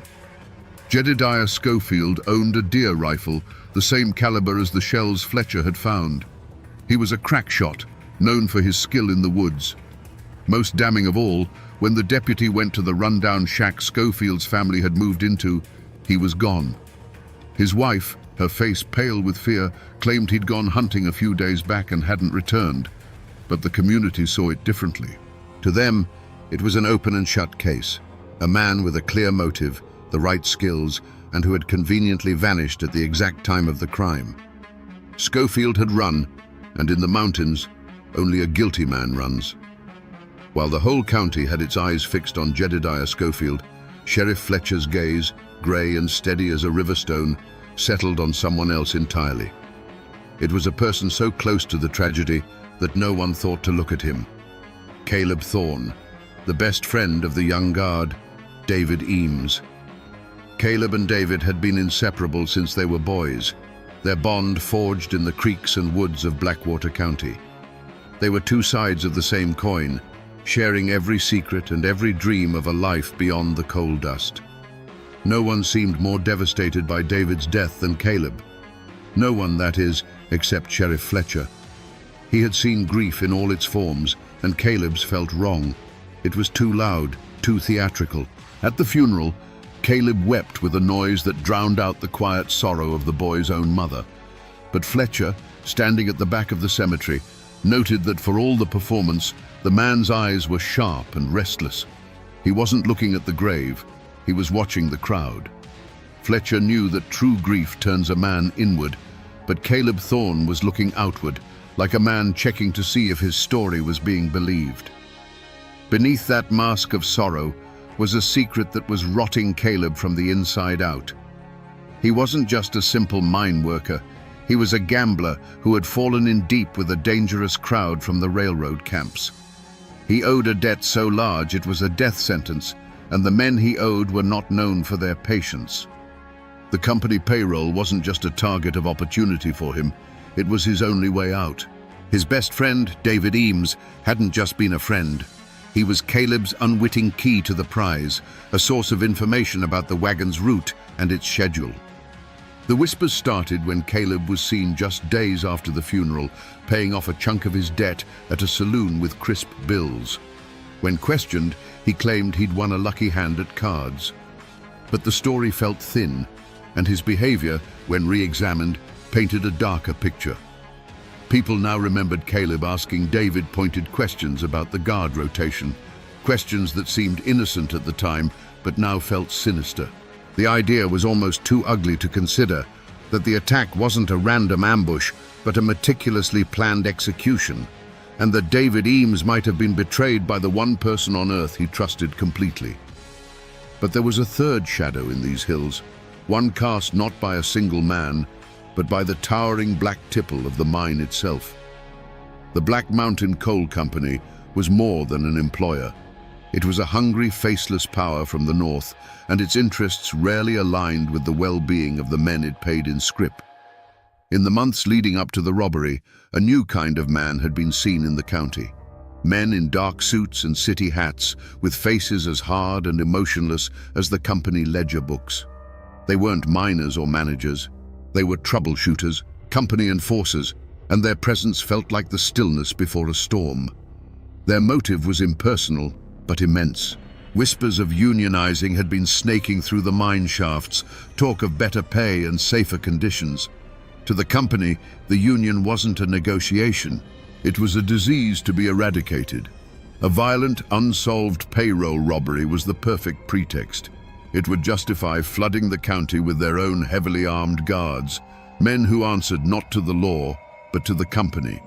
They could lock down the towns, root out the organizers, and break the spirit of the rebellion under the guise of protecting the people from a phantom killer. Miller and Eames, in this cold calculation, were simply the cost of doing business. The arrival of these city men had draped a blanket of unease over the community. They didn't speak to locals, they observed, their eyes taking measure of everything. They were seen mapping the roads, timing the payroll wagon's route, and holding quiet, tense meetings behind the locked door of the company office. Their presence was a silent, constant threat. It was a clear message from the powers up north that they were watching, and that they would not tolerate dissent. The mountain folk, who had dealt with their own problems for generations, now felt the chilling gaze of an outside world that saw their home as nothing more than a resource to be exploited and controlled. The crime itself bore the hallmarks of this cold, corporate ruthlessness. The clean, efficient nature of the ambush, the lack of any wasted motion, and especially the chilling signature of the carefully placed shell casings. It all felt less like the hot-blooded revenge of a fired miner and more like the work of a professional. It was a calculated act of terror designed to create chaos. Perhaps the stolen money was never the point. Perhaps the real prize was fear itself, a tool the company could wield to crush the growing defiance of the men who worked and died in its mines.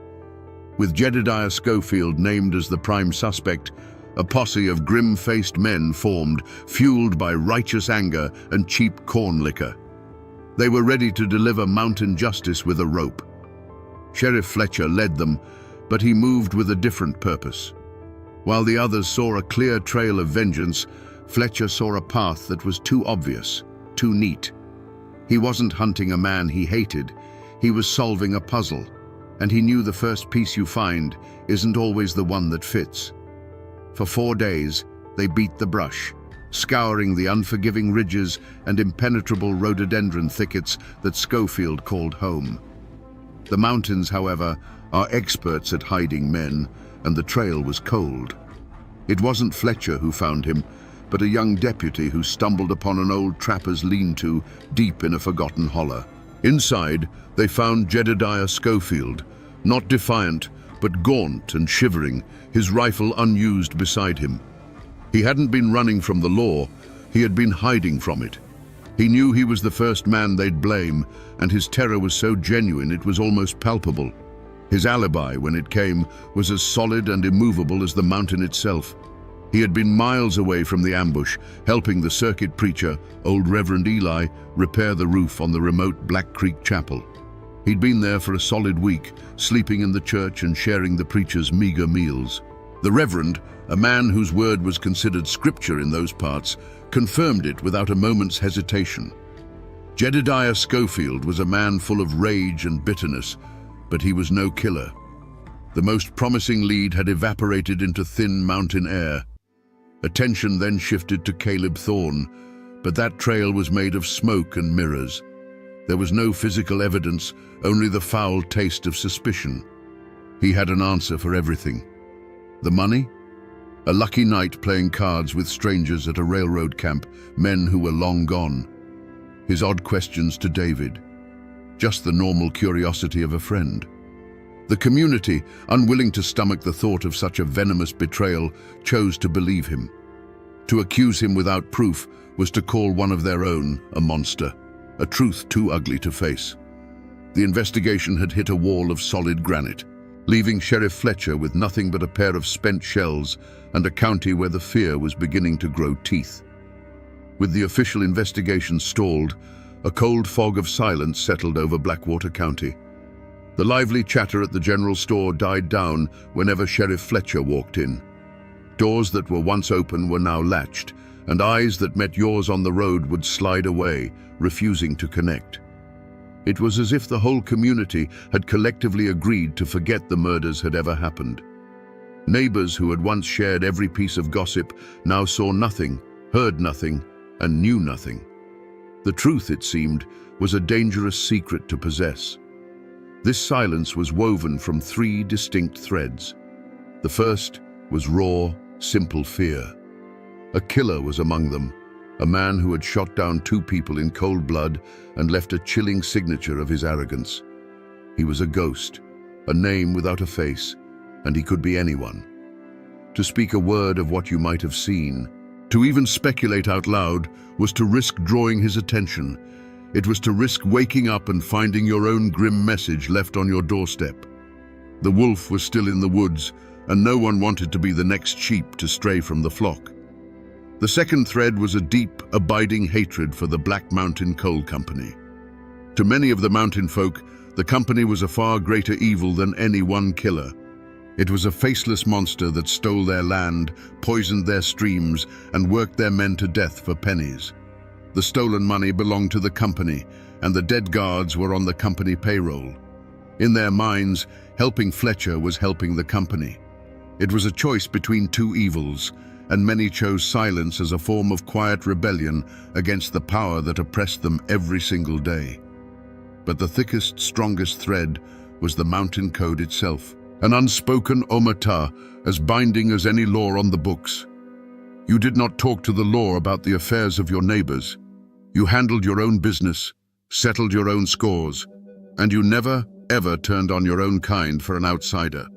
And to many, even Sheriff Fletcher, in his official capacity, was an outsider to family matters. This loyalty, this stubborn, ingrained belief in their own form of justice, formed a wall far higher and stronger than any prison. Fletcher found himself on the outside of his own community, a lawman trying to find a killer in a town that had gone deaf, dumb, and blind. 5 years turned to dust. The seasons in Blackwater County rolled on, covering the memory of the murders with layers of autumn leaves and winter snow. The case went cold, a ghost story whispered by old men, a permanent quiet failure that Sheriff Banquo Fletcher carried in the lines on his face. The 2 spent shells still sat on his desk in a small wooden box, a cold testament to a question he couldn't answer. The community's wall of silence had held, and the truth seemed lost to time. The clue that broke it all came not from a clever deduction or a piece of new evidence, but from the rambling memory of an old woman on the edge of the next world. Granny Elspeth lived in a one-room cabin perched like a hawk's nest on a ridge overlooking the very road where the ambush took place. Her mind, the folks in town said, was a tangled thicket of memories and mountain lore, and her words were often dismissed as the wind in the pines. Fletcher, however, made a point of checking on the old woman, bringing her salt and flour when the snows were deep. On one such visit, sitting by her hearth, he listened as she drifted through the past. She spoke of the hard winter of '08, of a blight that killed the chestnut trees, and then, without any change in her tone, she said something that made the air in the tiny cabin stand still. "Such a shame about that young Eames boy," she murmured, her eyes fixed on the fire. "He was always so polite. I saw him walking up the road that very morning with his friend, Caleb Thorne. They was laughing, heads together like they was sharing a secret. Not an hour later, I heard the guns.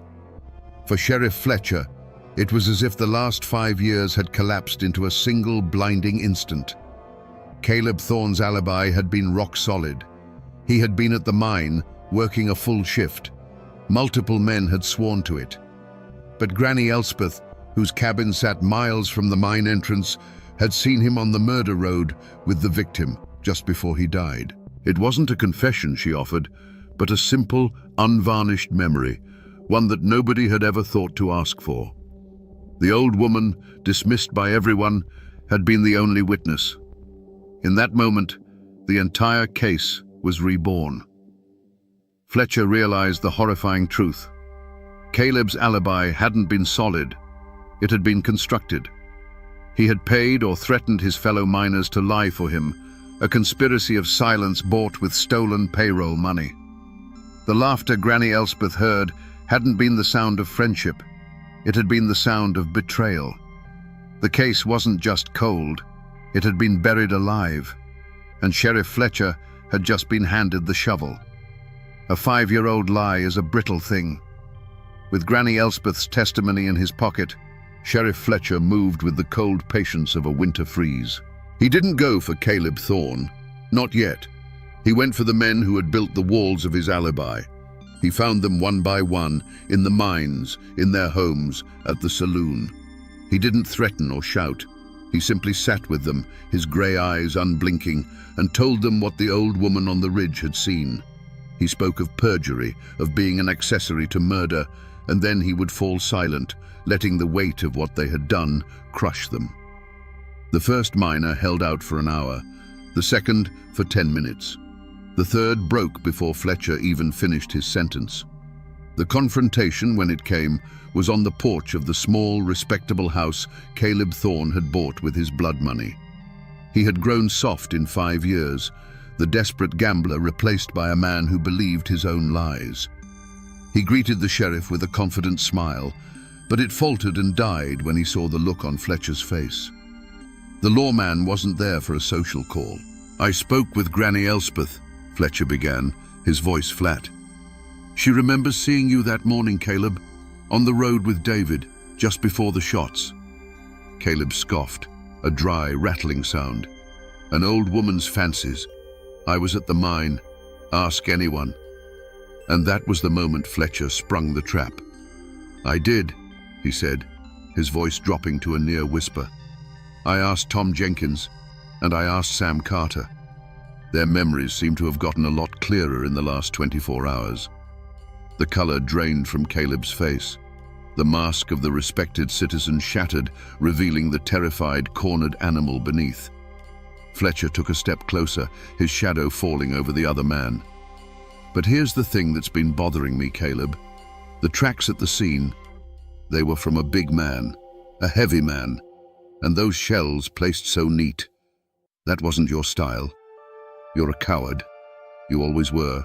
You didn't have the nerve to pull the trigger." He let the words hang in the air, heavy and cold. "You just led your best friend into the woods to be slaughtered like a hog. You gave the route, the time, everything.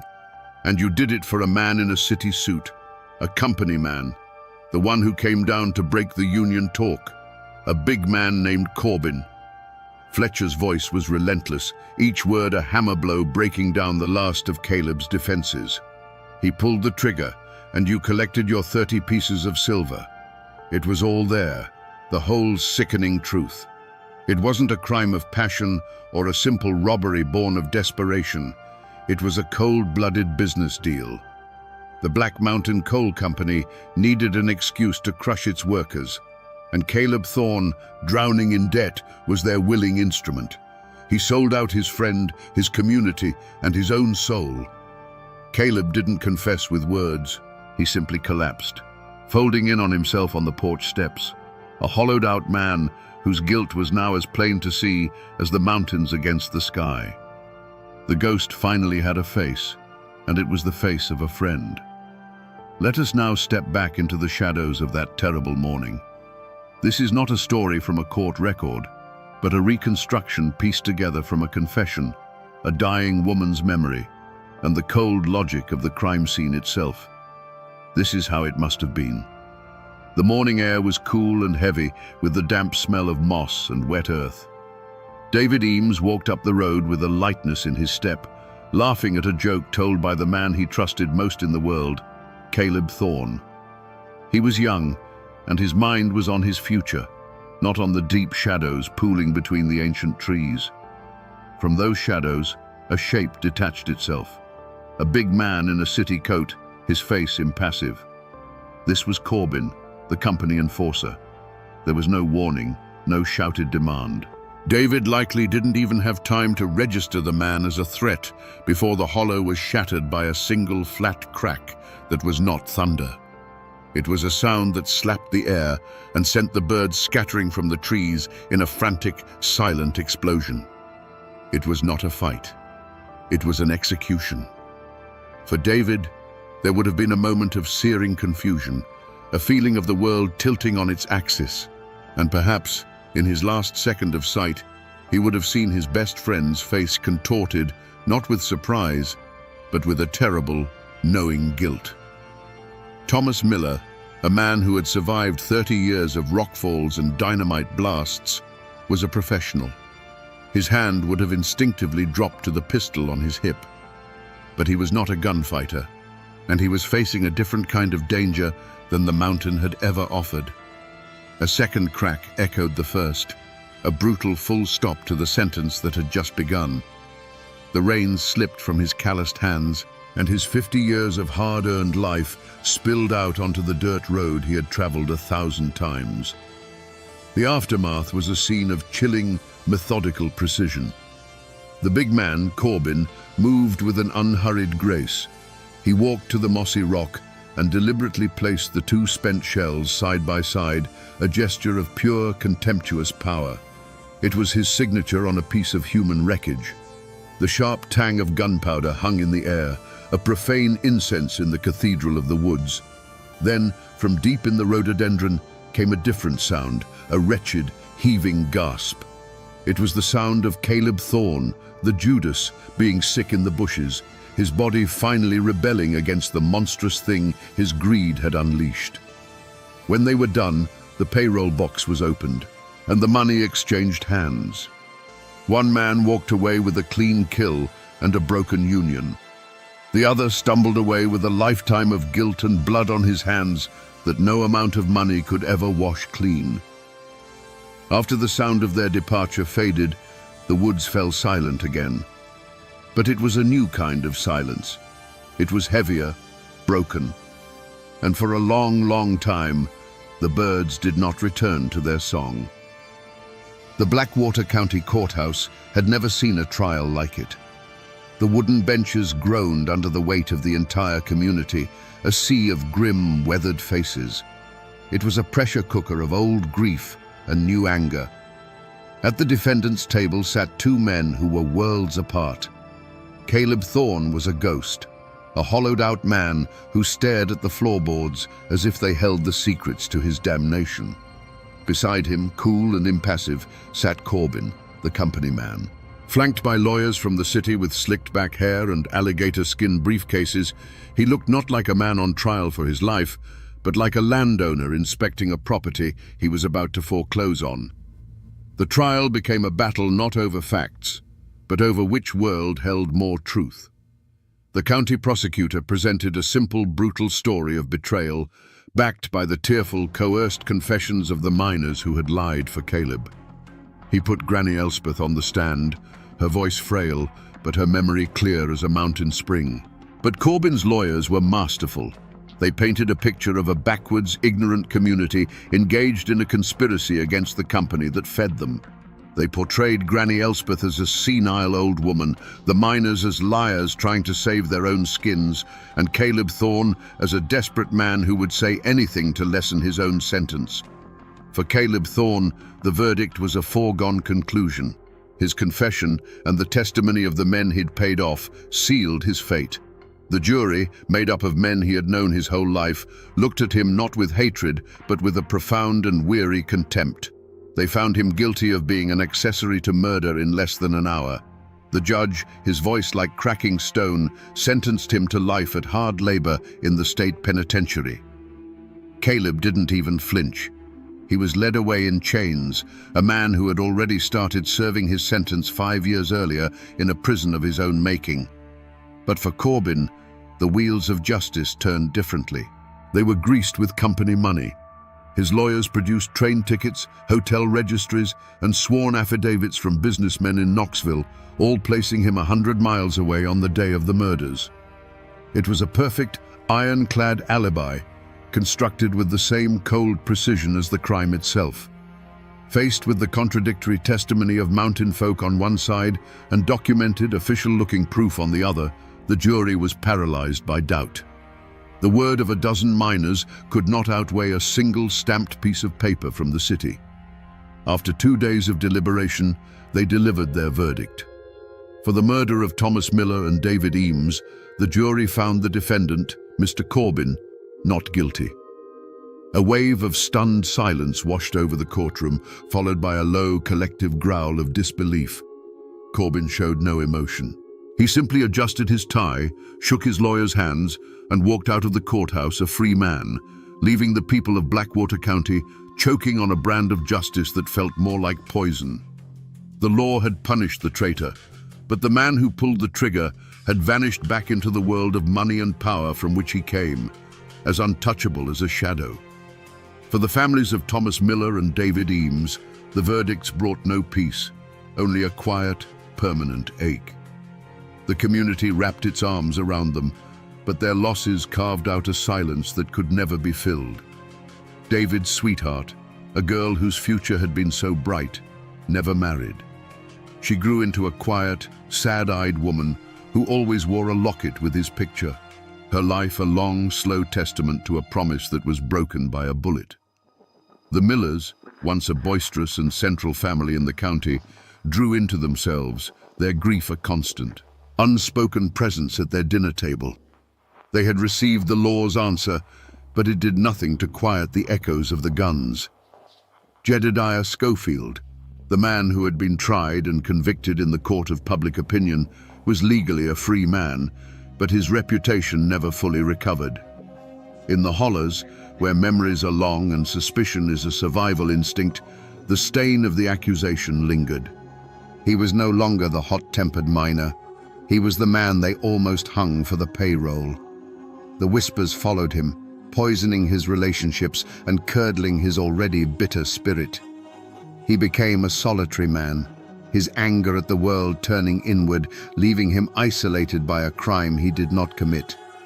He was a second kind of victim, his life forever altered by the lie that had almost cost him everything. Caleb Thorne's fate was a slow erasure.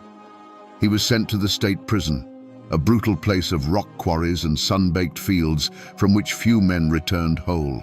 His name in Blackwater County became a curse, a cautionary tale told to children about the evils of greed and betrayal. His family, unable to bear the shame, sold their small plot of land and moved away in the dead of night, their name vanishing from the county records as if they had never existed. Caleb Thorne simply ceased to be a person, becoming a number in a ledger, a ghost haunting the prison walls until he was forgotten by all but one man. And Corbin? He vanished like a wisp of smoke. The Black Mountain Coal Company, its union problem now brutally solved, transferred him out of the state. He left no records, no forwarding address, no trace. He was a phantom, an instrument of corporate will who had done his job and been recalled. For the people of Blackwater County, his acquittal was a bitter lesson in the nature of power. It proved what they had always suspected, that there were two kinds of law in the world. There was their law, the law of the mountains, and there was the company's law, the law of money, which could make a murderer disappear in broad daylight. This case changed Banquo Fletcher. The sight of Corbin walking free carved something deep into his soul. It taught him that the courthouse could deliver a verdict, but not always justice. He grew quieter, more solitary, his methods more relentless. He had seen the law fail, and in that failure he seemed to find a harder resolve. He would deliver his man to the courthouse if he could, but he would deliver justice no matter what. The memory of Corbin's smug, emotionless face would fuel his hunt for every outlaw that followed, a cold fire that would one day lead him to the mouth of the black hole in pursuit of a different killer and a different, darker kind of judgment. If you travel the back roads of Blackwater County today, you can still find the scars left by this story. The old company road is paved now, but the deep cut where the ambush happened remains, a place where the shadows lie a little thicker and the air feels a little colder. In the town square, the old courthouse still stands, its brick facade a silent witness to the flawed justice it once dispensed. But the most tangible remnants lie in the church graveyard, on a hill overlooking the valley. There you will find two simple, weathered stones side by side. One for Thomas Miller, a husband and father. The other for David Eames, a son and brother. Their names, carved in stone, are a permanent record of a debt that was never fully paid. Down by the river, the Black Mountain Coal Company tipple is a skeleton of rust and rot, slowly being devoured by kudzu and time. It stands as a monument not to industry, but to a forgotten era of exploitation and greed. The company is long gone, its name just a whisper on the wind, but the distrust it sowed took deep root in that mountain soil. For generations after, the arrival of any man in a suit from the city was met with a wall of silent, watchful suspicion. The story of Corbin became a cautionary tale, a lesson taught to children about the kind of evil that money can buy and the law cannot touch. The tragedy of the payroll murders lives on, not in history books, but in the way a story survives in the mountains, through folklore. Old folks still tell it, sometimes as a ghost story, sometimes as a lesson in betrayal. They say that if you listen closely on a still night, you can still hear the echo of those two gunshots rolling through the hollow. And for a while, there was even a song, a mournful ballad passed around the campfires and front porches called Caleb's Coin, a tune that spoke of the terrible price of 30 pieces of silver earned in a friend's blood. This is how a crime becomes a part of the landscape. It's more than just a memory. It becomes a piece of the county's identity, a part of its DNA. The story of what happened on that lonely road reinforced the mountain code, hardening it. It taught the people that the law of outsiders was fickle, and that their own silence, while sometimes a shield for the guilty, was their only true protection. While the world outside might forget, the Appalachian Mountains themselves hold these memories, etched into the landscape and the hearts of its people. At the beginning of our story, we asked a simple question. Who was responsible for the deaths of Thomas Miller and David Eames? The answer we found was never simple at all. The law points to one man, Caleb Thorne, a traitor who paid for his sin with the rest of his life. And in the cold, hard print of a law book, that is where the story ends. But we know better. We know that justice in these hills is rarely so neat. The man who pulled the trigger walked free, his guilt washed clean by money and a well-told lie, leaving behind a wound in the heart of the county that never truly healed. This story, then, is not just about a crime. It is about the brutal collision of two worlds, the old world of mountain honor and the new world of corporate greed that saw men not as souls, but as numbers on a ledger. It's a lesson in how a community's silence can hide a monster, but also how the quietest voice, that of a forgotten old woman, can be the one that finally speaks the truth. For Sheriff Banquo Fletcher, it was a crucible.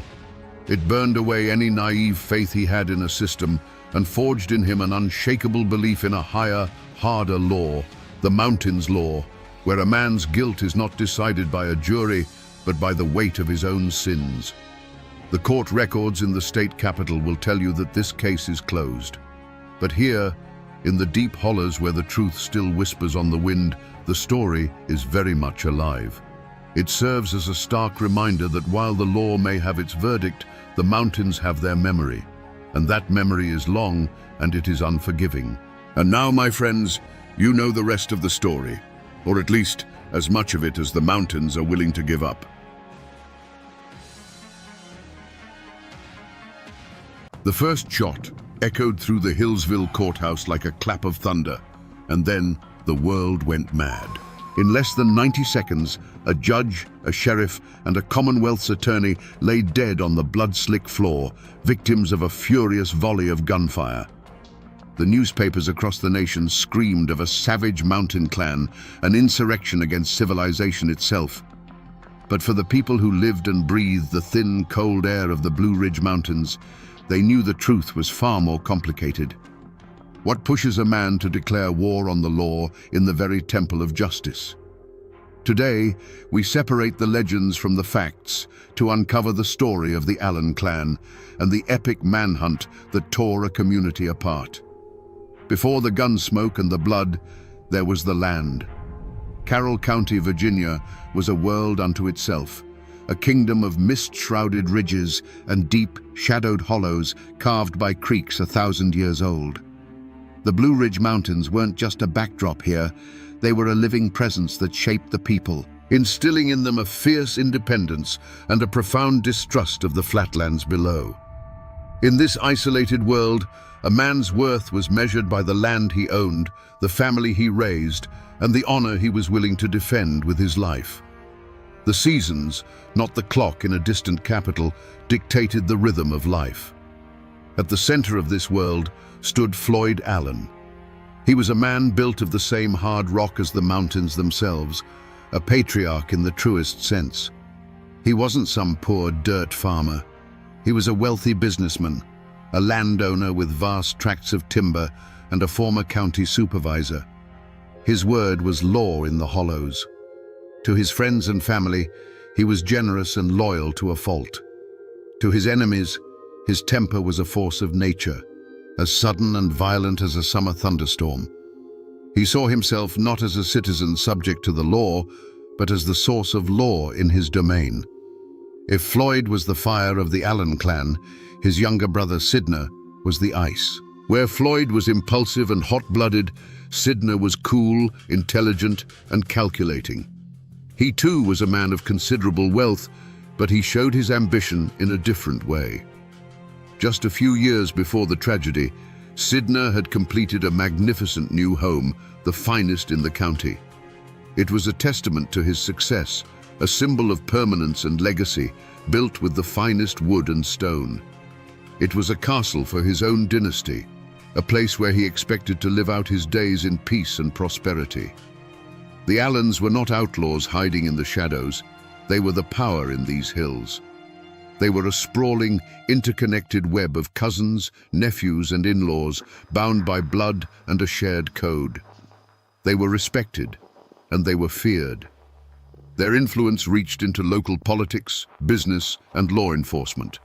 To cross one Allen was to cross them all, and everyone in Carroll County understood that simple, unshakable fact. They had built a world that answered to them and them alone. In these mountains, there were two kinds of law. There was the law written in books, administered by judges and lawyers from towns who didn't understand the ways of the high country. Then there was the unwritten law of the mountains, the code of honor. This code said that family was absolute, that an insult could not go unanswered, and that a man had the right to settle his own disputes. To be arrested and dragged before a judge for defending your kin was more than a legal problem. It was a profound public humiliation. It was an attack on your name and your very manhood. But the outside world was beginning to press in, its tendrils reaching up the mountain roads. Telegraph wires hummed with messages from a central government, and railroad surveyors planned routes that would cut through the heart of the old territories. A new kind of law was coming with them, an impersonal, unbending law that had no respect for a man's reputation or the weight of his name. Little did the Allens know, this encroaching world was about to put their code, their power, and their very lives on trial. And when those two worlds finally collided, they would not bend, they would shatter. The Allens didn't just live on the land, they were born of it. Their roots in Carroll County ran as deep as the ancient oaks. Generations before, their Scots-Irish ancestors had pushed into this unforgiving wilderness, looking not for easy living, but for a place where they would be beholden to no king and no landlord. They carved their existence out of the rocky soil, and their claim was sealed not just by deeds, but by the sweat, blood, and bones of their kin who were buried in it. This land was a heavy inheritance, a reminder that they had built their world from nothing, and they would bow to no outside authority that tried to take it away. This deep-seated distrust of distant power was a wound that had never truly healed since the Civil War. The mountains had been a house divided, a place where loyalty to Richmond or Washington could get a man killed by his own cousin. The war left behind a bitter legacy, a deep-seated suspicion that the laws passed in far-off capitals were designed to control and suppress the mountain people, not to protect them. For men like the Allens, the arrival of a state-appointed judge and a Commonwealth's attorney felt less like the administration of justice and more like the arrival of a garrison in occupied territory. In Carroll County, a family name was everything. It was a history, a code, and a burden. To be an Allen was to understand that you were part of something larger than yourself. It meant you never showed weakness, you never backed down from a fight, and you settled your own accounts. The name was a shield for those who bore it and a clear warning to those who might cross them. It carried with it the unspoken duty to uphold the family's honor and dominance, a duty that fell most heavily on the patriarch, Floyd Allen. So when Floyd Allen stood in that courtroom, he wasn't just one man facing a year in prison. He was the living embodiment of generations of clan history. He was defending more than his own freedom. He was defending his family's name and the very principle that an Allen did not submit. The courtroom wasn't just a room. It was a battlefield where the old ways were clashing with the new. Judge Massey represented the cold, impersonal law of the state, but Floyd Allen represented the hot-blooded, unwritten law of the mountains, a law that had been the final word in these hills for over a century. In the weeks leading up to Floyd Allen's trial, Carroll County was holding its breath. This wasn't just about one man's freedom, it was a reckoning. In the general stores, in the churches, and in the dark corners of saloons, the lines were being drawn. To speak in favor of the court was to risk the wrath of the Allen clan. To defend the Allens was to mark yourself as an enemy of the state's progress. Families who had been neighbors for generations suddenly looked at each other with suspicion. The air grew thick with a poison that had been seeping into the soil for years. This wasn't the first time the Allens had clashed with the law. There were stories, old fistfights at county fairs that were settled with a handshake instead of a warrant, disputed land claims where an Allen's fence post mysteriously moved overnight, and business deals where the other party always seemed to get the short end of the stick. More recently, there had been a simmering feud between Floyd and Sheriff Lewis Webb. Webb was a man determined to prove that no one was above the law, and he had made a point of arresting men connected to the Allens for minor infractions. Each arrest was a small poke at the bear, a test of power that Floyd saw as a direct personal challenge to his authority. Whispers spread through the hollows like wildfire in a dry season. People said Floyd Allen had sworn an oath that he would never spend a single night in a penitentiary cell. Others claimed that Judge Massey had been warned not to even come to Hillsville, that the Allens had already passed their own sentence on him. Rumors flew that Allen men were buying up every box of cartridges they could find, and that friends of the family were quietly making their way toward the county seat, their rifles cleaned and ready. Whether these rumors were true or not didn't matter. They created an atmosphere of inevitable violence. The trial became less about the law and more about a final, decisive confrontation. Everyone in the county, from the lowest tenant farmer to the wealthiest merchant, felt it coming. They knew that the feud between the old mountain code and the new state law was about to be settled, and it would be settled not with gavels and law books, but with lead and blood.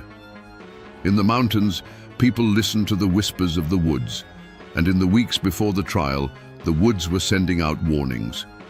Old-timers later swore that the winter of 1912 felt different, holding on with a bitter, unnatural cold. On the high ridges, hunters claimed to hear a sound that hadn't been heard in decades, the chilling, woman-like scream of a painter, a mountain lion. To the mountain folk, it was a terrible omen, a cry from the land itself that blood was about to be spilled on its soil. It was as if nature was already mourning for the men who were about to die. The human omen arrived in Hillsville with polished shoes and leather briefcases. Judge Thornton Massey and Commonwealth's attorney William Foster were not mountain men. They were agents of a distant government, men who saw the world in the black and white text of law books. They walked into Carroll County with the confidence of men who believed they held all the power, that their authority was absolute and backed by the full might of the state. They could not understand that in these hills they were the outsiders. They were the foreign body that the clan, like a feverish immune system, was preparing to violently reject. On the morning of March 14th, a heavy stillness settled over the town of Hillsville. Sheriff Lewis Webb felt it in his bones. He was a local man, caught between the two great forces. He knew Floyd Allen, and he knew the unbending pride that coursed through the veins of that family. As he strapped on his pistol that morning, he wasn't just preparing for a day in court. He was preparing for a war. He could see the hard, unblinking eyes of the Allen clan members gathering on the courthouse steps.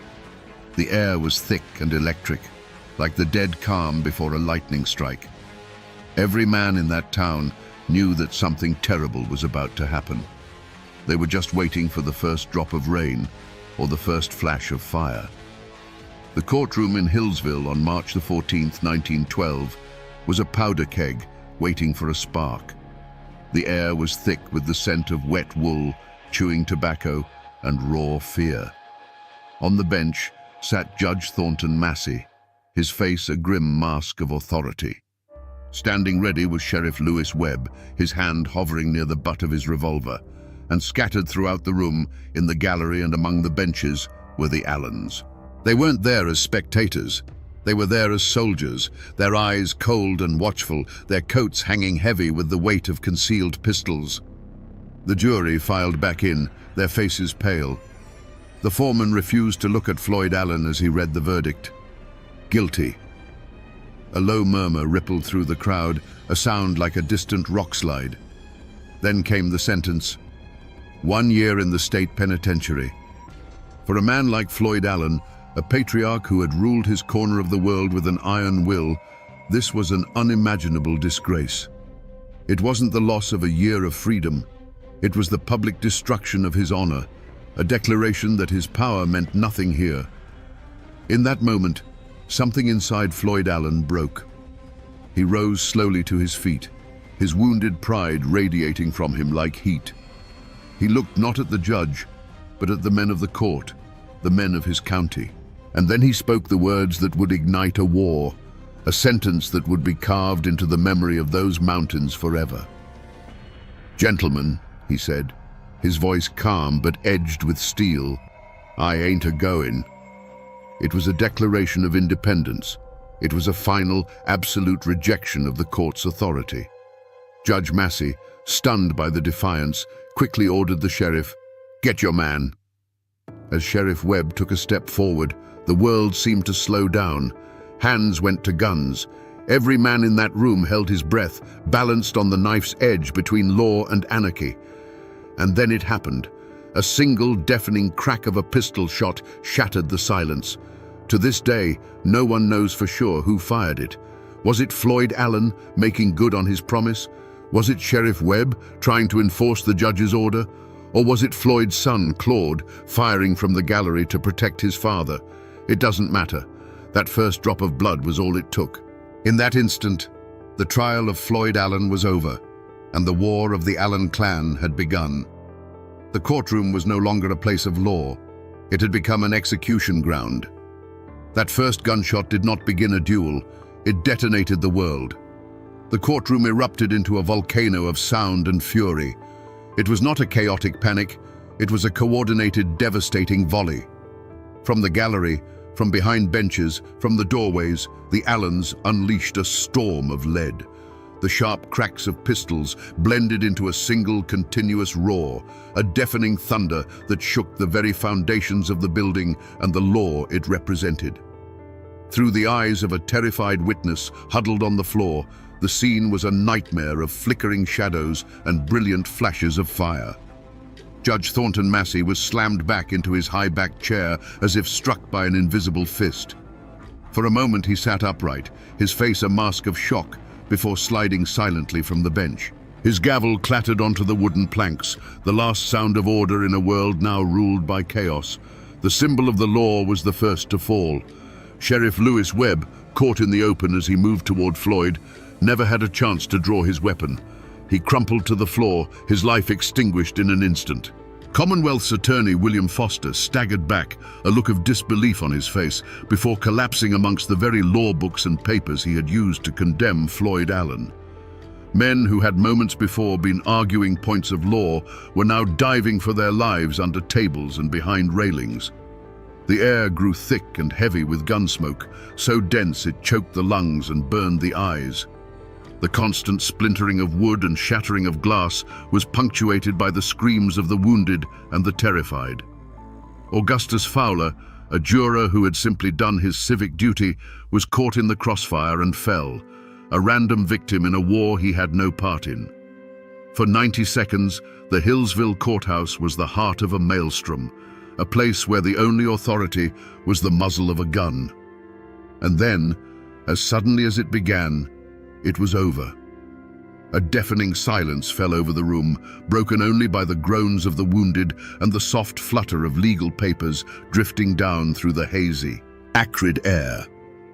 When the smoke began to clear, the walls and the judge's bench were pockmarked with dozens of dark, ugly holes, silent witnesses to the carnage. The law of the state had been tried, judged, and executed in its own sanctuary. Through the haze, the surviving Allens moved with a chilling purpose. They were not panicked. They were a clan of soldiers retrieving their wounded leader. They scooped up the bleeding Floyd Allen, and before anyone could fully comprehend what had just happened, they were gone. They melted out of the courthouse and vanished into the misty streets of Hillsville, leaving behind a scene of unimaginable slaughter. The war had been declared, the first battle had been won, and the Allens were now retreating into the mountains that would become both their fortress and their prison. To understand what happened in that courtroom, you have to try, just for a moment, to look at the world through Floyd Allen's eyes. In his mind, he was not the criminal. He was the victim of a conspiracy. These men, Judge Massey, Attorney Foster, they were outsiders, invaders who had come into his territory, his kingdom, to strip him of his authority and his honor. The trial wasn't a search for truth. It was a public ritual of humiliation designed to break him and, through him, the power of the Allen clan forever. When the jury foreman spoke the word guilty, it wasn't just a verdict. It was the deepest possible insult. When the judge pronounced the sentence of 1 year in a cage, it was a death sentence for Floyd's pride. In that moment, the switch flipped. The courtroom was no longer a place of law. It became a battlefield. The judge was not an arbiter of justice. He was the enemy commander who had just ordered his execution. The sheriff was not an officer of the court. He was the enemy soldier sent to capture him. The primal, unwritten law of the mountains, the law of survival and violent defense of one's own, instantly overrode the written law of the state. There was no room for hesitation. The moment the attack on his honor became a physical threat, the moment Sheriff Webb moved to lay hands on him, the time for words was over. For the Allens, this was self-defense. They were not murdering men. They were eliminating threats. In the cold calculus of clan survival, a judge who would cage their patriarch was an existential danger that had to be neutralized. The volley of gunfire was not an act of chaotic rage. It was the brutal, logical conclusion of their code. It was a preemptive strike to prevent the destruction of their world. As they carried their wounded leader from the smoking, blood-soaked courthouse, there was likely no remorse. There was no triumph. There was only the grim, chilling satisfaction of having met a mortal threat with overwhelming force. They had done what they had to do. They had defended their king and the honor of the clan. In their minds, they weren't fugitives fleeing justice. They were soldiers, retreating from a victorious battle, heading for the high ground to prepare for the long, bloody war that they knew was coming. When the last gunshot faded, the silence it left behind was more terrifying than the noise. It was a heavy, sacred silence, the kind that falls over a fresh grave. In the courtroom, the survivors lay frozen on the floor, the ringing in their ears slowly giving way to the soft, wet sound of dripping blood. The air was a choking fog of gun smoke, and through the haze, the afternoon sun cast long, dusty rays that illuminated a scene from hell. Overturned benches, scattered legal papers stained crimson, and the still forms of men who, minutes earlier, had represented the full authority of the Commonwealth of Virginia. Slowly, the bravest of the townsfolk crept toward the courthouse doors. They peered into the smoky darkness, and a wave of collective shock and horror rippled through them. The news spread not like a rumor, but like a physical blow, striking the heart of Hillsville and knocking the breath out of it. The courthouse, the very symbol of order and civilization in their small world, had been desecrated. It was no longer a hall of justice. It was a slaughterhouse, a tomb for the law itself. The telegraph key began to chatter frantically, tapping out a message of carnage that sent a shockwave across the state and the nation. This was not just a backwoods murder. This was an open insurrection. The governor of Virginia, William Hodges Mann, declared it a direct outrage upon the civilization of the state.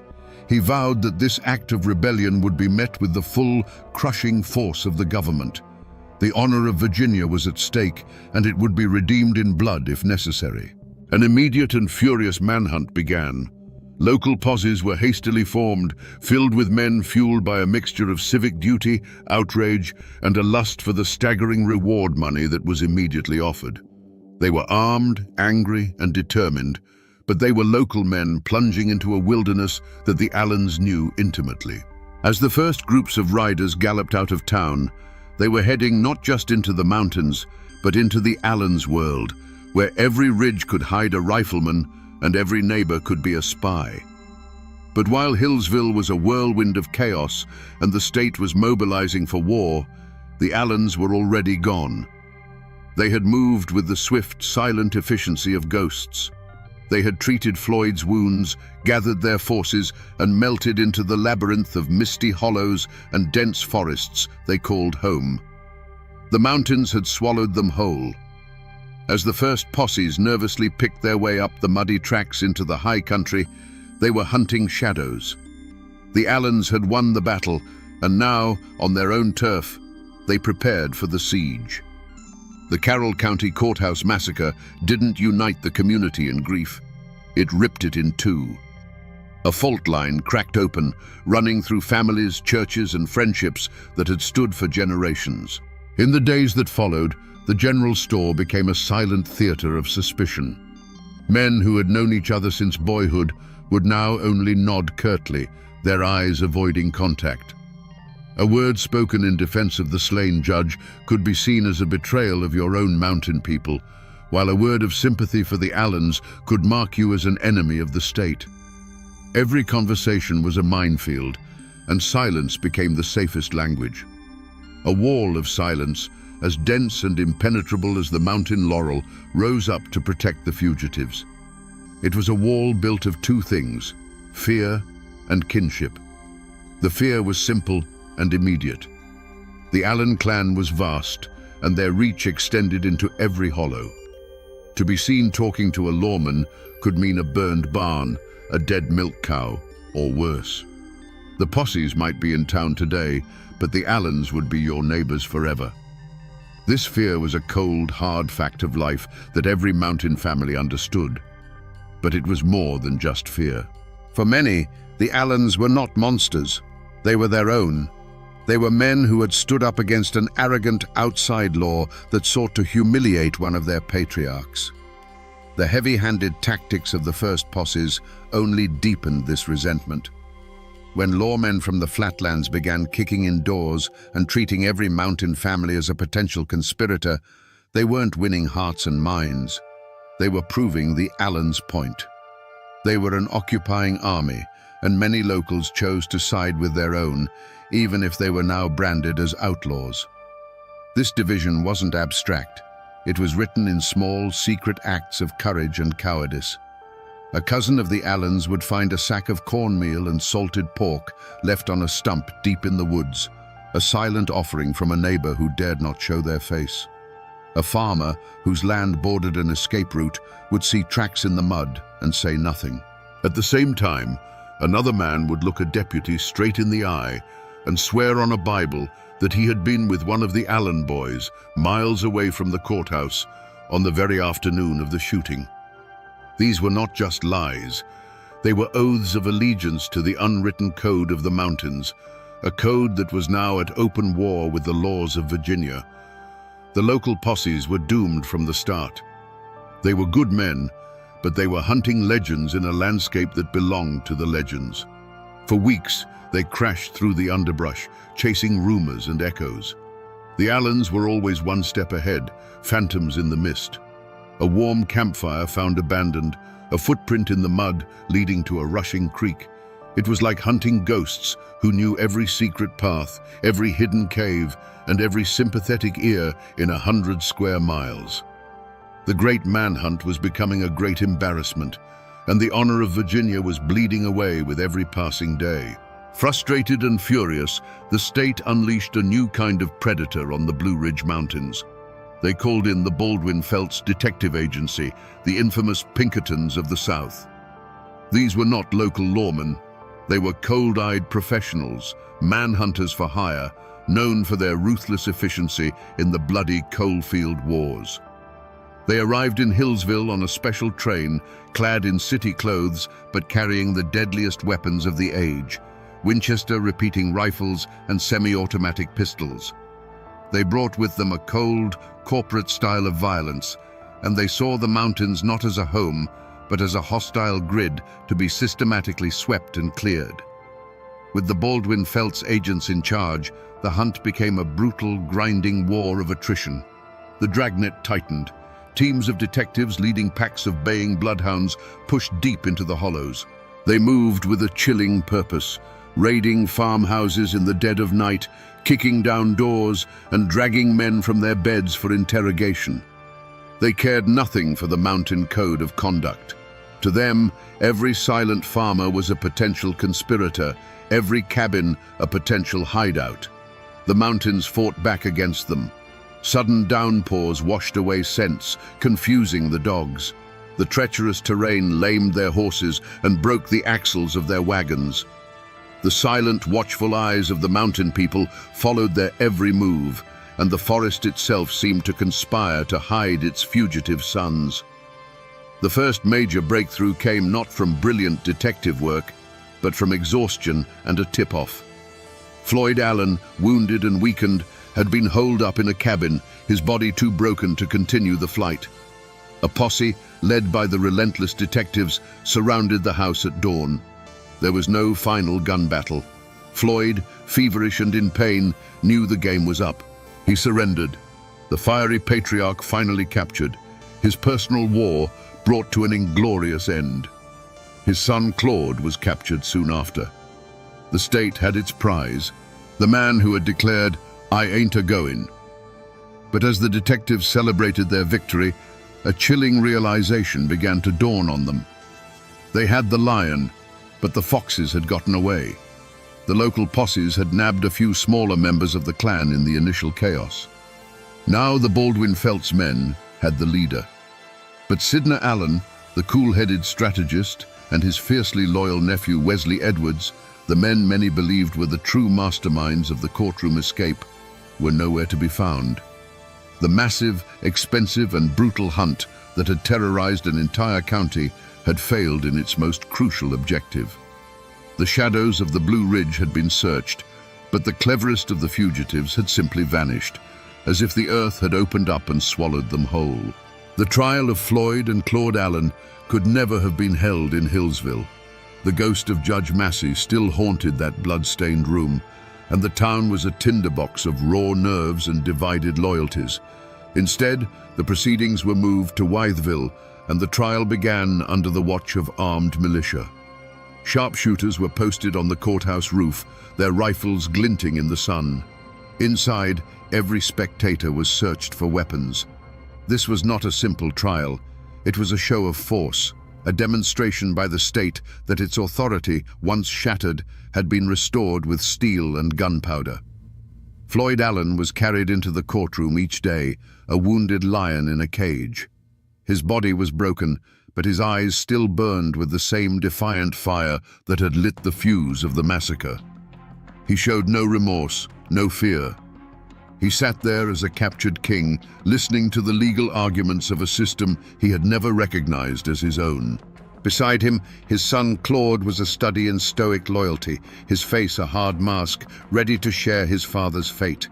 They were not begging for mercy. They were facing the consequences of their war, their silence a final act of defiance. The trial itself was a theater of conflicting truths. The prosecution, backed by the full power of the state, painted the Allens as savage anarchists, a clan of killers who had declared war on civilization. Their lawyers, in turn, fought back fiercely, arguing that the first shot had come from Sheriff Webb, that the Allens had been caught in a trap and had only fired to defend their patriarch's life. Witnesses took the stand, their hands trembling, their testimony often shifting like shadows depending on which lawyer was asking the questions. The truth of those 90 seconds was buried under an avalanche of fear, loyalty, and intimidation. But in the end, the outcome was never truly in doubt. The state needed a conviction. It needed to prove that its laws were supreme. The jury, after deliberating under immense pressure, returned with the inevitable verdict: guilty. Guilty of murder in the first degree. As the foreman spoke the words, a heavy silence fell over the packed courtroom. Floyd and Claude Allen received the news without flinching. They had gambled everything on their code, and they had lost. The sentence was death. Not by the rope, the old way of the mountains, but by the new, clean terror of the electric chair. It was the final, modern symbol of the state's power. But as the verdict was celebrated in the state capital, a deep and troubling question hung in the mountain air. Was this justice for the men who died in the courthouse?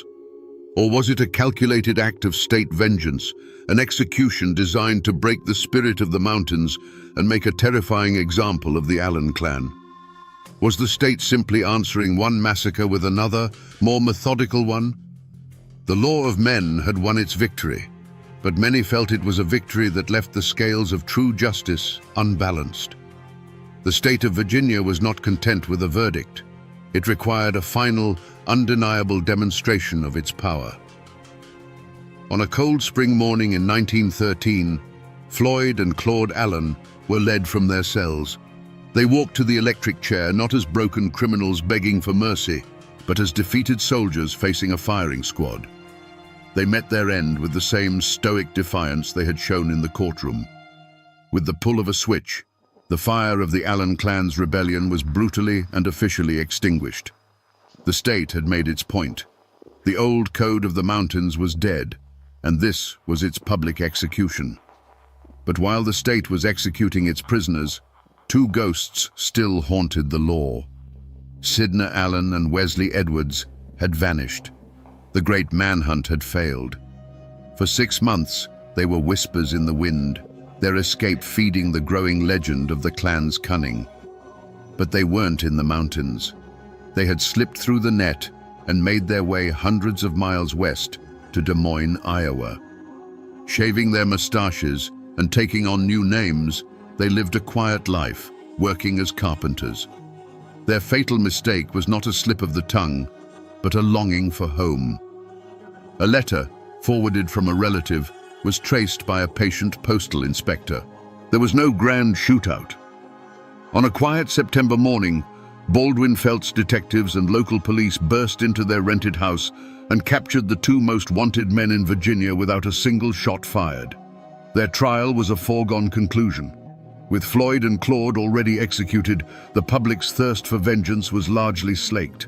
Sidney Allen and Wesley Edwards were spared the electric chair, but were sentenced to long, hard years in the state penitentiary, a living death in a stone cage. They were sent away, and the state of Virginia closed the book on the Carroll County massacre. The Allens were finally, completely broken. And here, my friends, the story takes its final, tragic turn. In prison, Sidney Allen, the cool-headed strategist, became a model prisoner. The fire that had fueled the feud seemed to have been quenched, replaced by a quiet, weary resignation. Years turned into a decade, and his health began to fail. In 1926, the governor, seeing a broken old man, granted him a pardon. Sidney Allen returned to Carroll County a free man, but he came back a ghost. He returned not to his magnificent home, which stood as a monument to a life that no longer existed, but as a shadow of his former self. He had outlived his world. 1 year later, Sidney Allen died, his freedom a brief, bitter epilogue to a life of power and ruin. With the leaders of the clan dead or in chains, a heavy, deliberate silence settled over Carroll County. The story of the courthouse massacre was not something to be discussed. It was a wound too deep, a memory too divisive. People had to go on living together, had to trade at the same stores and attend the same churches. And so, the story was buried. It was locked away in the attic of the community's memory, an unspoken horror that everyone knew was there, but no one dared to mention. They tried to move on, to plow over the blood-soaked ground and plant anew, but some scars are too deep to ever truly fade. And what is left of this epic war today, more than a century later? The names are still there. Drive the winding roads of Carroll County, and you will still find the names Allen, Webb, and Edwards on mailboxes. The descendants of the clan and their victims still walk the same land. For them, it is a heavy inheritance, a legacy of both fierce pride and terrible violence. The story isn't told with the old fire anymore. It is a quiet history, a family secret shared in hushed tones, a reminder of a time when the blood ran hot and the law of the mountains met the law of the state in a fatal collision. If you go to Hillsville today, you won't find the old courthouse. It was torn down decades ago, and a new one stands in its place, a symbol of a more orderly world.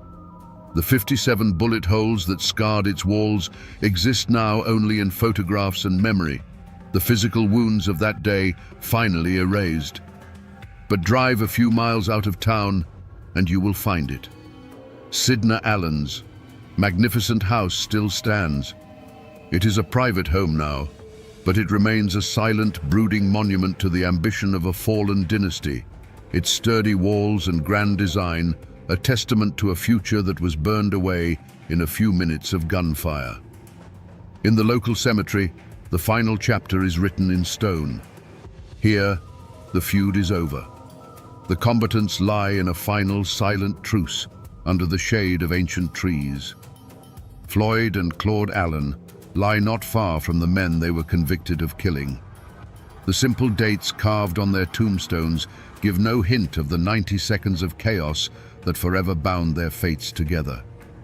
Here, they are all equal, their passions cooled, their war finally over. The people of Carroll County tried to bury the story, to let the grass grow over the scars. But the mountains don't forget. They were here long before the Allens arrived, and they will be here long after the last stone on their graves has crumbled to dust. The wind that whispers through the pines on the Blue Ridge still carries the echo of those gunshots. The dark hollows where Sidna and Wesley hid still hold the memory of their flight. The land itself is the final witness, the keeper of a story that is now part of the very soul of this place. So we return to the question that echoed from that bloody courtroom. What pushes a man to declare war on the law in its own temple? After walking through the smoke and shadows of this story, we can see the answer is not a simple one. The slaughter in Hillsville wasn't just the act of a cornered criminal, it was the last, desperate roar of a dying world. Floyd Allen saw himself not as a lawbreaker, but as a sovereign king in his own land, and the court's verdict was an invasion, a declaration of war against his entire way of life.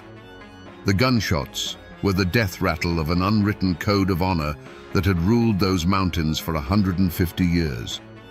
This is a story about the brutal collision of two Americas.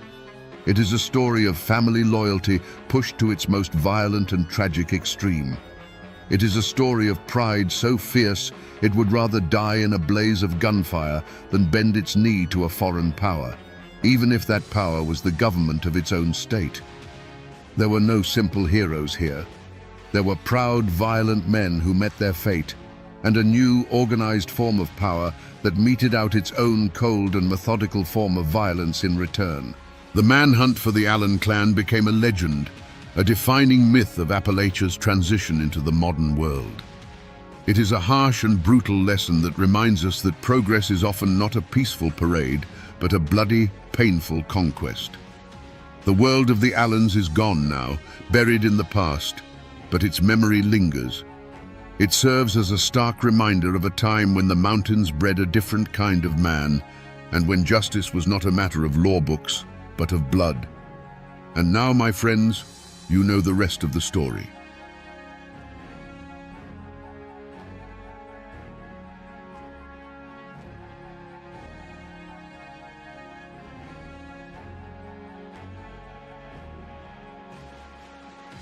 In the misty mountains of Appalachia, they say a word can be sharper than any blade, and a woman's pride can be a poison more potent than any rattlesnake's venom. They tell a story of a young man lying on his deathbed, not from fever or from battle, but from love. And they whisper the name of the woman who put him there with a single cruel sentence. Her name was Barbara Allen. Most folks have heard the song, a sad little tune about a hard-hearted girl. But here, in the isolated hollows, that song became more than music. It became a legend of a heart so cold it could freeze a man's soul. It raises a question that still echoes in these hills. Can a person truly be killed by a word? Today, we separate the ballad from the chilling folklore it spawned, to look into the icy heart of Barbara Allen and ask the one question the mountains have been asking for centuries. Was she a monster, or the most tragic victim of them all? You have to understand what life was like back then. in those hidden pockets of the Appalachians.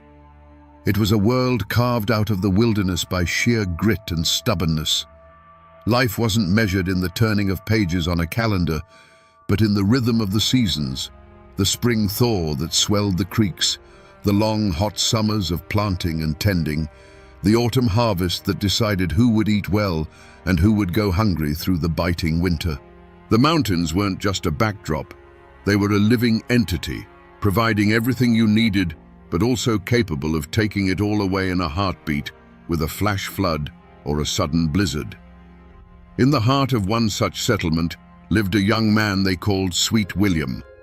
The name wasn't just a convenience, it was a description. He was the kind of man who was first to help a neighbor raise a barn and the last to leave a campfire. He had a strength that came from working the hard soil and a laugh that could cut through the thickest mountain fog. He was the future, the promise of another generation surviving and thriving in this unforgiving land. Everyone loved him because he was the best of them, a reflection of the warmth and community that was the only real shield against the cold and the dark. And then there was Barbara Allen. If William was the warm hearth of the community, she was the frost on the window pane. She possessed a beauty that was almost painful to look at, sharp and perfect, like a shard of ice. But it was a remote beauty. She lived with her mother in a small cabin, keeping to herself, her silence often mistaken for arrogance. The other girls whispered about her pride, and the young men who tried to court her came away feeling as if they'd tried to warm their hands on a marble statue. She was a mystery, an outsider in a community where there were no secrets. Yet, as it so often happens, the fire was drawn to the frost. William saw something in Barbara that no one else did. Not coldness, but a guarded sorrow, a strength that had hardened into a shield. And she, in turn, saw in his open-hearted nature a warmth she'd never known. Their courtship wasn't one of public pronouncements, but of stolen glances across the clearing during a Sunday service, of a wildflower left on her doorstep, of two people from different worlds circling each other like the sun and the moon. For a brief, hopeful season, it seemed that William's warmth might just be enough to melt her icy heart. But this world was as fragile as it was harsh. It was held together by unwritten laws of respect, honor, and pride. A person's reputation was their most valuable possession, more precious than land or livestock. And in a place where life was a constant struggle, a wounded pride could fester like a snakebite, turning the promise of love into the certainty of a grave. The community, watching the two lovers, held its breath, sensing that this was a story that could only end in one of two ways: with a wedding or with a tragedy that would be whispered around their fireplaces for 100 years to come. The turning point, the moment the future split into what could have been and what was, didn't happen in a dark forest or with the flash of a knife. It happened in a place of celebration. The harvest had been good, and the community gathered in the largest clearing, the air thick with the smell of roasting meat, wood smoke, and the sweet, sharp scent of homemade apple cider. Fiddles were playing, people were laughing, and for a little while, the harshness of mountain life was forgotten. At the center of it all, of course, was Sweet William. He was in his element, surrounded by friends, his voice booming over the music. Flushed with cider and the simple joy of the evening, he raised his wooden cup. "A toast!" he shouted, a wide grin on his face. "A toast to the beauties of this valley who make the work worthwhile and the winters warm." Men cheered, and the women, both young and old, smiled at the compliment. It was a simple, clumsy, heartfelt gesture from a young man who loved his home and the people in it. But in a shadowed corner, one pair of eyes didn't smile. Barbara Allen had watched him all evening, a rare warmth in her own heart. She saw him as hers, a private treasure. And in that moment, his toast felt like a betrayal. He hadn't toasted her. He had thrown her into the common lot with every other woman there. To his mind, it was a harmless, all-encompassing compliment. To her proud and guarded heart, It was a public declaration that she was nothing special to him at all. It was a careless flick of the wrist that to her felt like a slap across the face. She didn't scream or cry. Her pain was a cold, quiet thing. The light in her eyes simply went out, replaced by a glacial hardness. Without a word, she stood up, smoothed her dress, and walked out of the clearing, vanishing into the night. Her departure was so silent that at first only a few noticed. But a chill followed in her wake, and soon the whispers started. William, seeing her empty place, felt a knot of dread tighten in his stomach. The laughter died on his lips. He followed her, of course. He went to her cabin that night and the next day, but the door remained barred. He sent friends to plead his case, but they returned with shaken heads, speaking of a coldness they had never seen in a living soul. The community watched as a wall of silent, unforgiving pride rose between the two lovers. William's careless words had been the spark, but Barbara's wounded heart was the tinder. A fire had been lit, a slow, consuming blaze that wouldn't be put out with apologies. It was a fire that would demand a sacrifice. William's life wasn't being taken by disease. It was draining away from a wound no doctor could see, a sickness of the soul. His servants, loyal and terrified, saw their master fading like the last embers of a fire. In desperation, they went to the one person who held the cure or the final poison. They found Barbara Allen at her cabin, and their message was a raw plea. "Our Lord is dying, and he is calling for the one named Barbara Allen." There was no command in their voice, only a prayer. She rose slowly, so slowly you'd think time itself was wading through molasses. Every step she took from her cabin to his bedside was deliberate, a leisurely stroll towards a man's last moments. When she finally entered his room, the servant standing helplessly by the door felt a sudden chill, a damp cold that had nothing to do with the weather. It was as if she had brought the dead of winter into that small, suffocating space with her. William, pale as a death shroud, his voice a dry whisper, turned his face from the pillow. He looked at her, his eyes pleading for a single drop of mercy. "I am sick, and very, very low," he rasped. "And it's all for the love of you, Barbara Allen." It was his last gamble, his entire being laid bare, hoping to find a flicker of the woman he loved beneath the ice. But the woman who stood over him was not a lover. She was a judge.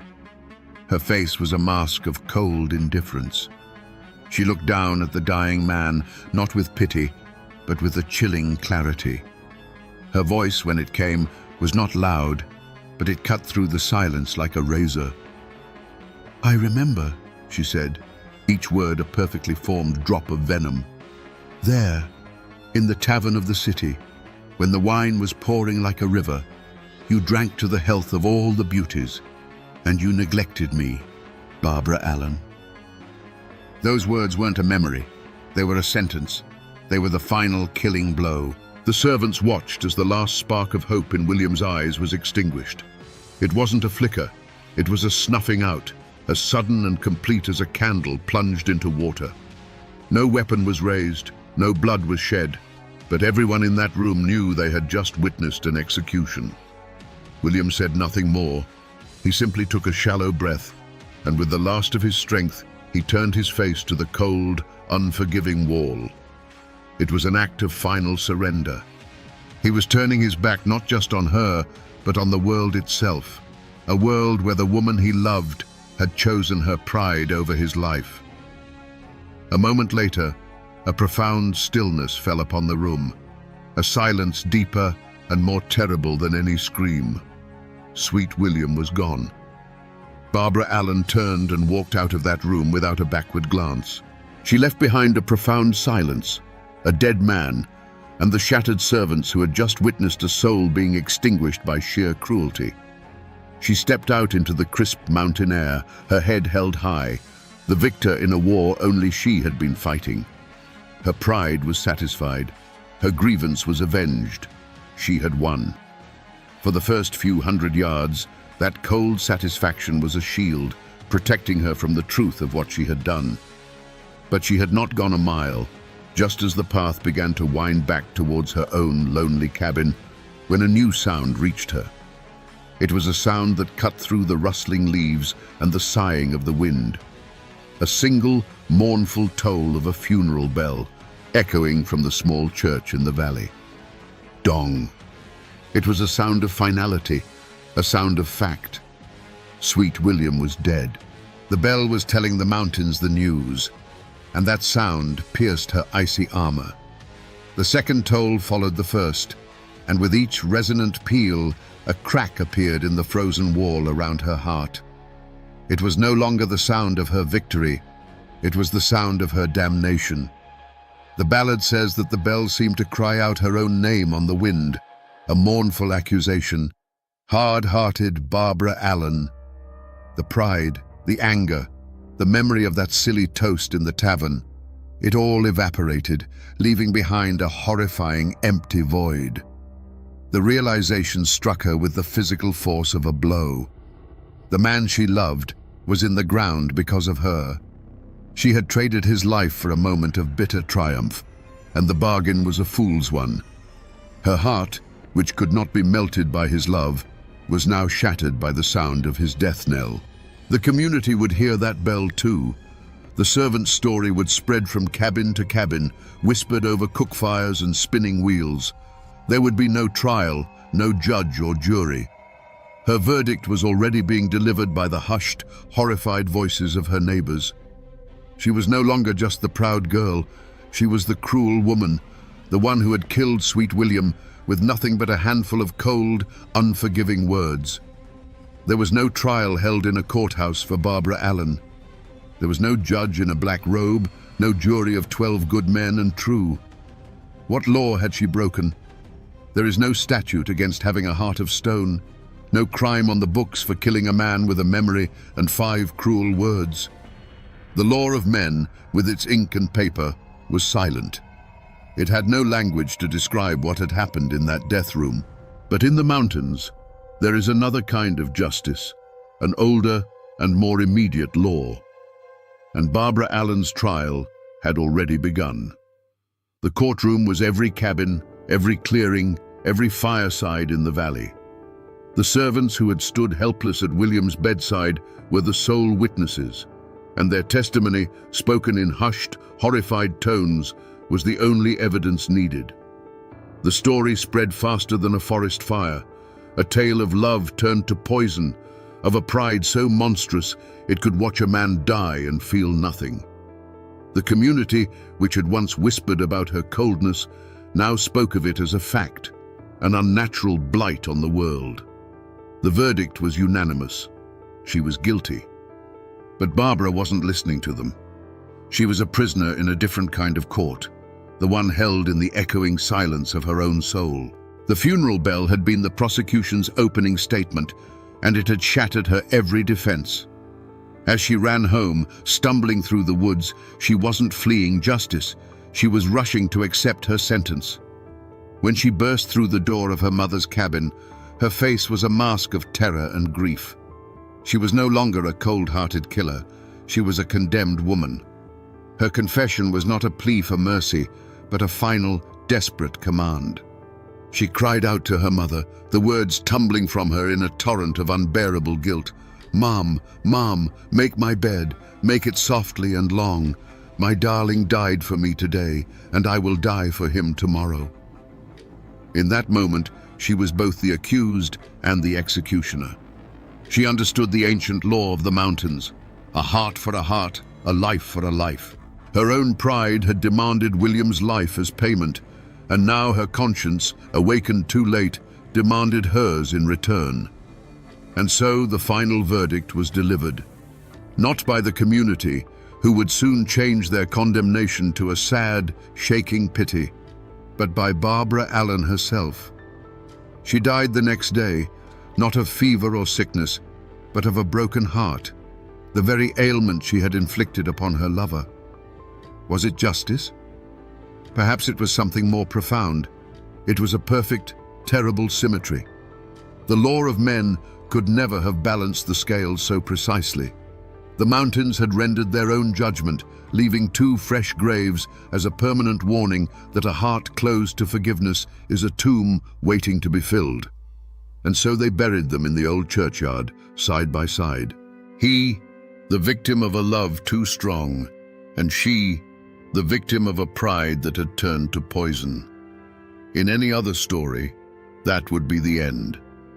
2 graves on a lonely hillside, slowly being reclaimed by the wild grass and the passage of time. But in Appalachia, some stories refuse to stay buried in the ground. They grow. Out of Sweet William's grave, the old-timers say, there grew a rose. It wasn't just any rose, but one with petals so deep and red they looked like drops of blood, a symbol of the true and passionate love he'd held in his heart. And from Barbara Allen's grave, there grew a briar, its vines thorny and grasping, a testament to the sharp, tangled pride that had protected and ultimately destroyed her. They grew, reaching up towards the Appalachian sun as if pulled by some unseen force. The rose climbed the old stone wall of the churchyard, and the briar followed. Higher and higher they went, until at the very peak of the wall they met. And there, under the watchful eyes of the mountains, the soft red rose and the thorny green briar intertwined.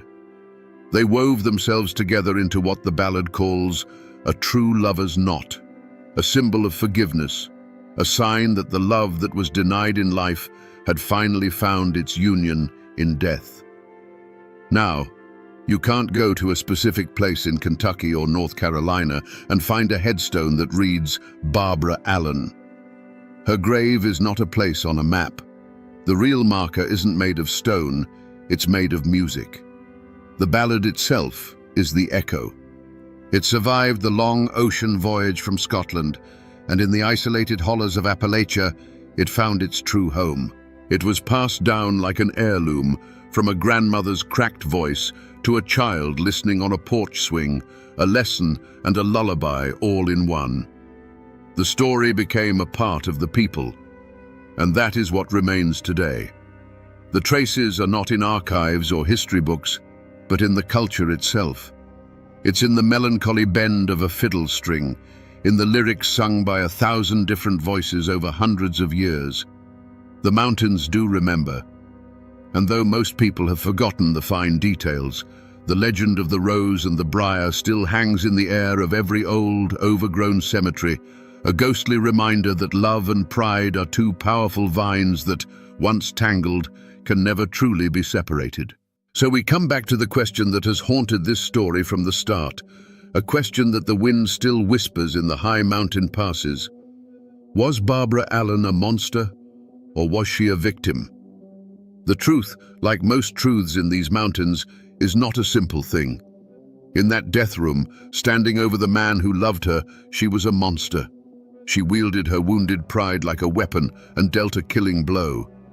But in the moments that followed, when the sound of a funeral bell shattered her soul, she became the story's final, most tragic victim, a prisoner of a pride she could no longer live with. This is the eternal lesson encoded in the ballad of Barbara Allen, the reason it has survived for centuries while grander tales have turned to dust. It's a story that warns us that a heart shielded by pride is the most fragile heart of all. It teaches us that forgiveness is not a gift we give to others, but a key to our own freedom. The rose and the briar are not just a fanciful ending, they are the story's true moral. They tell us that even after a tragedy born of bitterness and spite, redemption is possible, that 2 souls torn apart by life can find their way back to each other in the end. This is more than just a ghost story or a sad old song. It is a piece of Appalachia's soul. It is a testament to the people who lived and died by a code of honor that could be both their greatest strength and their most fatal flaw. And even today, if you find yourself deep in the mountains when the fog is rolling in and the world grows quiet, you can almost hear it. A sad, distant melody on the wind and the mournful toll of a bell, forever crying out a warning and a lament. Poor Barbara Allen.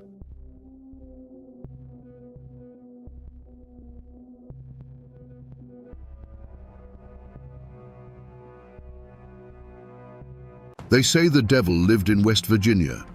He walked on two legs, carried a Winchester rifle, and smoked a pipe carved from the root of a mountain laurel. But here is the thing about the devil. He rarely does his own dirty work. He has a son for that. When we talk about the American Wild West, we usually picture dusty deserts, tumbleweeds, and high noon shootouts in front of a saloon. We think of Billy the Kid or Jesse James. But while they were robbing banks in the open plains, something much darker was happening in the deep, claustrophobic forests of the Appalachians.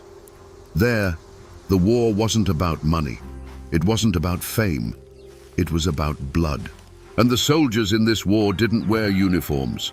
They wore wool coats and hid in the rhododendron thickets, waiting for hours, sometimes days, for a neighbor to walk by.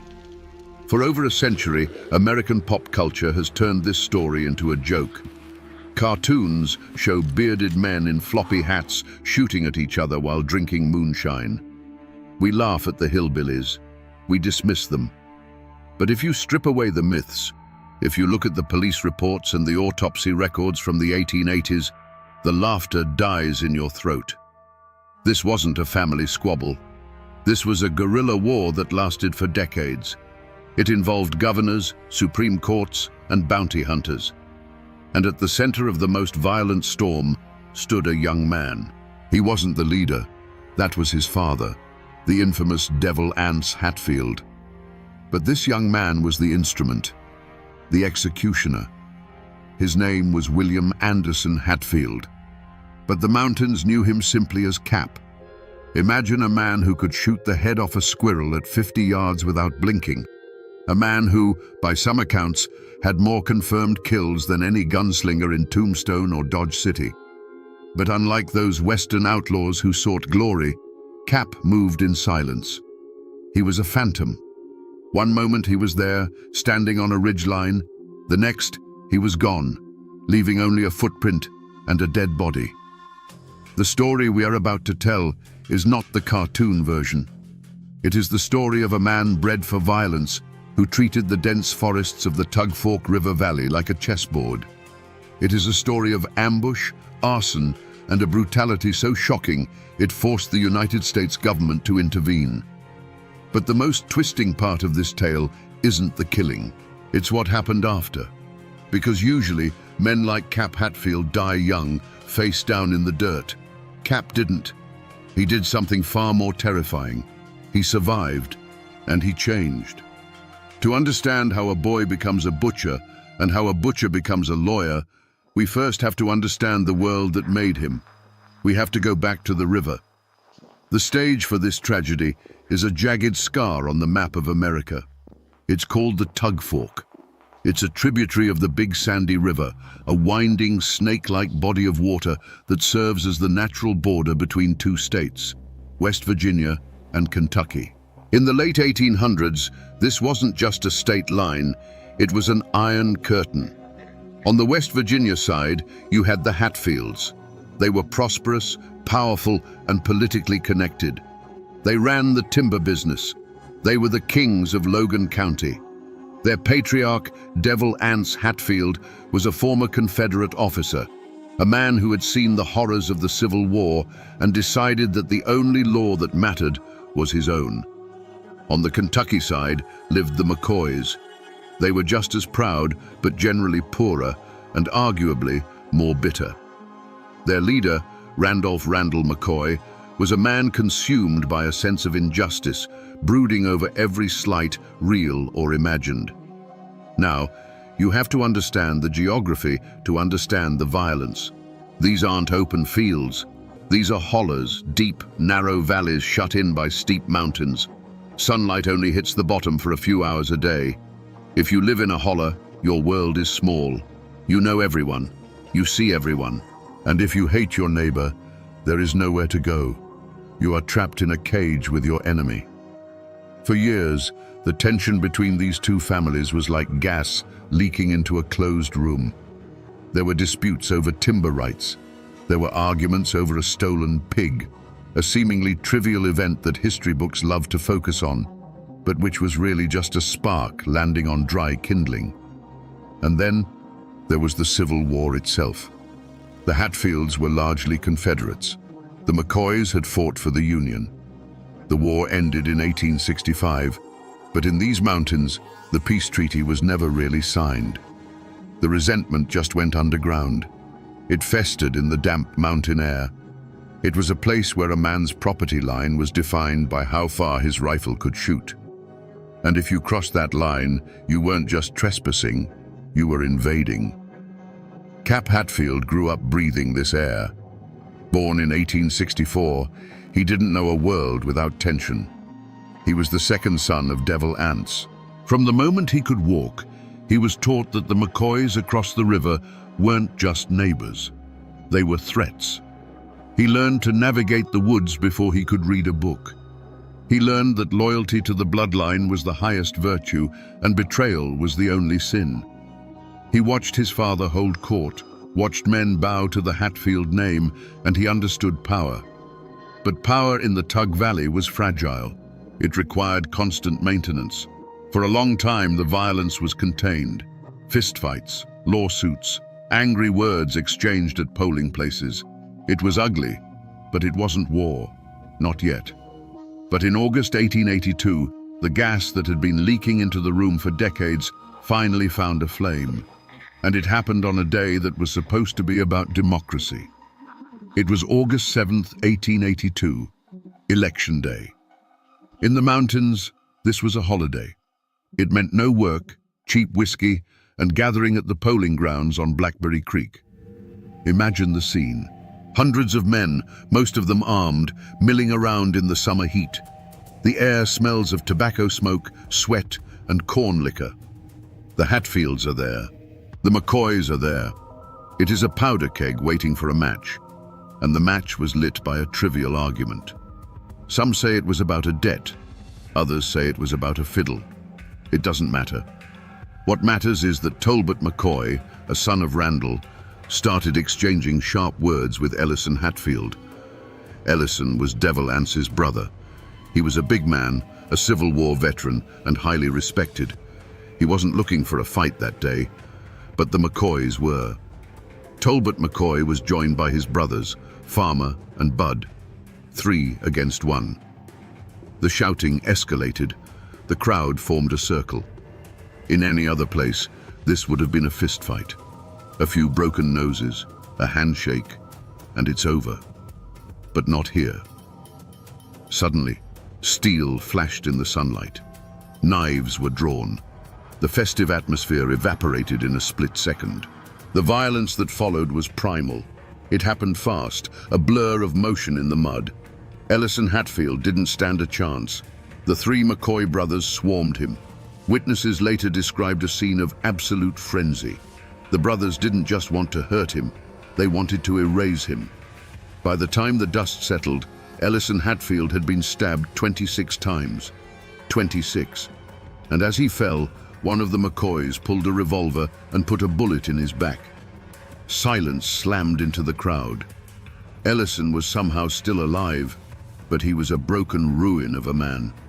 The sheer brutality of the attack shocked even these hardened mountain men. The local law enforcement, terrified of what would happen next, quickly arrested the 3 McCoy brothers. They were desperate to get them to a jail in Pikeville, Kentucky, far away from the Hatfields. They knew that if Devil Anse found them, there would be no trial. But news travels fast in the hollers, faster than a wagon carrying prisoners. While the constables were moving the McCoy boys down the road, hoping to outrun the vengeance, a shadow fell over them. Devil Anse had heard, and he wasn't alone. He rode out with a posse of over 20 men. Among them, riding hard, was his son Cap. They intercepted the lawmen near the river. It wasn't a negotiation, it was a takeover. The Hatfields, armed to the teeth, simply took the prisoners. They didn't shoot them, not yet. Devil Anse looked at the 3 brothers, Tolbert, Farmer, and Bud, and issued a chilling decree. He said they would wait. They would wait to see if Ellison lived. If Ellison survived his wounds, the McCoys would be handed back to the law. But if Ellison died, the boys would belong to the Hatfields. For 2 days, time stood still. The Hatfields held the three McCoy brothers captive in an old schoolhouse on the West Virginia side of the river. They fed them. They let them prey. But outside, the guards watched the horizon, waiting for news from Ellison's bedside. Cap Hatfield was there, watching the prisoners. He was 18 years old enough to be a man, young enough to still be molded. He watched his uncles and cousins cleaning their rifles. He saw the grim determination on his father's face. He was learning a lesson that no school could teach. Law is just a word. Power is a loaded gun. On August 9th, the news arrived. Ellison Hatfield was dead. The atmosphere in the schoolhouse shifted instantly. The waiting was over. The promise had been made, and now it had to be kept. It was night. Rain had begun to fall, a steady, miserable drizzle that turned the dirt roads to slick mud. The Hatfields marched the three McCoy brothers out into the darkness. They crossed the river back into Kentucky. Why Kentucky? Because Devil Anse wanted to send a message. He was bringing the bodies back to their own soil. Or perhaps, in his twisted logic, he didn't want their blood staining West Virginia ground. They stopped in a small clearing known as the Pawpaw Bushes. The river rushed nearby, swollen with rain. The brothers were tied to the pawpaw trees. Tolbert, Farmer, Bud. Bud was the youngest. He was barely an adult. The terror in that clearing must have been palpable. The smell of wet leaves, the sound of the river, and the clicking of hammers being cocked. Devil Anse didn't do it himself. That wasn't the way. This was a communal execution, a firing squad. Everyone had to be part of it. Everyone had to have blood on their hands so no one could turn on the others later. Cap raised his rifle. This moment is pivotal. Until now, Cap was a son, a farmhand, a rough-and-tumble boy. When he pulled that trigger, he crossed a line he could never step back over. The command was given. The night erupted in a volley of gunfire. It wasn't clean. It wasn't quick. The Hatfields reloaded and fired again. Dozens of bullets tore through the soft wood of the pawpaw trees and the bodies of the brothers. It was overkill. It was rage manifest in lead. When the smoke cleared, the silence returned, heavier than before. The three McCoys hung limp against the trees, perforated and broken. The Hatfields turned and walked away, back across the river, back into the mist. They left the bodies for the families to find. They believed justice had been served. An eye for an eye, 3 lives for 1. But they were wrong. They hadn't ended the dispute. They had just poured gasoline on a fire that would burn for the next decade. And in the darkness of that night, as the smell of gunpowder clung to his coat, Cap Hatfield had changed. He had looked death in the face and hadn't blinked. The phantom of the tug fork was born. Who was this young man walking away from the pawpaw trees? William Anderson Hatfield was a paradox. Physically, he was intimidating, though not a giant like his uncle Ellison. He had a strong build, broad shoulders, and a face that seemed carved out of granite. But it was his eyes that people remembered. Folks in the valley said he had a wall eye or a bad eye, one eye that wandered or looked different. In local folklore, this was often a sign of a cursed soul, or at least a volatile one. When Cap looked at you, you weren't quite sure where he was looking, which only added to the unease. But behind those eyes was a sharp, calculating intelligence. Most of the men involved in the feud were brawlers. They acted on impulse, fueled by whiskey and temper. Cap was different. He was a tactician. He didn't drink much. He didn't boast in the taverns. He treated violence like a trade. His relationship with his father, Devil Anse, was complex. Devil Anse was the charismatic leader, the general of the clan. He made the speeches, he negotiated the politics. But Cap was his lieutenant, his enforcer. If Devil Anse was the brain, Cap was the trigger finger. There is a terrifying intimacy in that dynamic. A father grooming his son not to take over the family farm, but to be his bodyguard and assassin. Cap revered his father. He absorbed his father's paranoia. He believed, truly believed, that the Hatfields were the victims, constantly under siege by the McCoys and the Kentucky government. While his father gave the orders, Cap was the one checking the windage on the sights. He became a master of the ambush. He knew every cave, every deer trail, every ridge in the Tug Valley. He could disappear into the woods for days, living off the land, watching, waiting. He was the original guerrilla fighter of the Appalachians, and rumors began to swirl. If a McCoy horse was shot in the night, Cap did it. If a barn burned down, must have been Cap. He became the boogeyman of Pike County.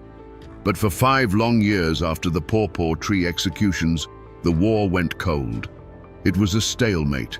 The McCoys were grieving and disorganized. The Hatfields were secure in their West Virginia fortress.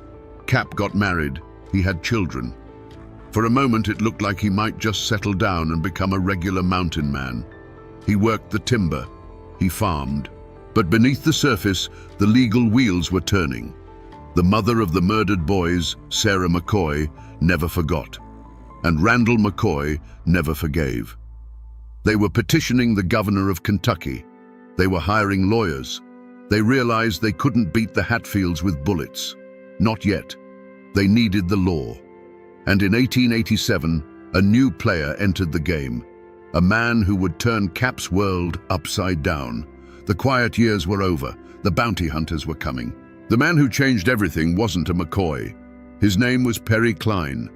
Cline was a lawyer, a politician, and a man with a personal grudge against Devil Anse Hatfield over a timberland dispute years prior. He was smart, connected, and he saw an opportunity.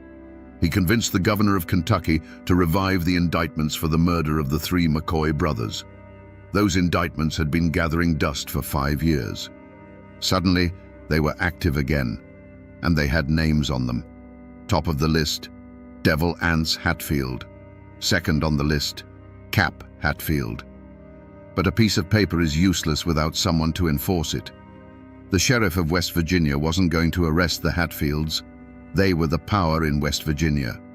So, Kentucky authorized rewards for their capture. This transformed the feud. It wasn't just about family honor anymore. It was about money. Enter Bad Frank Phillips.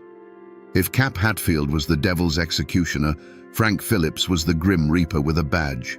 He was a deputy sheriff, but that title was loose. In reality, he was a tough, ruthless gunman who hated the Hatfields as much as the McCoys did.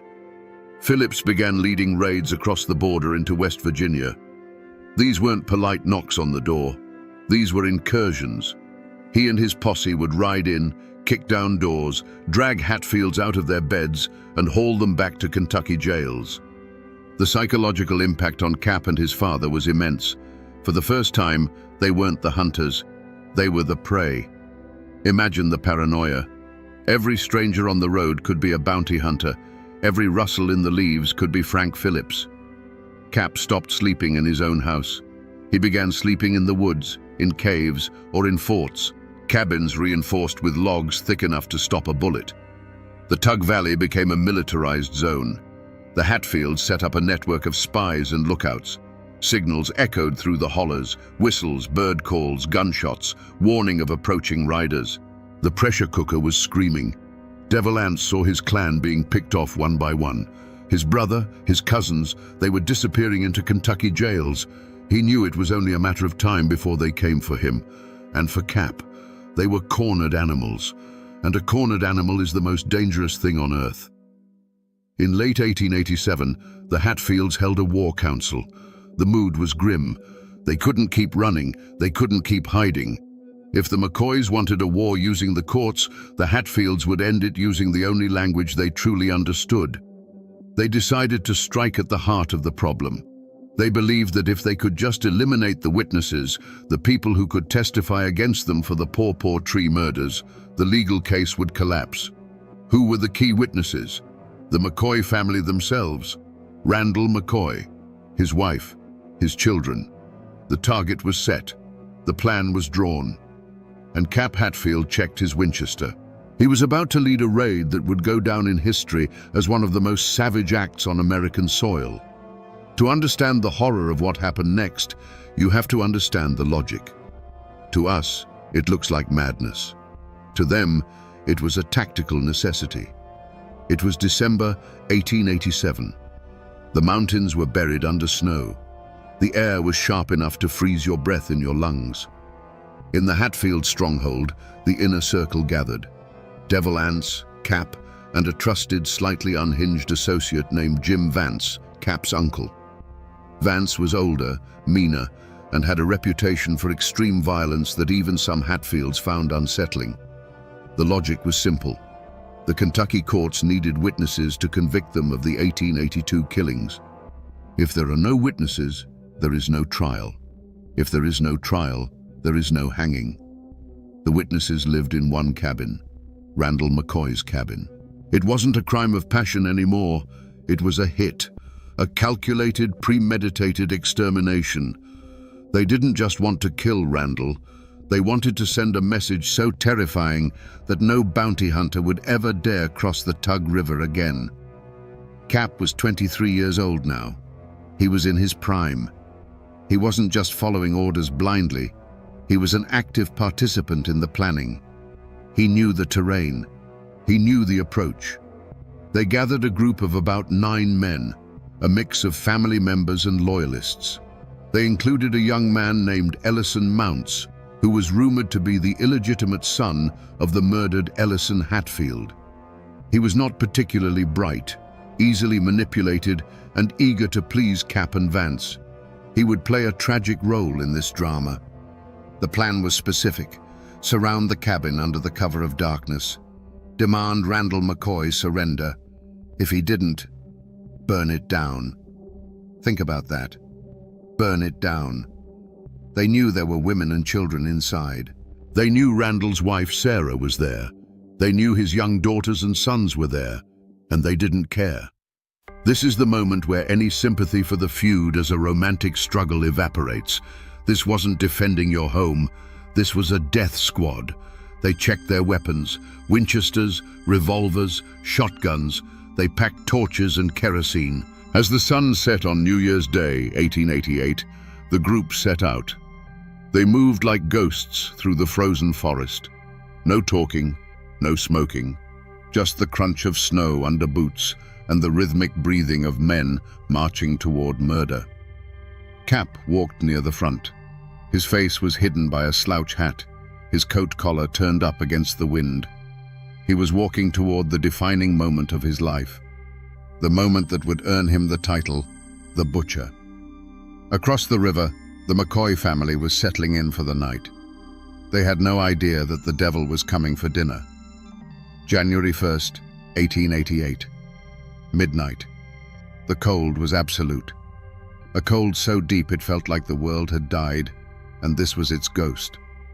The snow on the ground was a pale blue sheet under the moon, reflecting a dead light. Imagine the silence. It's a special kind of quiet that only happens in a deep freeze, when the very air seems to crackle.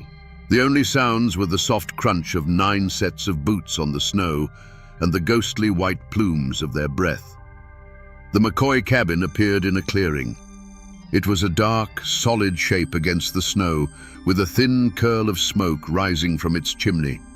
A single point of warmth in a frozen universe. A point they had come to extinguish. Cap moved with the quiet confidence of a predator. He was the field commander.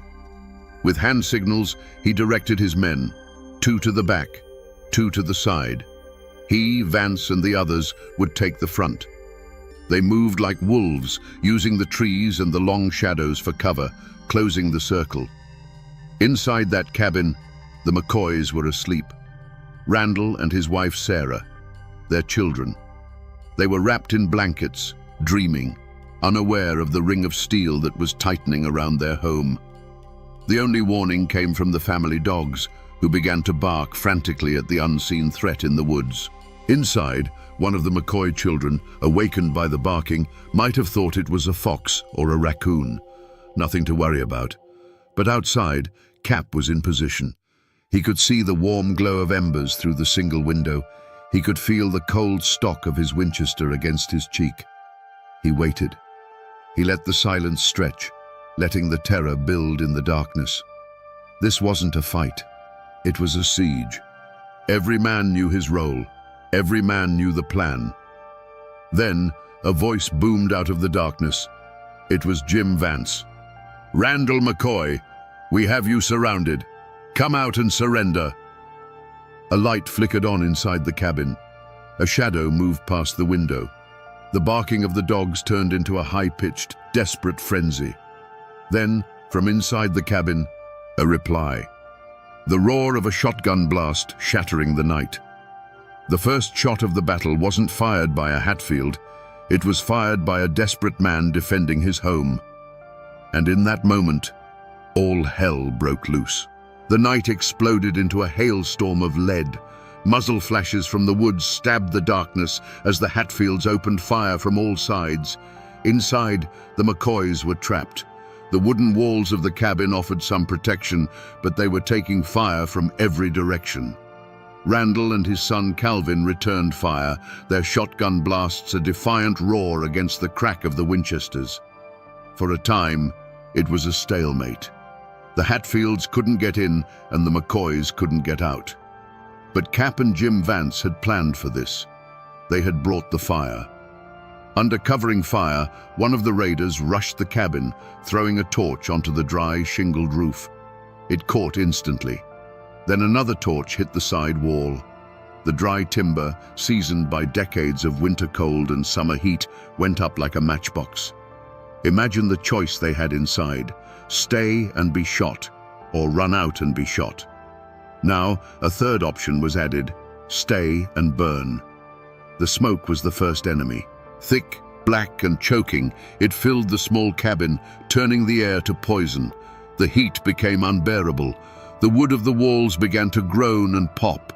In the chaos, Alifair McCoy, one of Randall's adult daughters, made a fatal decision. Desperate for air, or perhaps believing the attackers would spare a woman, she ran to the kitchen door and threw it open.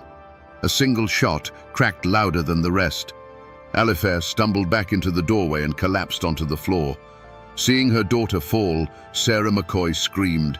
It was a sound that cut through the gunfire, a sound of pure, primal grief. She rushed to her daughter's side. Then, according to testimony, she saw Cap Hatfield standing in the doorway. She screamed at him, "They've killed my daughter!" What happened next is a testament to the savagery of the night. One of the raiders, some say it was Cap himself, didn't shoot. He swung his rifle like a club. He brought the butt of it down hard on Sarah McCoy's head, and she collapsed, unconscious, next to the body of her daughter. It wasn't a battle anymore. It was an extermination. With the cabin now an inferno, Randall McCoy knew it was over. He made a desperate run for his life. He burst out the back, into the freezing darkness of his cornfield, and scrambled away as bullets whizzed past his head in the night. He didn't stop running. Another of Randall's sons, Calvin, was also shot and killed as he tried to escape the flames. The raid was over in less than an hour. The Hatfields melted back into the woods, their work done. They left behind a scene from a nightmare. The McCoy cabin was a roaring funeral pyre against the snow. Inside were the bodies of a son and a daughter. Outside lay a mother, beaten and left for dead. The raiders retreated across the river, believing they had finally broken the McCoys. They believed they had won. But the light from that fire was seen for miles, and it would soon shine a spotlight on their little war that would bring the wrath of a nation down upon them. The New Year's massacre was not a secret kept by the mountains. The story of the burning cabin and the murdered family traveled down the telegraph wires, and it landed on the front pages of newspapers in a country that was suddenly fascinated and horrified. Imagine opening your morning paper in New York City or Chicago in January of 1888. You read about stock prices, politics, and then you see it. A headline about a vendetta in the mountains, war on the Tug Fork, savage clans in a fight to the death. Journalists, smelling a sensational story, descended on the region. They painted a picture of a primitive, lawless land stuck in a time warp. They called the Hatfields and McCoys American Montagues and Capulets, but with rifles instead of rapiers. This wasn't a local crime story anymore. It was a national scandal. The political pressure became immense. The governor of Kentucky, Simon Bolivar Buckner, was outraged. He saw the raid as an act of invasion by a foreign power. He accused West Virginia of harboring a nest of terrorists. In return, the governor of West Virginia, E. Willis Wilson, fired back.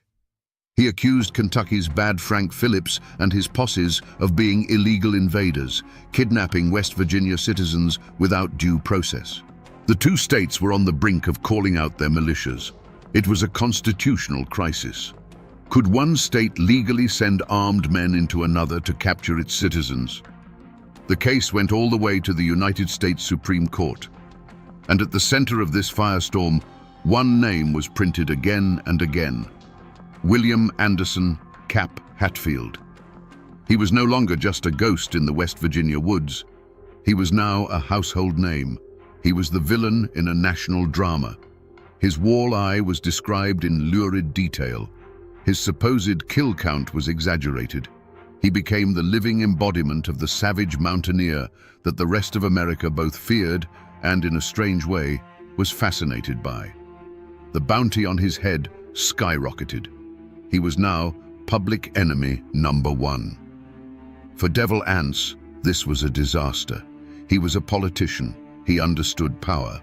And he knew that the power of the press and the United States government was something his clan could not fight. But for Cap, it simply raised the stakes. The world was now watching. He couldn't surrender. To surrender meant a Kentucky jail and a Kentucky rope. His only option was to fight. Back in Kentucky, Frank Phillips was given a blank check. The political embarrassment was so great that he was told to end this once and for all. Get the men responsible for the New Year's massacre, get Jim Vance, and most of all, get Cap Hatfield. Phillips gathered the largest posse yet. He armed them with the best rifles money could buy. This wasn't going to be another stealth raid. This was an invasion force. They crossed the Tug Fork, not in the dead of night, but in broad daylight. They were coming for a reckoning. The war came to the Hatfields on January 19, 1888. Frank Phillips and his posse of nearly 30 men were not hunting for rumors. They had a specific target list, and the first name on it was Jim Vance. They tracked him to his cabin. The fight was short and brutal. Vance, the old warrior, was cut down in a hail of bullets. Phillips had claimed his first major prize. The sound of that sustained gunfire echoed through the frozen valleys. For Cap Hatfield, hiding miles away, it was a death knell. He knew exactly what it meant. They had gotten Vance, and he was next. But Cap didn't run. Not yet. He gathered what men he could, his brother Johnsy, a few cousins and loyalists, and prepared to make a stand. He wasn't going to let them pick his family off one by one in their homes. He would meet them in the field. He chose his ground carefully, a place called Grapevine Creek. It was perfect defensive terrain. He positioned his men on a ridge overlooking the path that Phillips's posse would have to take. The creek itself acted as a natural moat, and the trees provided excellent cover. He funneled the attackers into a kill zone. It was a classic ambush. When Phillips and his men rode into the valley, they were confident, maybe even arrogant, after their easy victory over Vance. They rode straight into the trap. Cap gave the signal. The ridgeline exploded with fire. The posse was caught completely in the open. Men dove for cover behind rocks and trees. Horses screamed and bolted. For a few critical minutes, the Hatfields had complete superiority. They poured a relentless fire down on the pinned lawmen. But Frank Phillips was not an easy man to kill. He rallied his men. They had superior numbers and a grim determination. The skirmish turned into a full-blown battle that raged for hours. Bullets splintered the trees. Ricochets whined through the cold air. Men shouted orders and curses that were swallowed by the constant roar of the rifles. Cap was in his element. He moved from position to position, directing fire, calling out targets. He was a commander leading his troops in the heart of combat, but he was outmanned and outgunned. Slowly, methodically, Phillips's men began to advance, using flanking maneuvers to get around the Hatfield position. Cap realized the line was about to break. If they stayed, they would be surrounded and annihilated. He made the call: retreat. It became a running gun battle. The Hatfields would fall back 50 yards, take cover, and lay down fire while the others retreated past them. Cap was one of the last to pull back, his Winchester providing cover for his fleeing kinsmen. But the fight was lost. By the time the shooting stopped, the Hatfield clan as a fighting force was shattered. Several of their men were captured. Their ammunition was spent. Their will was broken. The Battle of Grapevine Creek was over. The Hatfield war machine was smashed, and Cap Hatfield vanished. He melted into the deep woods he knew better than any man alive, leaving the victorious posse standing on the empty battlefield. He had escaped, but he had lost everything else. He was now alone, a king without a kingdom, hunted by the law and by the ghosts of the men he had killed. After Grapevine Creek, the law swept through the Tug Valley. They arrested Devil Ance's sons, his nephews, and his supporters. The Hatfield Empire crumbled in a matter of weeks. The only major player still at large was Cap. He became a ghost, a legend whispered around campfires. For months, Cap lived like a wild animal. He slept in caves and abandoned coal mines. He drank from streams and hunted for his food with traps and snares, rarely daring to fire his rifle for fear the sound would give him away.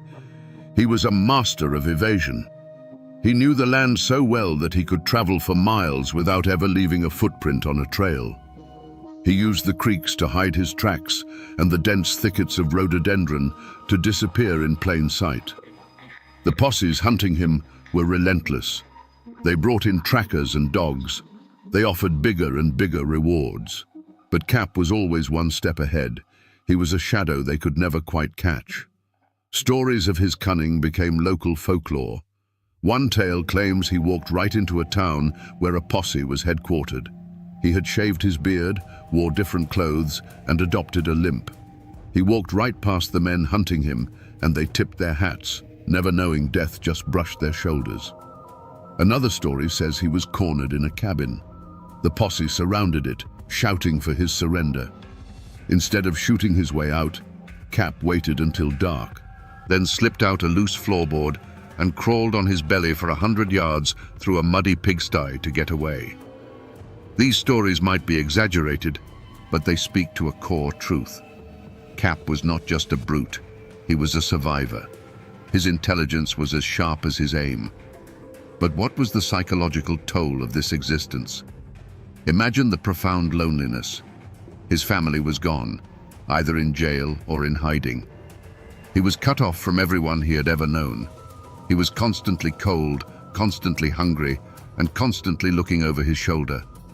His world shrank to the immediate essentials: shelter, food, and the next sunrise. But even a ghost can't run forever. The world was changing around him. His father, Devil Ance, seeing his family destroyed, was forced to negotiate a kind of peace. He couldn't protect his son anymore. The old way of life was over.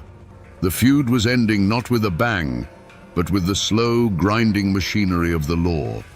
And the law was about to make its final, most dramatic statement. The men captured after the battle were being put on trial, and one of them was destined for the gallows. While Cap was a ghost in the mountains, his family members were ghosts in a courtroom. The trials of the captured Hatfields began in Pikeville, Kentucky.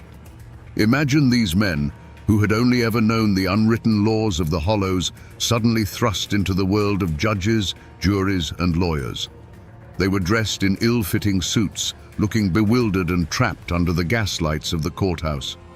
The prosecution needed a conviction for the New Year's massacre, and they found their perfect target in Ellison Cotton Top Mounts. Cotton Top was an outcast. He was known to be slow, simple-minded, and desperate for the approval of men like Cap and Jim Vance. He was the weak link. Under interrogation, he confessed. He claimed that he was the one who fired the shot that killed Alifair McCoy. Whether he actually did it, or if he was just saying what the lawmen wanted to hear, or if he was covering for Cap, We will never know. But his confession was a death sentence. The jury found him guilty of murder. The judge donned a black cap and sentenced him to hang by the neck until dead. The hanging was scheduled for February 18th, 1890.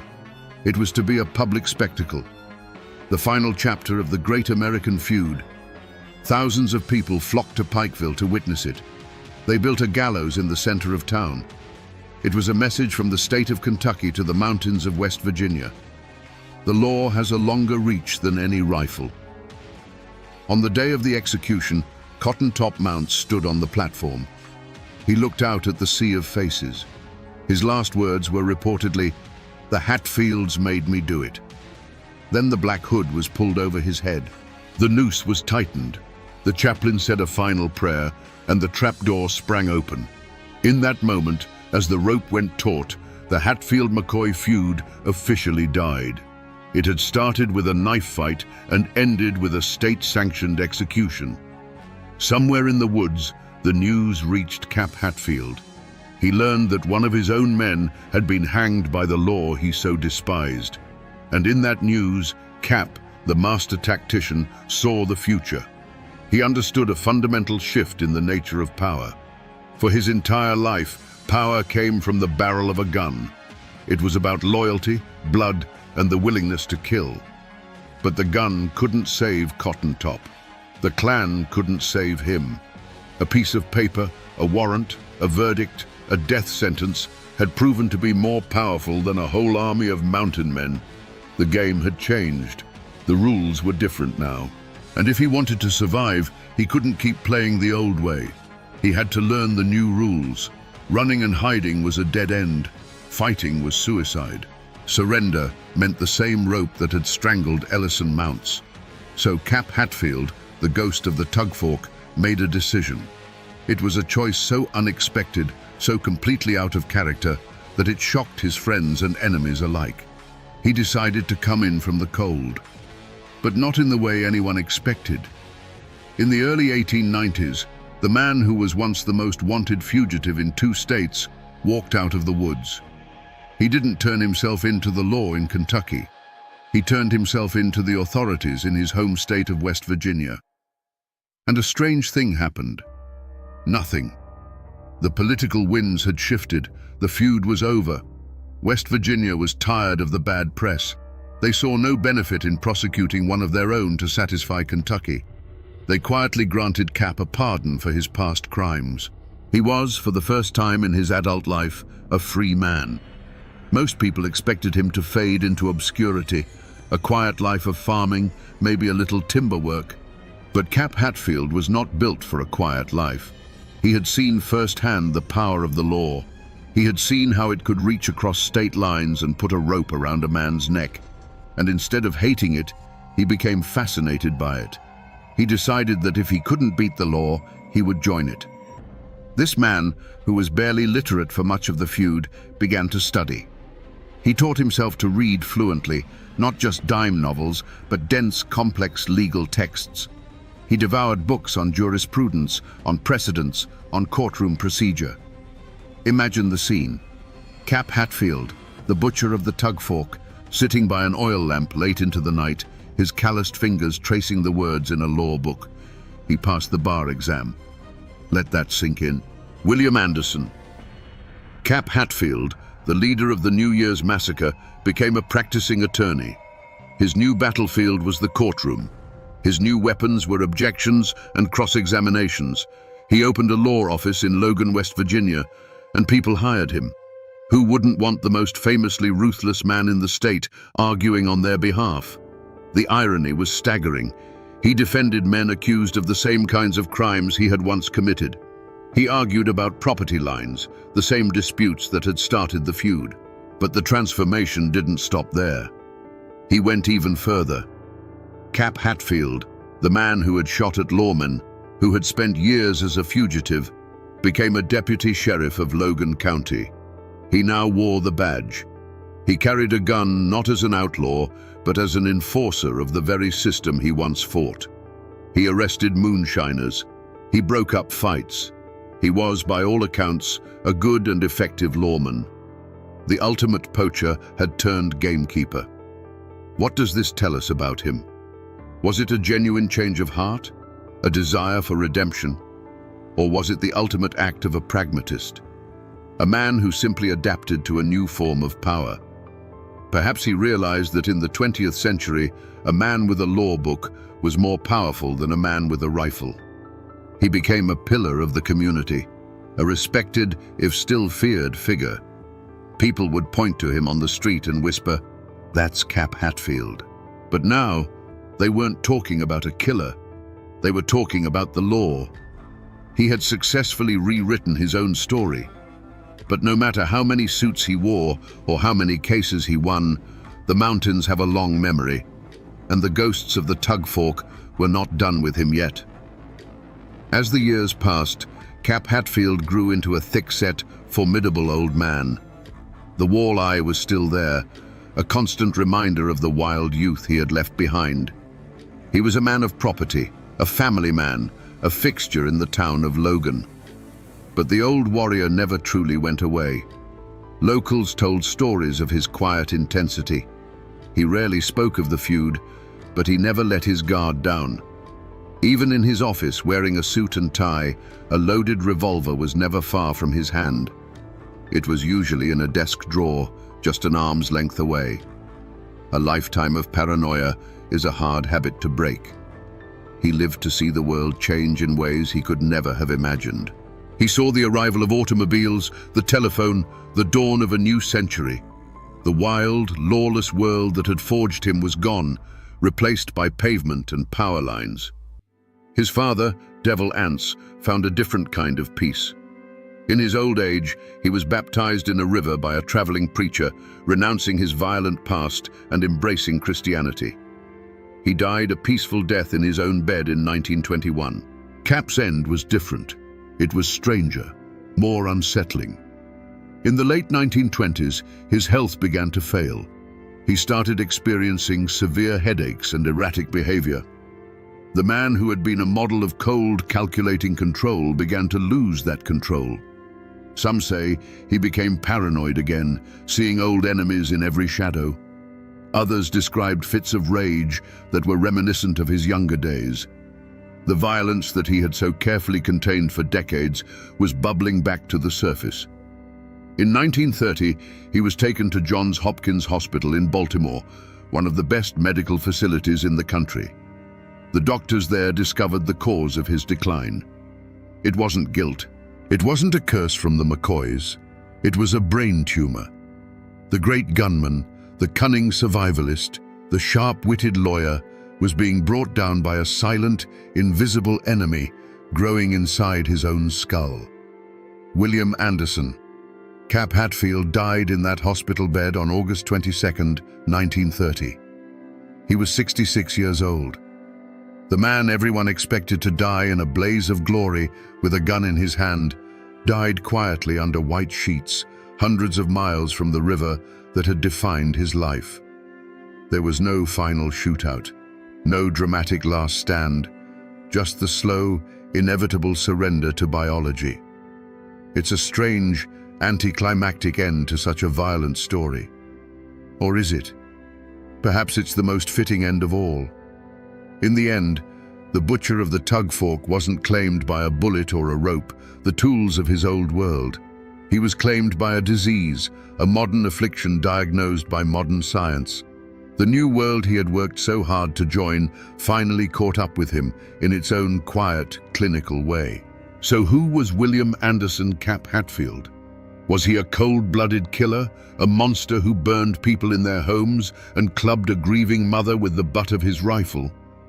Or was he a loyal son, a soldier in a brutal, forgotten war, doing what he believed was necessary to protect his family in a land where the law was a suggestion, not a guarantee? The truth is, he was probably both. Cap Hatfield was a product of a specific time and a specific place, a place of intense loyalty and even more intense hatred. He was born into a war he didn't start, and he was taught from childhood that the only justice you could rely on was the justice you made for yourself. He was the perfect weapon for that world. His story is more than just the tale of one man. It's a window into the dark, violent heart of a nation still healing from a civil war. It reminds us that the Wild West wasn't just in the deserts of Arizona. It was in the deep, shaded hollows of Appalachia, where family lines were battle lines, and a man's last name could be a death sentence. And yet, the most astonishing part of his life is not the killing. It's the second act, the transformation from guerrilla fighter to country lawyer. The fact that he was able to put down the rifle and pick up a law book and be successful at both is a deeply American story. It speaks to our national belief in reinvention, the idea that you can leave your past behind, that you can be born again, not through religion, but through sheer force of will. But can you ever truly wash that much blood off your hands? Did the suit and the tie and the legal arguments ever quiet the ghosts of New Year's night? Did he ever, in the quiet moments before sleep, see the face of Alifair McCoy in the doorway? We will never know.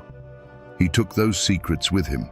What he left behind is a legacy of brutal contradiction, a man of violence who died of a disease, a man who defied the law who became the law, a ghost of the 19th century who learned to survive in the 20th.